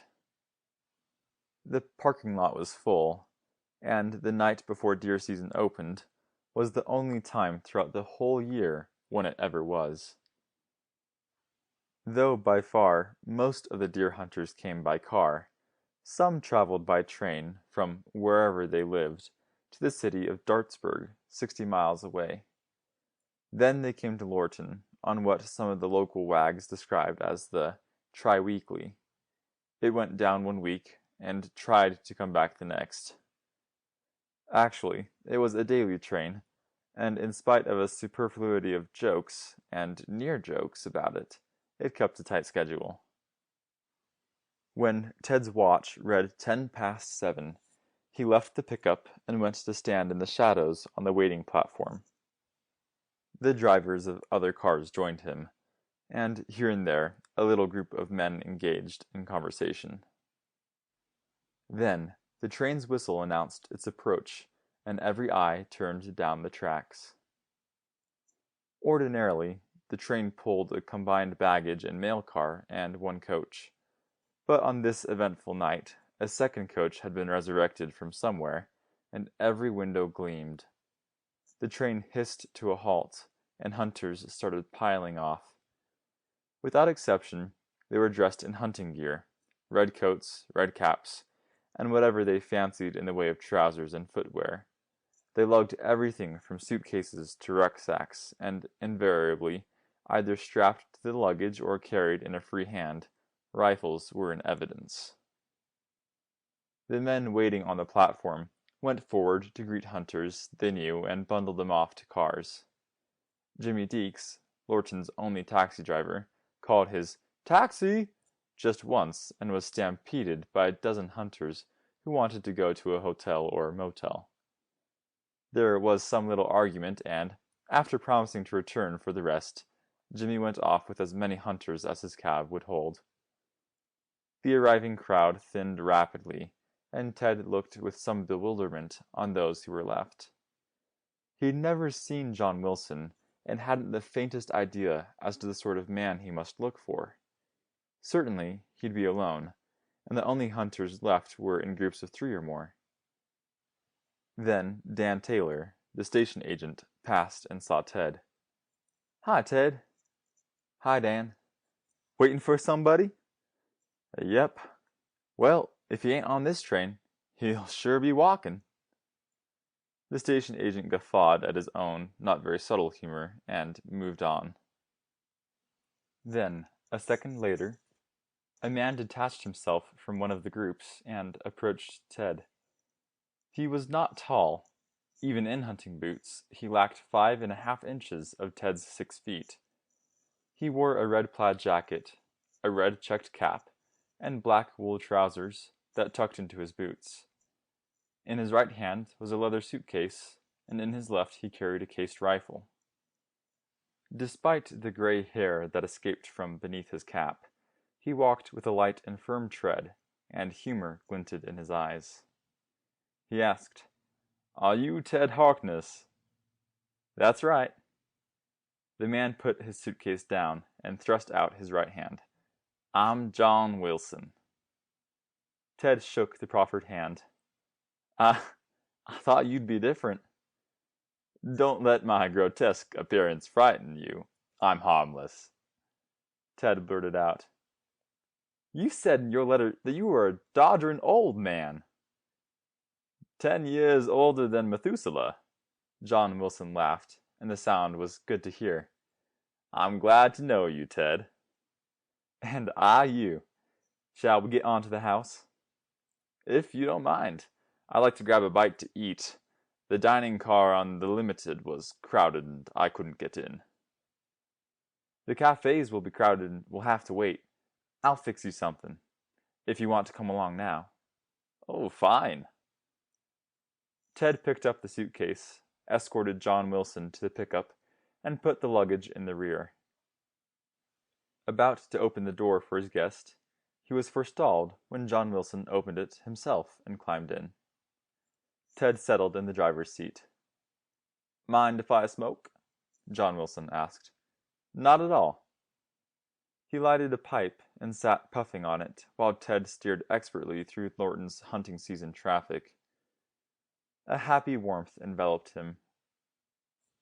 He liked most people, but very few times in his life had he been drawn so close to one on such short acquaintance. John Wilson was probably 10 years older than Al, but far from doddering. He was that rare person whom age has made mellow rather than caustic. Then they were on the Lorton Road and started into the Mahala. John Wilson spoke for the first time since leaving the station. "They crowd in." "For deer season they do," Ted agreed. "The day after it ends, you could shoot a cannon down Main Street and never hit a person." They passed a tent set up beside the road, and a gasoline lantern burning inside gave its walls a ghostly translucence. There was a neat pile of wood beside it, and wood smoke drifted from a tin pipe that curled through the wall. The car in which the campers had come was backed off the road. It was a good camp, and as they passed, Ted was aware that John Wilson knew it was good. But he said nothing, and Ted had the impression that he did not talk unless he had something worthwhile to say. A quarter-mile beyond the camp, the truck's probing lights reflected from the startlingly bright eyes of a deer. Ted slowed. Deer were always running back and forth across the road, and since bright lights dazzled them, they would not always get out of the way. They came closer, and the lights revealed very clearly a magnificent buck. So alert that every muscle was tense, he stood broadside. One rear leg was a bit ahead of the other. The animal was poised for instant flight. His antlers were big and branching, and in the car lights they looked perfectly symmetrical. It was a splendid creature, one that would command attention anywhere. After 10 seconds, it leapt into the forest and disappeared. John Wilson said, "A nice head." He spoke as though the buck had delighted and warmed him, but there was in his voice none of the babbling enthusiasm which some hunters, upon seeing such a buck, might express. Obviously, he had seen big bucks before. Ted commented, "He was a darn big buck." "As big," and a smile lurked in John Wilson's voice, "as your Damon and Pythias?" Ted answered firmly, "No, sir, he was not." "Then I'm in the right place." "I hope so, Mr. Wilson." "It'd be just as simple. Call me John." Ted grinned. "All right, John." They passed more tents and trailers, swerved to miss a wild-eyed doe that almost jumped into the truck. Finally, Ted drove thankfully up the Harkness driveway. The house was stocked with everything they needed, and as far as he was concerned, he was willing to stay there until deer season ended. At any rate, he hoped he'd have to do no more night driving. He escorted his guest in, snapped the light on, and waited for what he thought was coming next. It came. John Wilson glanced about, and he needed no more than a glance. It was enough to tell him what was here, and his voice said he liked it. "You do all right for yourself." "Glad you like it. If you'll make yourself at home, I'll have something to eat rustled up in a little while." "Let me help you." "It's a one-man job." John Wilson reclined in an easy chair, while Ted went into the kitchen. He put a great slab of butter in a skillet, let it brown, seasoned the brace of woodcock, and put them into a pan, covered it and turned the flame lower. He prepared a fresh pot of coffee, biscuits, potatoes, and a vegetable. All the while he waited nervously for Tammy to whine at the door. There would have to be some nice timing when the collie returned. Ted must slip out, strip the harness off, and let the dog in without letting John Wilson know he'd worn the harness. When the meal was ready, and Tammy still had not come, Ted's nervousness mounted. The dog was a half-hour late already. What could have happened out in the Mahala? Ted put the dinner on the table and tried to sound casual as he announced, "Chow's ready." "This is chow?" John Wilson chided him. "Butter-brown woodcock is deserving of a better name. Let me at it." He cut a slice of the dark breast and began to eat. That's good." "Something wrong, Ted?" "Yes, that is, no." "You're nervous as a wet cat." "Oh, my dog's out, and I'm a little worried about— Oh, there he is now. Go right ahead and eat." Tammy's whine sounded again, and Ted slipped out the back door. Hastily, he knelt to strip the harness off and take Al's note from the pocket. Then he threw the harness aside— he'd get it in the early morning— tucked the note in his pocket, and, with Tammy beside him, went into the house. John Wilson stopped eating to admire. "That's a beautiful collie. What's his name?" "Tammy, and he's just as good as he looks." Tammy sniffed delicately at their guest, received a pat on the head, and went to stretch out on the bearskin. John Wilson glanced at him again. "Aren't you afraid to let him run?" "After tomorrow, poor Tammy will be confined to quarters until deer season ends." John Wilson nodded. "That's wise. Some hunters will shoot at anything. What time do you plan to leave tomorrow morning?" "Whenever you care to leave." "Isn't it traditional for hunters to be in the woods at dawn?" "That's right." "Then let's not violate revered custom. Where do these two big bucks hang out?" "They've been on Burn Mountain for a long while now."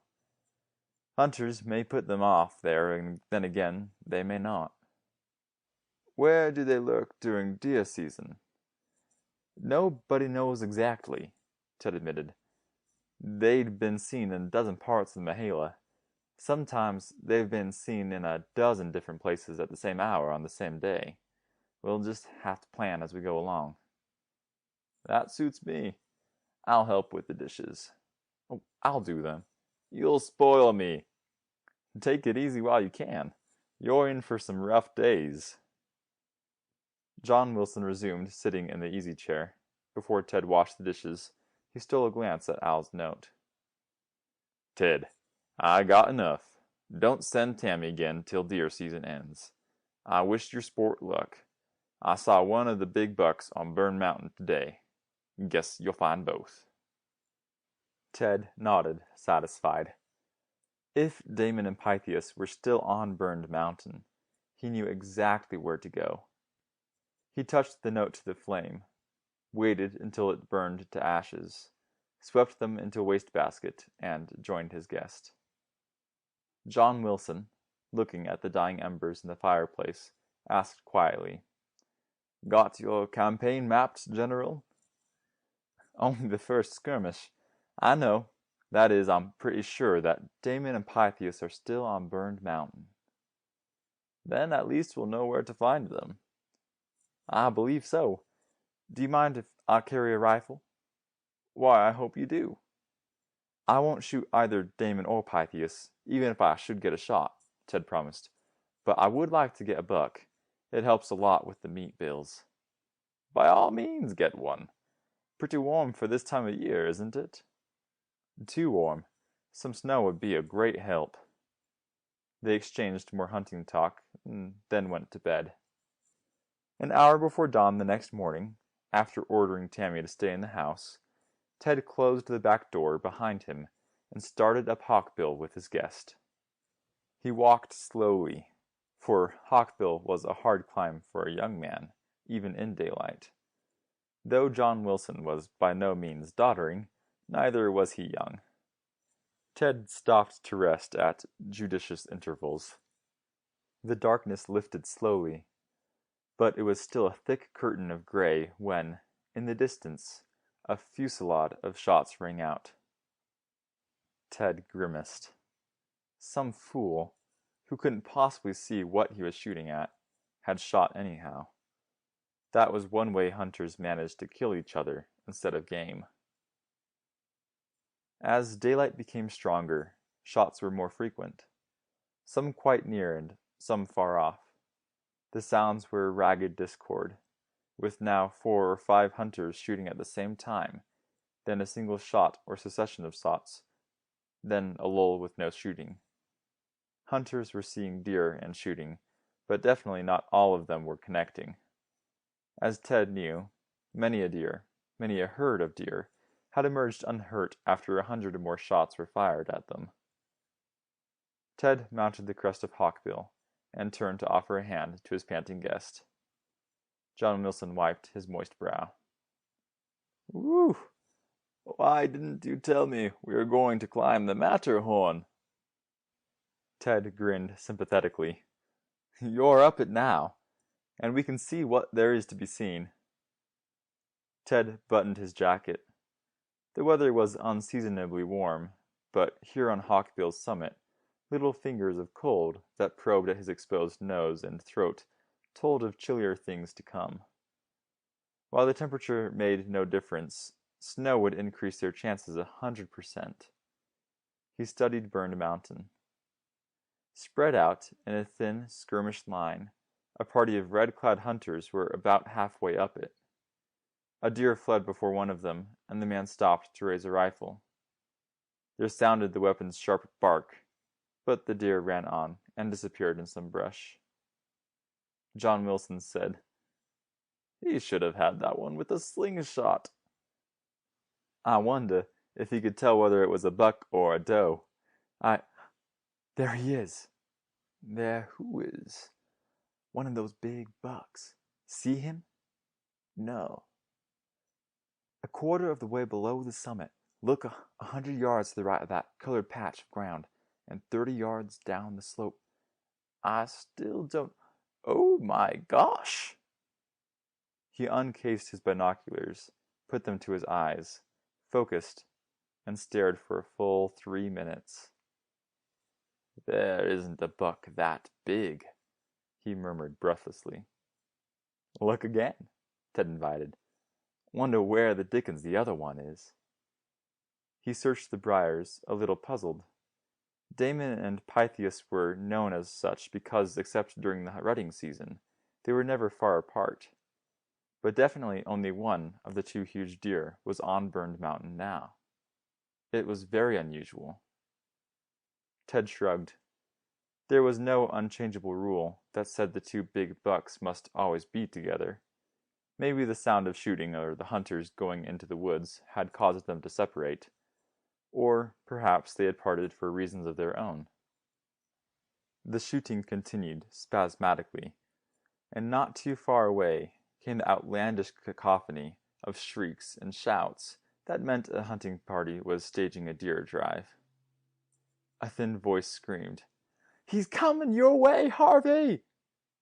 As Ted continued to watch the big buck, John Wilson became restless. "Let's go after him." "Wait a bit," Ted advised. "It isn't going to be that easy." The climbing hunters, about 150 yards apart, broke out of the forest and into the briars.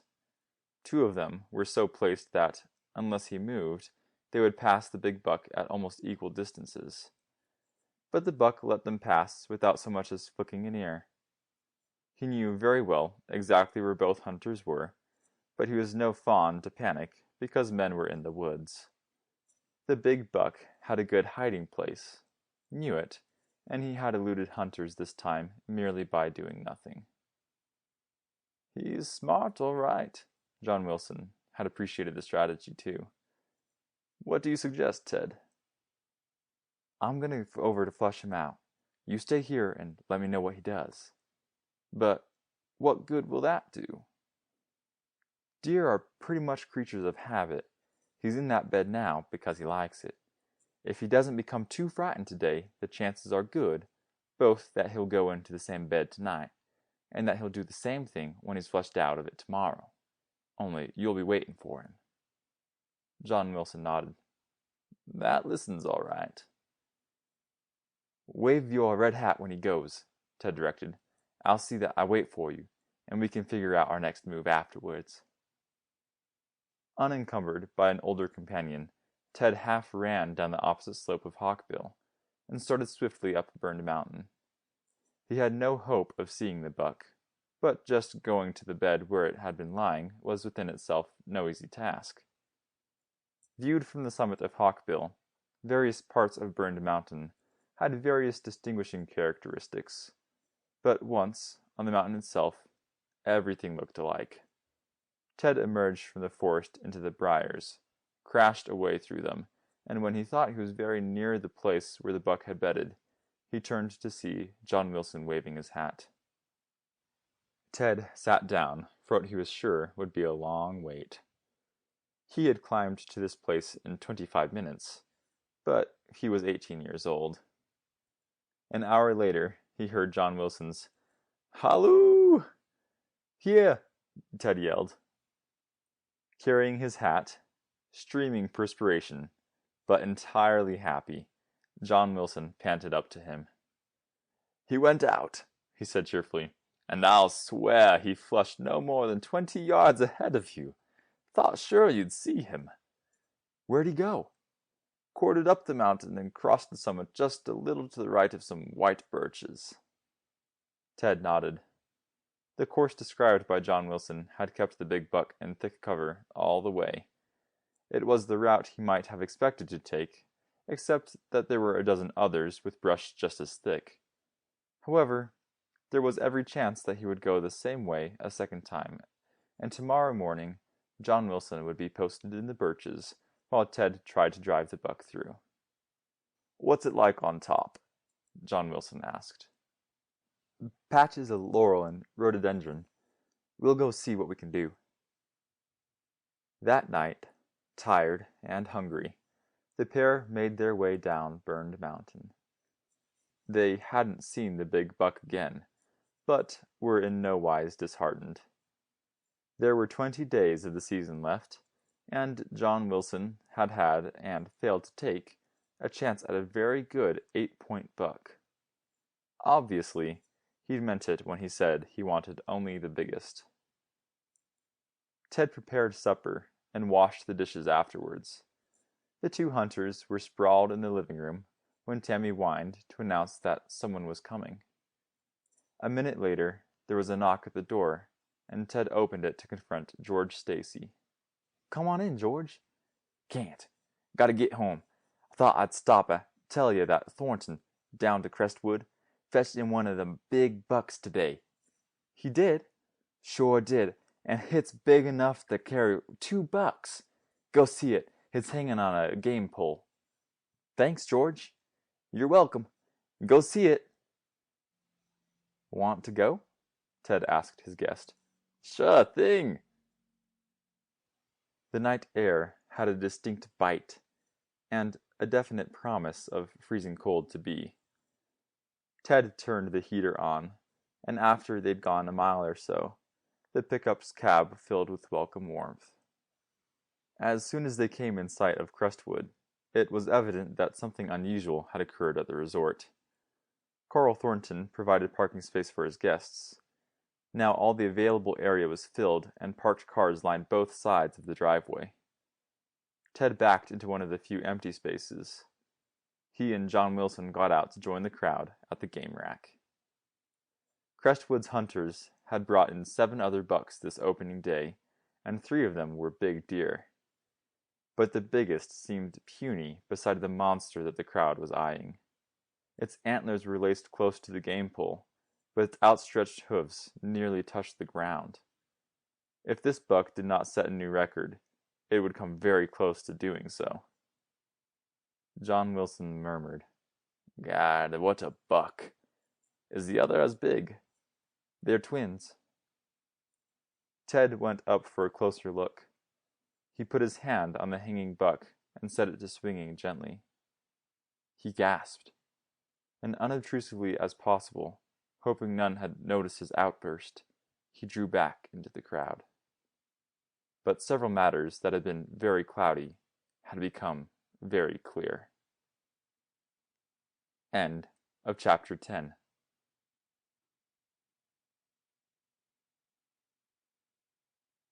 Chapter 11 of Double Challenge by Kjelgaard. Pythias. Ted lingered on the fringes of the crowd, and in his mind's eye he conjured up an image of Nels Anderson. Nels always earned his pay plus a little bit more, and Ted wondered why Carl Thornton had fired him. But he wondered no more. The great buck hung on Crestwood's game rack, and bore Carl Thornton's deer tag. But it had never been killed today. The weather, though colder, still had not dipped to the freezing point, and the big buck was frozen solidly. The others hung limp and pliable. Failing to persuade Ted to hunt the big bucks for him, obviously Thornton had hired someone else, and Ted's thoughts swung naturally to Smokey Delbert. Smokey would do anything for money, and he knew how to bargain. If he'd hired Smokey, Thornton must have paid a stiff price, and the rest was simple. Crestwood's walk-in refrigerator had a freezing compartment that would accommodate a side of beef. It had been necessary only to bring the buck to Crestwood. No impossible or even difficult feat. Hang it in the freezer, and on this, the first day of the season, bring it out again. Nels, of course, had been fired solely to keep him from discovering what was in the freezer. It would hurt both Thornton and Crestwood if it were known that Thornton had bought his buck. The favorable publicity for which he'd hoped, and which he'd certainly get unless Ted exposed him, would turn to scathing condemnation. Alan Russell, Crestwood's part-time bookkeeper, broke from the crowd and came to Ted's side. "Hello, Ted." "Hi, Alan." "Some buck, eh?" "Sure is," Ted said wryly. I can imagine Thornton telling his adoring guests just what a Daniel Boone he had to be to get it. Well, after this season, he won't be telling them at Crestwood. Why not? Thornton's sold out. Sold out? That's right. When did all this happen? It's been hanging fire for a couple of months, but the prospective buyers met Thornton's price only 3 days ago. It was a stiff price. Are you sure? I'm handing them the bookwork. Ted said happily, Alan, I love you. The other looked suspiciously at him. Do you feel all right? I never felt better. Ted's heart sang. Game laws were game laws, and they applied to Carl Thornton as well as to everyone else. But Crestwood was important to the economy of the Mahala. One did not jeopardize the livelihood of those who worked there, or the sorely needed money Crestwood's guests spent in the Mahala, because of a single illegally killed buck, or a half-dozen of them. But now, Ted was free to act. He sought out and found John Wilson. Shall we go? Guess we might as well. Looking holes right through this buck won't bring the other one in range. Wonder how the lucky cuss got it. I have an idea. I expect you have. It's getting cold. It will be colder. We'll have to hurry. John Wilson looked at him curiously. What's up? I'll tell you in a minute. They got into the pickup. Ted started the motor that had not yet had time to cool completely, and a trickle of warmth came from the heater. John Wilson looked sharply at Ted. All right, give. Did you notice anything unusual about that buck? Only that it was the biggest I ever saw. It's almost frozen solid. I don't understand. The weather hasn't been cold enough to freeze deer. Thornton never killed that buck today. Then that's it exactly. There was a short silence. John Wilson broke it with a quiet. Is there a story behind it? There is. Want to tell me? Ted told of his love for the Mahala and of a heart-rooted desire to dedicate his life to helping people enjoy it. He spoke of his work at Crestwood and of his great dream to have a similar place one day. He related as much as he knew, which was as much as anyone knew, of the story of Damon and Pythias. He told of Carl Thornton's commissioning him to get both bucks before the season opened, of his refusal to do so, and the consequent loss of his job. He described the camp, and how and why it was built, then the bombshell, Smokey Delbert's shooting, and Al a fugitive in the Mahala. He spoke of his father's near passionate interest in true conservation, and of his near hatred for those who violated the sportsman's code. However, aware of Crestwood's importance to the Mahala, knowing that this violation would hurt and perhaps ruin Thornton, Al himself would not have reported it.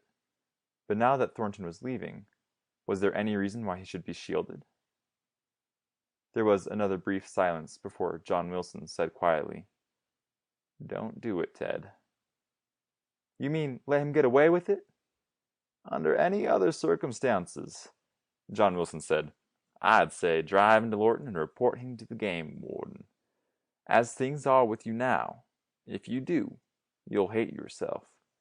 How are you going to decide exactly whether you turned him in to settle a grudge, or because you're a believer in conservation? I agree that he should be arrested and fined, but arresting him won't return the buck to Burn Mountain. It won't do anything at all except bring Thornton $100 fine, and he can spare the money. Yes, I'd say let him go, and good riddance. But you asked my advice, and you got it. If you turn him in, you'll hurt yourself more than you will him. By all means, report law violators, but never let even a suspicion of personal prejudice influence your report. It won't work. I guess you're right. I hope I am. That night, the temperature fell to 0, and every buck on every game rack in the Mahala froze solid. There was no longer any evidence whatever to prove that Damon, as Ted thought of the great buck on Crestwood's game rack, had been taken by other than legal means. Even if Ted wanted to do something now, his chance was gone. For 20 days, always leaving the Harkness house before dawn, and never getting back until after dark, Ted and his guest had hunted Pythias.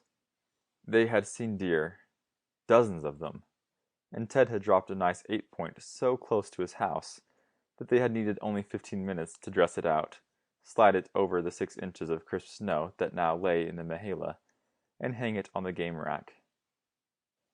John Wilson had had his choice of several bucks, and at least 4 of them had been fine trophies. But he had come to hunt the big buck that still lurked on Burned Mountain, and he was determined to get that one or none. It looked as though it would be none.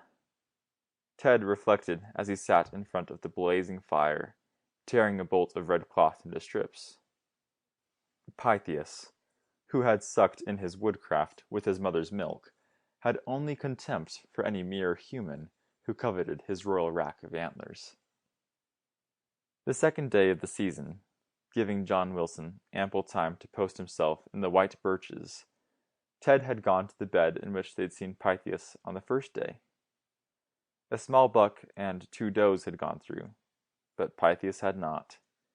Most deer have favorite runways or paths that are as familiar to them as sidewalks are to humans. Pythias seldom used one, and he never took the same route twice in succession. Hunted hard every day, he hadn't let himself be chased from the top of Burned Mountain. Staying there, he knew what he was doing.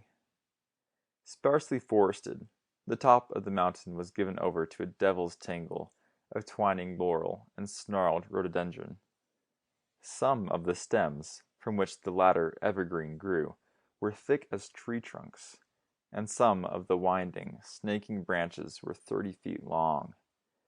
It was heartbreaking work just to go through one, and impossible for a man to do so without making as much noise as a running horse.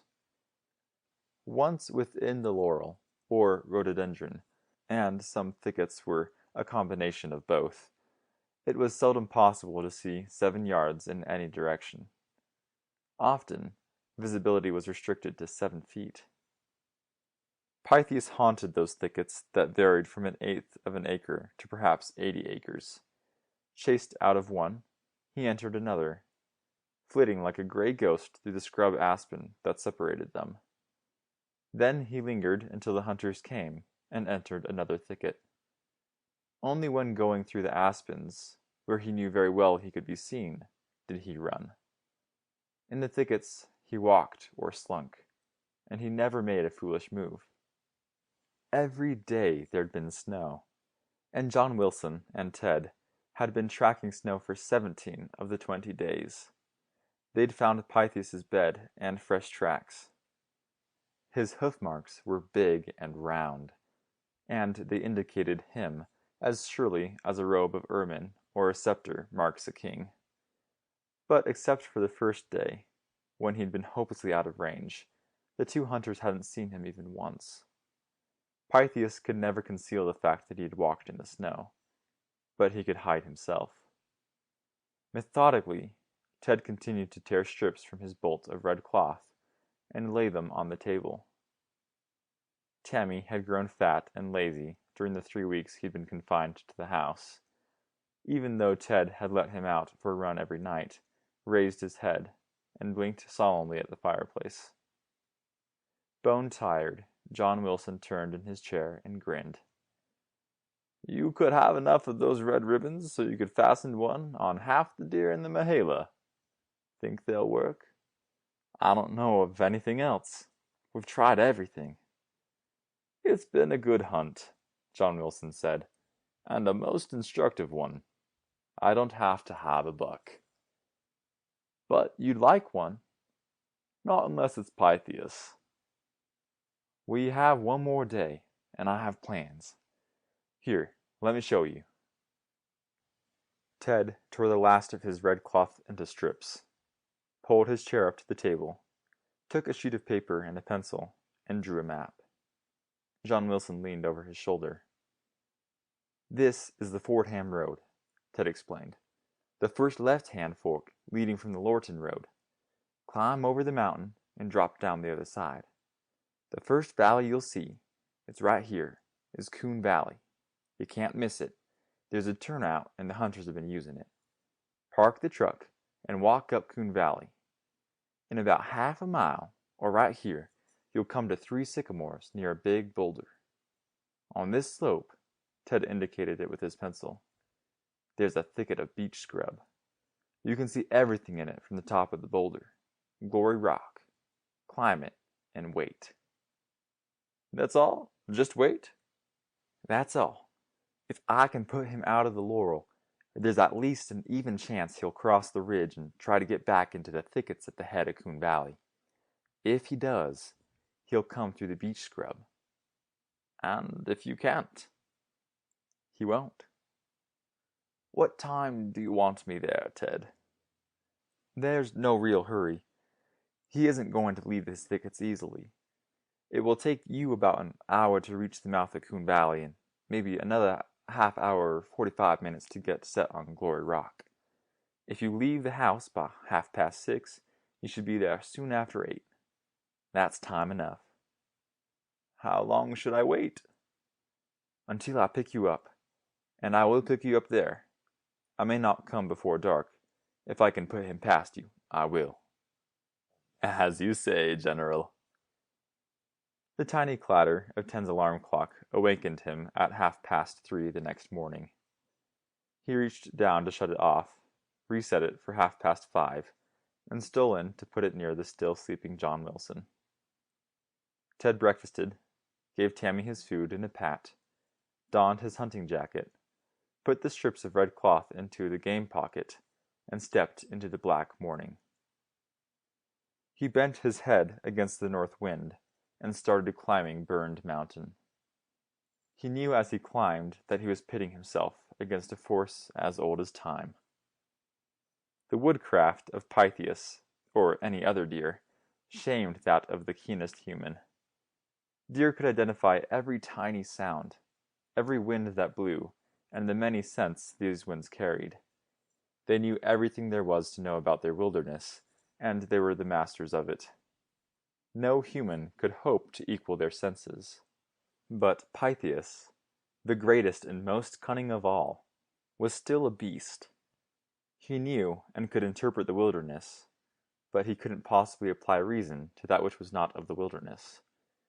If his confidence could be shaken. It was still black night when Ted reached the summit of Burned Mountain. But he had crossed and recrossed it so many times in the past 20 days that he could do so in the darkness. Pythias was there, and possibly he already knew that Ted was back on the mountain. But he'd feel secure in the thicket where he was bedded, and he would not go out until he was flushed. Ted sought the aspen gown aisles between the thickets. He hung a strip of red cloth on a wind-whipped branch, walked 50 yards and hung another. The night lifted, and daylight came, and an hour later, Ted tied his last strip of cloth to a twig. Carrying no rifle, but Pythias couldn't possibly know that, he put his hands in his pocket to warm them. Now, he had to flush the big buck. He and his guest had left the great animal in one of the larger thickets last night, but it was almost certain that he hadn't passed the whole night there. Ted circled the thicket, found Pythias's unmistakable tracks, and followed to where the big buck had nibbled tender young aspen shoots and pawed the snow to get at the dried grass beneath it. Thereafter, Pythias had done considerable wandering.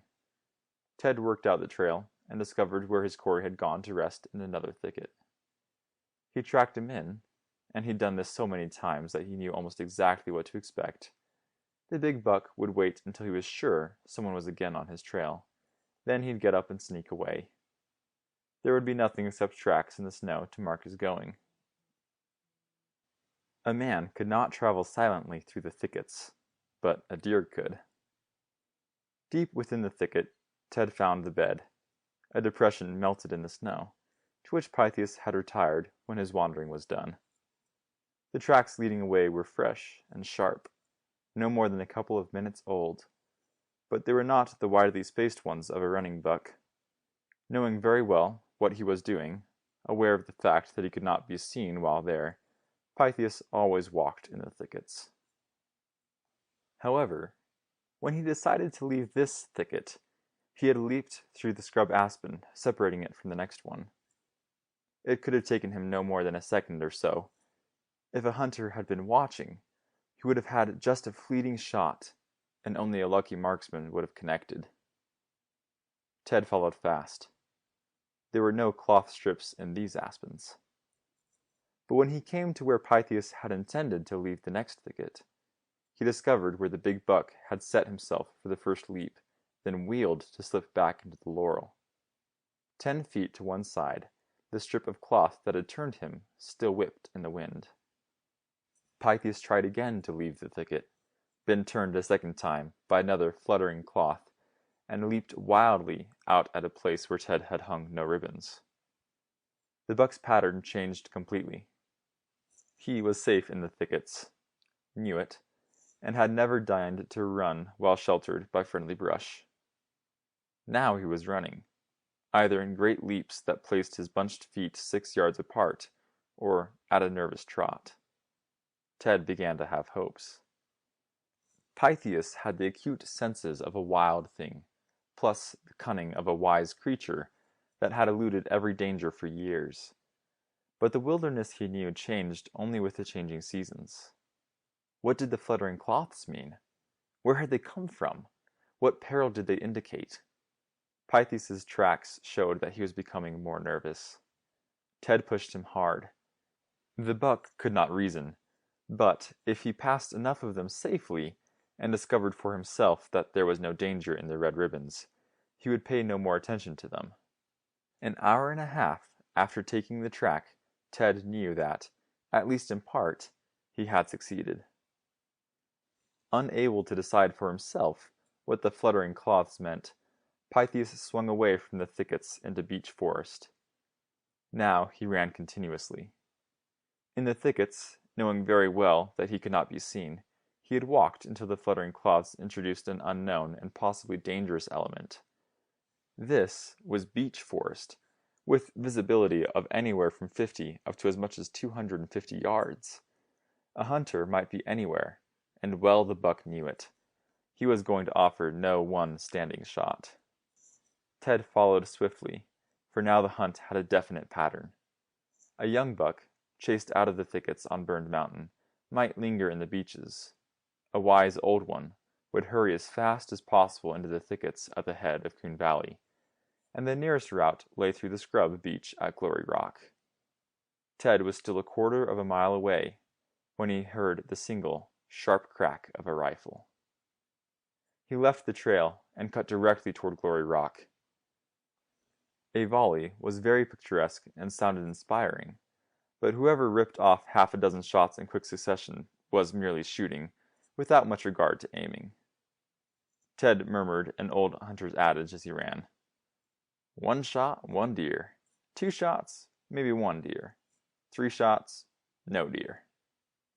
He ran down the slope into Coon Valley, and found John Wilson standing over Pythias. The hunter's delighted eyes met Ted's, but mingled with his delight was a little sadness too. "I now," John Wilson said, "have lived." "You got him!" "I got him, poor fellow. He'll never be a better trophy than he is right now." It was true. At the height of his powers, Pythias faced a certain decline. Soon he would be old, and the wilderness is not kind to the old and infirm that dwell within it. John Wilson laughed. "I know it. Look at him. Just look at him. I'll bet the base tine is 13 inches long." Ted said, 10 inches. "Are you trying to beat yourself out of $75? I did promise you $25 for every inch in the longest tine. If I got a head that satisfied me, this is surely the one." Ted grinned. "I'll dress it for you. he offered. He turned the buck over, made a slit with his hunting knife, and pulled the viscera out. At once it became evident that John Wilson was the second hunter whom Pythias had run afoul, for he had been wounded before. Ted probed interestedly. Entering the flank, the bullet had missed the spine by 2 inches, and any vital organs by a half-inch. It had lodged in the thick loin, and nature had built a healing scab of tissue around it. Ted probed it out with his knife and almost dropped the missile. In his hand lay one of Carl Thornton's distinctive, unmistakable, hand-loaded bullets. John Wilson asked, "He's been wounded before, eh?" "Yes." "Ted, I swear you're more excited than I am." Ted scarcely heard. He was here, beside Glory Rock, the day after Smoky Delbert was shot. Damon and Pythias always together, and a deer so badly wounded that it couldn't possibly go on. Damon hadn't gone on. Only Pythias had. Hurt, but not mortal, he had left enough blood on the leaves to convince Ted that there'd been only one deer. "When do you suppose he picked that one up?" John Wilson asked. "I don't know." Carl Thornton, who got what he wanted, had decided to get Damon and Pythias himself. "He's darn near as big as a horse," Wilson said. "Sure is." A horse, a friendly, easily caught horse, that had gone down Coon Valley that night with Damon on its back, had been released to go back up it. "You certainly know how to field dress a buck." "I've done it before." Smoky Delbert, happening to be in the wrong place at the wrong time. Thornton couldn't afford to be found out. Smoky would blackmail him. Thornton paying Delbert's hospital bills. "Did I hit him square?" "A good neck shot." Factory-loaded ammunition that almost never failed to mushroom. Hand-loaded cartridges that might fail. John Wilson fumbled in his pocket. "Doggone, I seem to have lost my pipe." Al, forever losing his tobacco pouch, had gone to see Carl Thornton the day Thornton fired Ted. Ted wiped his knife blade on the snow, stood up, and sheathed his knife. He looped a length of rope around the great buck's antlers. "He'll be easy to get out of here," he said. End of chapter 11.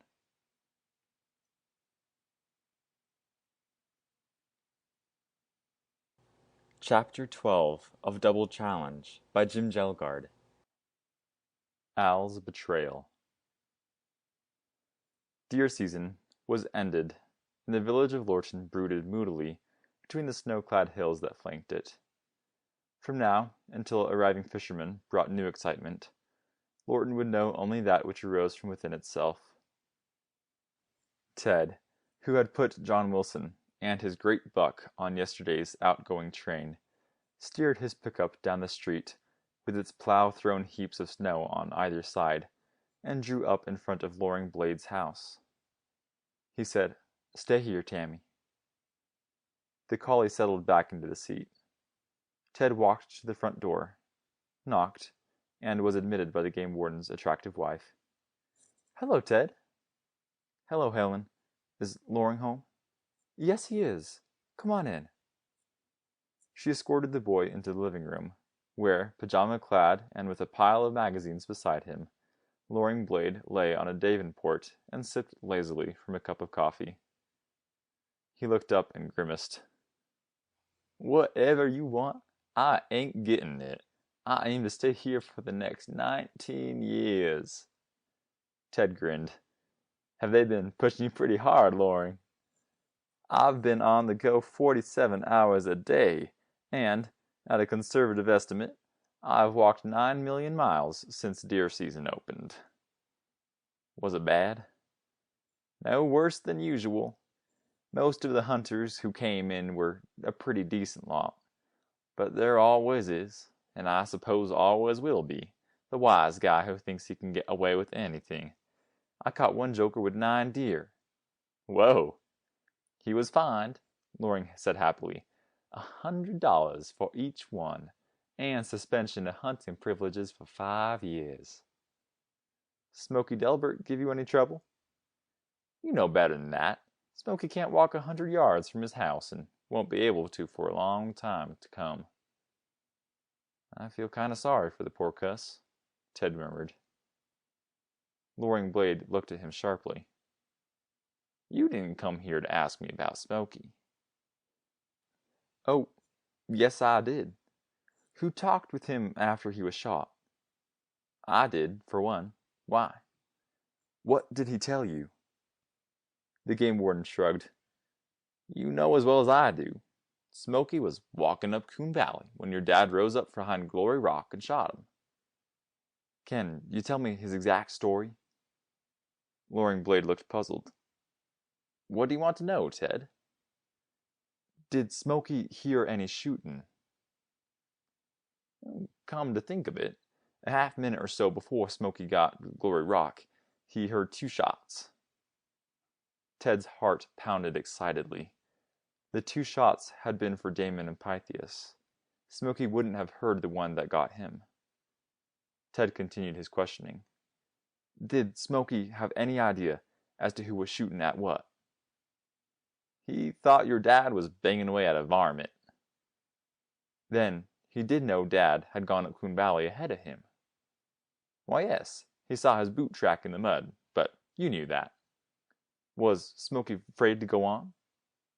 Why should he have been afraid? Who expects to get shot? Tell me exactly how he said he saw Dad shoot him. Smokey was near the 3 sycamores when he thought he saw something move. A second later, your dad rose from behind Glory Rock and shot him. Smokey's very sure of that. It was Dad that rose from behind the rock. He told the same story at least a dozen times that I know of. It never varied. Dad didn't step out from beside the rock or anything like that. No, he rose from behind it. Loring, has it occurred to anybody, except me, that the back of Glory Rock is a sheer drop? Anyone who could rise from behind and shoot over it would have to be at least 9 feet tall. By gosh, you're right. I knew Al never bushwhacked him. He must have been standing up in plain sight when Smokey came up the valley. Smokey never saw who shot him. That's the way he told it. Think, Ted urged. Think of the sort of man Smokey is. There was bad blood between him and Dad, and had been for some time. You were there when Dad dressed him down for setting traps before Fur was prime. There was, as you'll remember, talk of shooting even then. Smokey knew Dad had gone up Coon Valley ahead of him. Probably, he thinks Dad shot him. He said he saw him because he wanted to be sure of revenge. Smokey would do that. Yes, he would. But it seems to me that you're doing a lot of guessing. Maybe. You brought Smokey's rifle out. Yes. Had it been fired? No, the bore was mere slick. What will you do if you ran across Dad? I'd bring him in. If I had to, do it at gunpoint. Loring, I'm going to do something that neither you nor I thought I'd ever do. I'm going to betray my dad into your hands. Then you do know where he is? No, I haven't seen him since the night he left. Cut it out, Ted. We all know you've been taking him supplies, and we've tried a dozen times to catch you at it. You do know where he is? I don't, but Tammy does. So, the warden exploded. Callahan was right. He thought he saw Tammy leave your house that night with a pack on his back. But when you whistled him in, and he didn't have any pack, Callahan figured he'd made a mistake. How do you manage that? Dad was coming to me, and he saw Callahan too. He met Tammy within yards of the house and took his pack off. Loring, if this is to be done, it's to be done my way. What's your way? You do exactly as I say. I'm listening. Meet me at my house 2 hours after midnight. We'll cross the hills to Glory Rock. We won't be able to walk up Coon Valley. Then you are to hide behind or beside the rock, any place you can listen without being seen, until I say you can come out. Now look here, Ted. I like you and your dad, but I'm not sticking my neck out for anybody. I promise you won't, and I promise that you will get the chance to bring Dad in. The game warden pondered. He finally agreed. All right, Ted. It'll be your way, but if there are any tricks, somebody's going to get hurt. Okay. Meet me at 2? At 2. Ted drove happily to Nels Anderson's modest house and found his friend chopping wood. Nels greeted him with a broad smile. Hi, Ted. Come in and have a cup of coffee. I can't stay, Nels. How are you doing? Good for now. Them deer hunters what stayed in your camp, they paid me nice and I get another job soon. Crestwood's changing hands and the new owners are taking over next week. You might go ask for your old job back. Yeah, I'd do that. If you don't get one there, Ted said recklessly, I myself will be able to offer you something that'll tide you over until you get another job. I'm going to build more camps. By golly, Ted, I don't know how to thank you. Will you do me a favor? For you, I'd do anything. Then listen carefully. At 7 o'clock tomorrow morning, I want you to go to Crestwood and see Thornton. He'll be out of bed. Tell him that there's something near those sycamores in Coon Valley that he'd better take care of. Nels scratched his head and let the instructions sink in. At 7 tomorrow morning, I see Thornton. I tell him, there's something near them 3 sycamores in Coon Valley you'd better take care of. That's right. Yeah, Ted, I do it used that way. Ted's alarm awakened him at 1:15. He reached down in the darkness to shut it off, and as he lay there, he knew a cold foreboding. Until now, the day to put his plan into execution, he had been very sure he was right. But suppose he was wrong? Al would be in Loring Blade's hands, delivered there by his own son.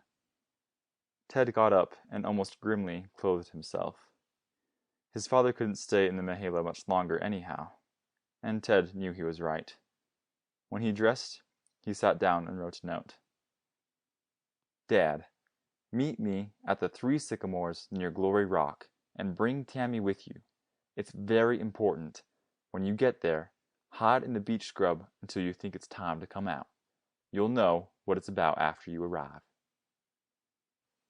He put the note in a plio-film bag and was just on the point of handing it to Tammy when he hesitated. Timing was very important, and certainly Al Harkness was never going to show himself at the 3 sycamores if he saw Loring Blade anywhere near them. Ted put his doubts behind him. His note said plainly that something was stirring, and his father wasn't going to show himself anyway until he knew what it was. Ted opened the back door, gave the plio-film bag to Tammy, and said, Take it to Al. Go find Al. Tammy streaked away in the darkness, and Ted turned back to the kitchen. He set coffee to perking, laid strips of bacon in a skillet, and arranged 6 eggs nearby. At 7 o'clock, and because he was who he was, it would be exactly 7 o'clock, Nels would go to Carl Thornton and deliver Ted's message. If Thornton was innocent, he'd probably think Nels had gone crazy. But if Ted was right, and he was guilty, Thornton would come up to Coon Valley as soon as possible to find and destroy any incriminating evidence that lay there. He would get the message at 7, give him 10 minutes to get ready, 40 minutes, Crestwood was nearer than the Harknesses' house, to reach the mouth of Coon Valley, and another 20 minutes to reach the sycamores. If he was not there by 9 o'clock, he would not come. There was a knock on the door, and Ted opened it to admit Loring Blade. Hi. Hi, the warden grumped. I've made all the arrangements. For taking Dad to jail? For having my head examined. the warden snapped. "Who is in their right mind would let himself in for this sort of thing?" "In about 3 minutes," Ted promised. "I'll have hot coffee and bacon and eggs. You'll feel better then." They ate, the warden maintaining a sour silence, and Ted again filled with doubt. All he really knew was that Carl Thornton had killed Damon and wounded Pythias before the season opened. The wounded deer in the beech scrub could have been shot by anyone at all, and... No, they couldn't. Al and Smokey Delbert, as far as anyone knew, had been the only two people in Coon Valley that day. Al wouldn't shoot an illegal deer, and Ted had Loring Blade's word for it that Smokey's rifle had not been fired. There had been a third party, and after Ted chased him out of the thickets on Burned Mountain, Pythias had cut through the beech scrub. Obviously he knew the route, and he wouldn't have remembered that a couple of months ago he had almost come to disaster in it. A deer's memory isn't that long. When the two had finished eating, Ted asked, "Shall we go?" "I'm ready, but if we're going to Glory Rock, why can't we drive to the mouth of Coon Valley?" "You promised you'd do this my way." There must be nothing to warn Carl Thornton away, if he came, and fresh tracks leading up Coon Valley might do just that. Loring Blade said, "I suppose I might as well be a complete jackass or a partial one. We'll walk." They went out into the cold night, while the north wind fanned their cheeks and trees sighed around them. A deer snorted and bounded away, and there came an angry hiss from a weasel that, having all but cornered the rabbit it was hunting, expressed its hatred for humans before it fled from them. Ted asked, "You tired?" "Lead on." The wan, gray light of an overcast morning fell sadly on the wilderness when the pair came again to the Three Sycamores and Glory Rock. Ted's watch read 7:30. Carl Thornton had his message, and, if he was guilty, even now he was on his way. Loring Blade asked, "What now?" "You'd better hide." "Oh, for Pete's sake." "Dad isn't going to walk into your open arms." The warden said grimly, "All right, but if he doesn't come, there'll be one Harkness hide tacked at the barn door, and it won't be your dad's." He slipped in behind Glory Rock, and it was as though he'd never been. Ted was left alone with the keening breeze, the murmuring trees in the Mahala.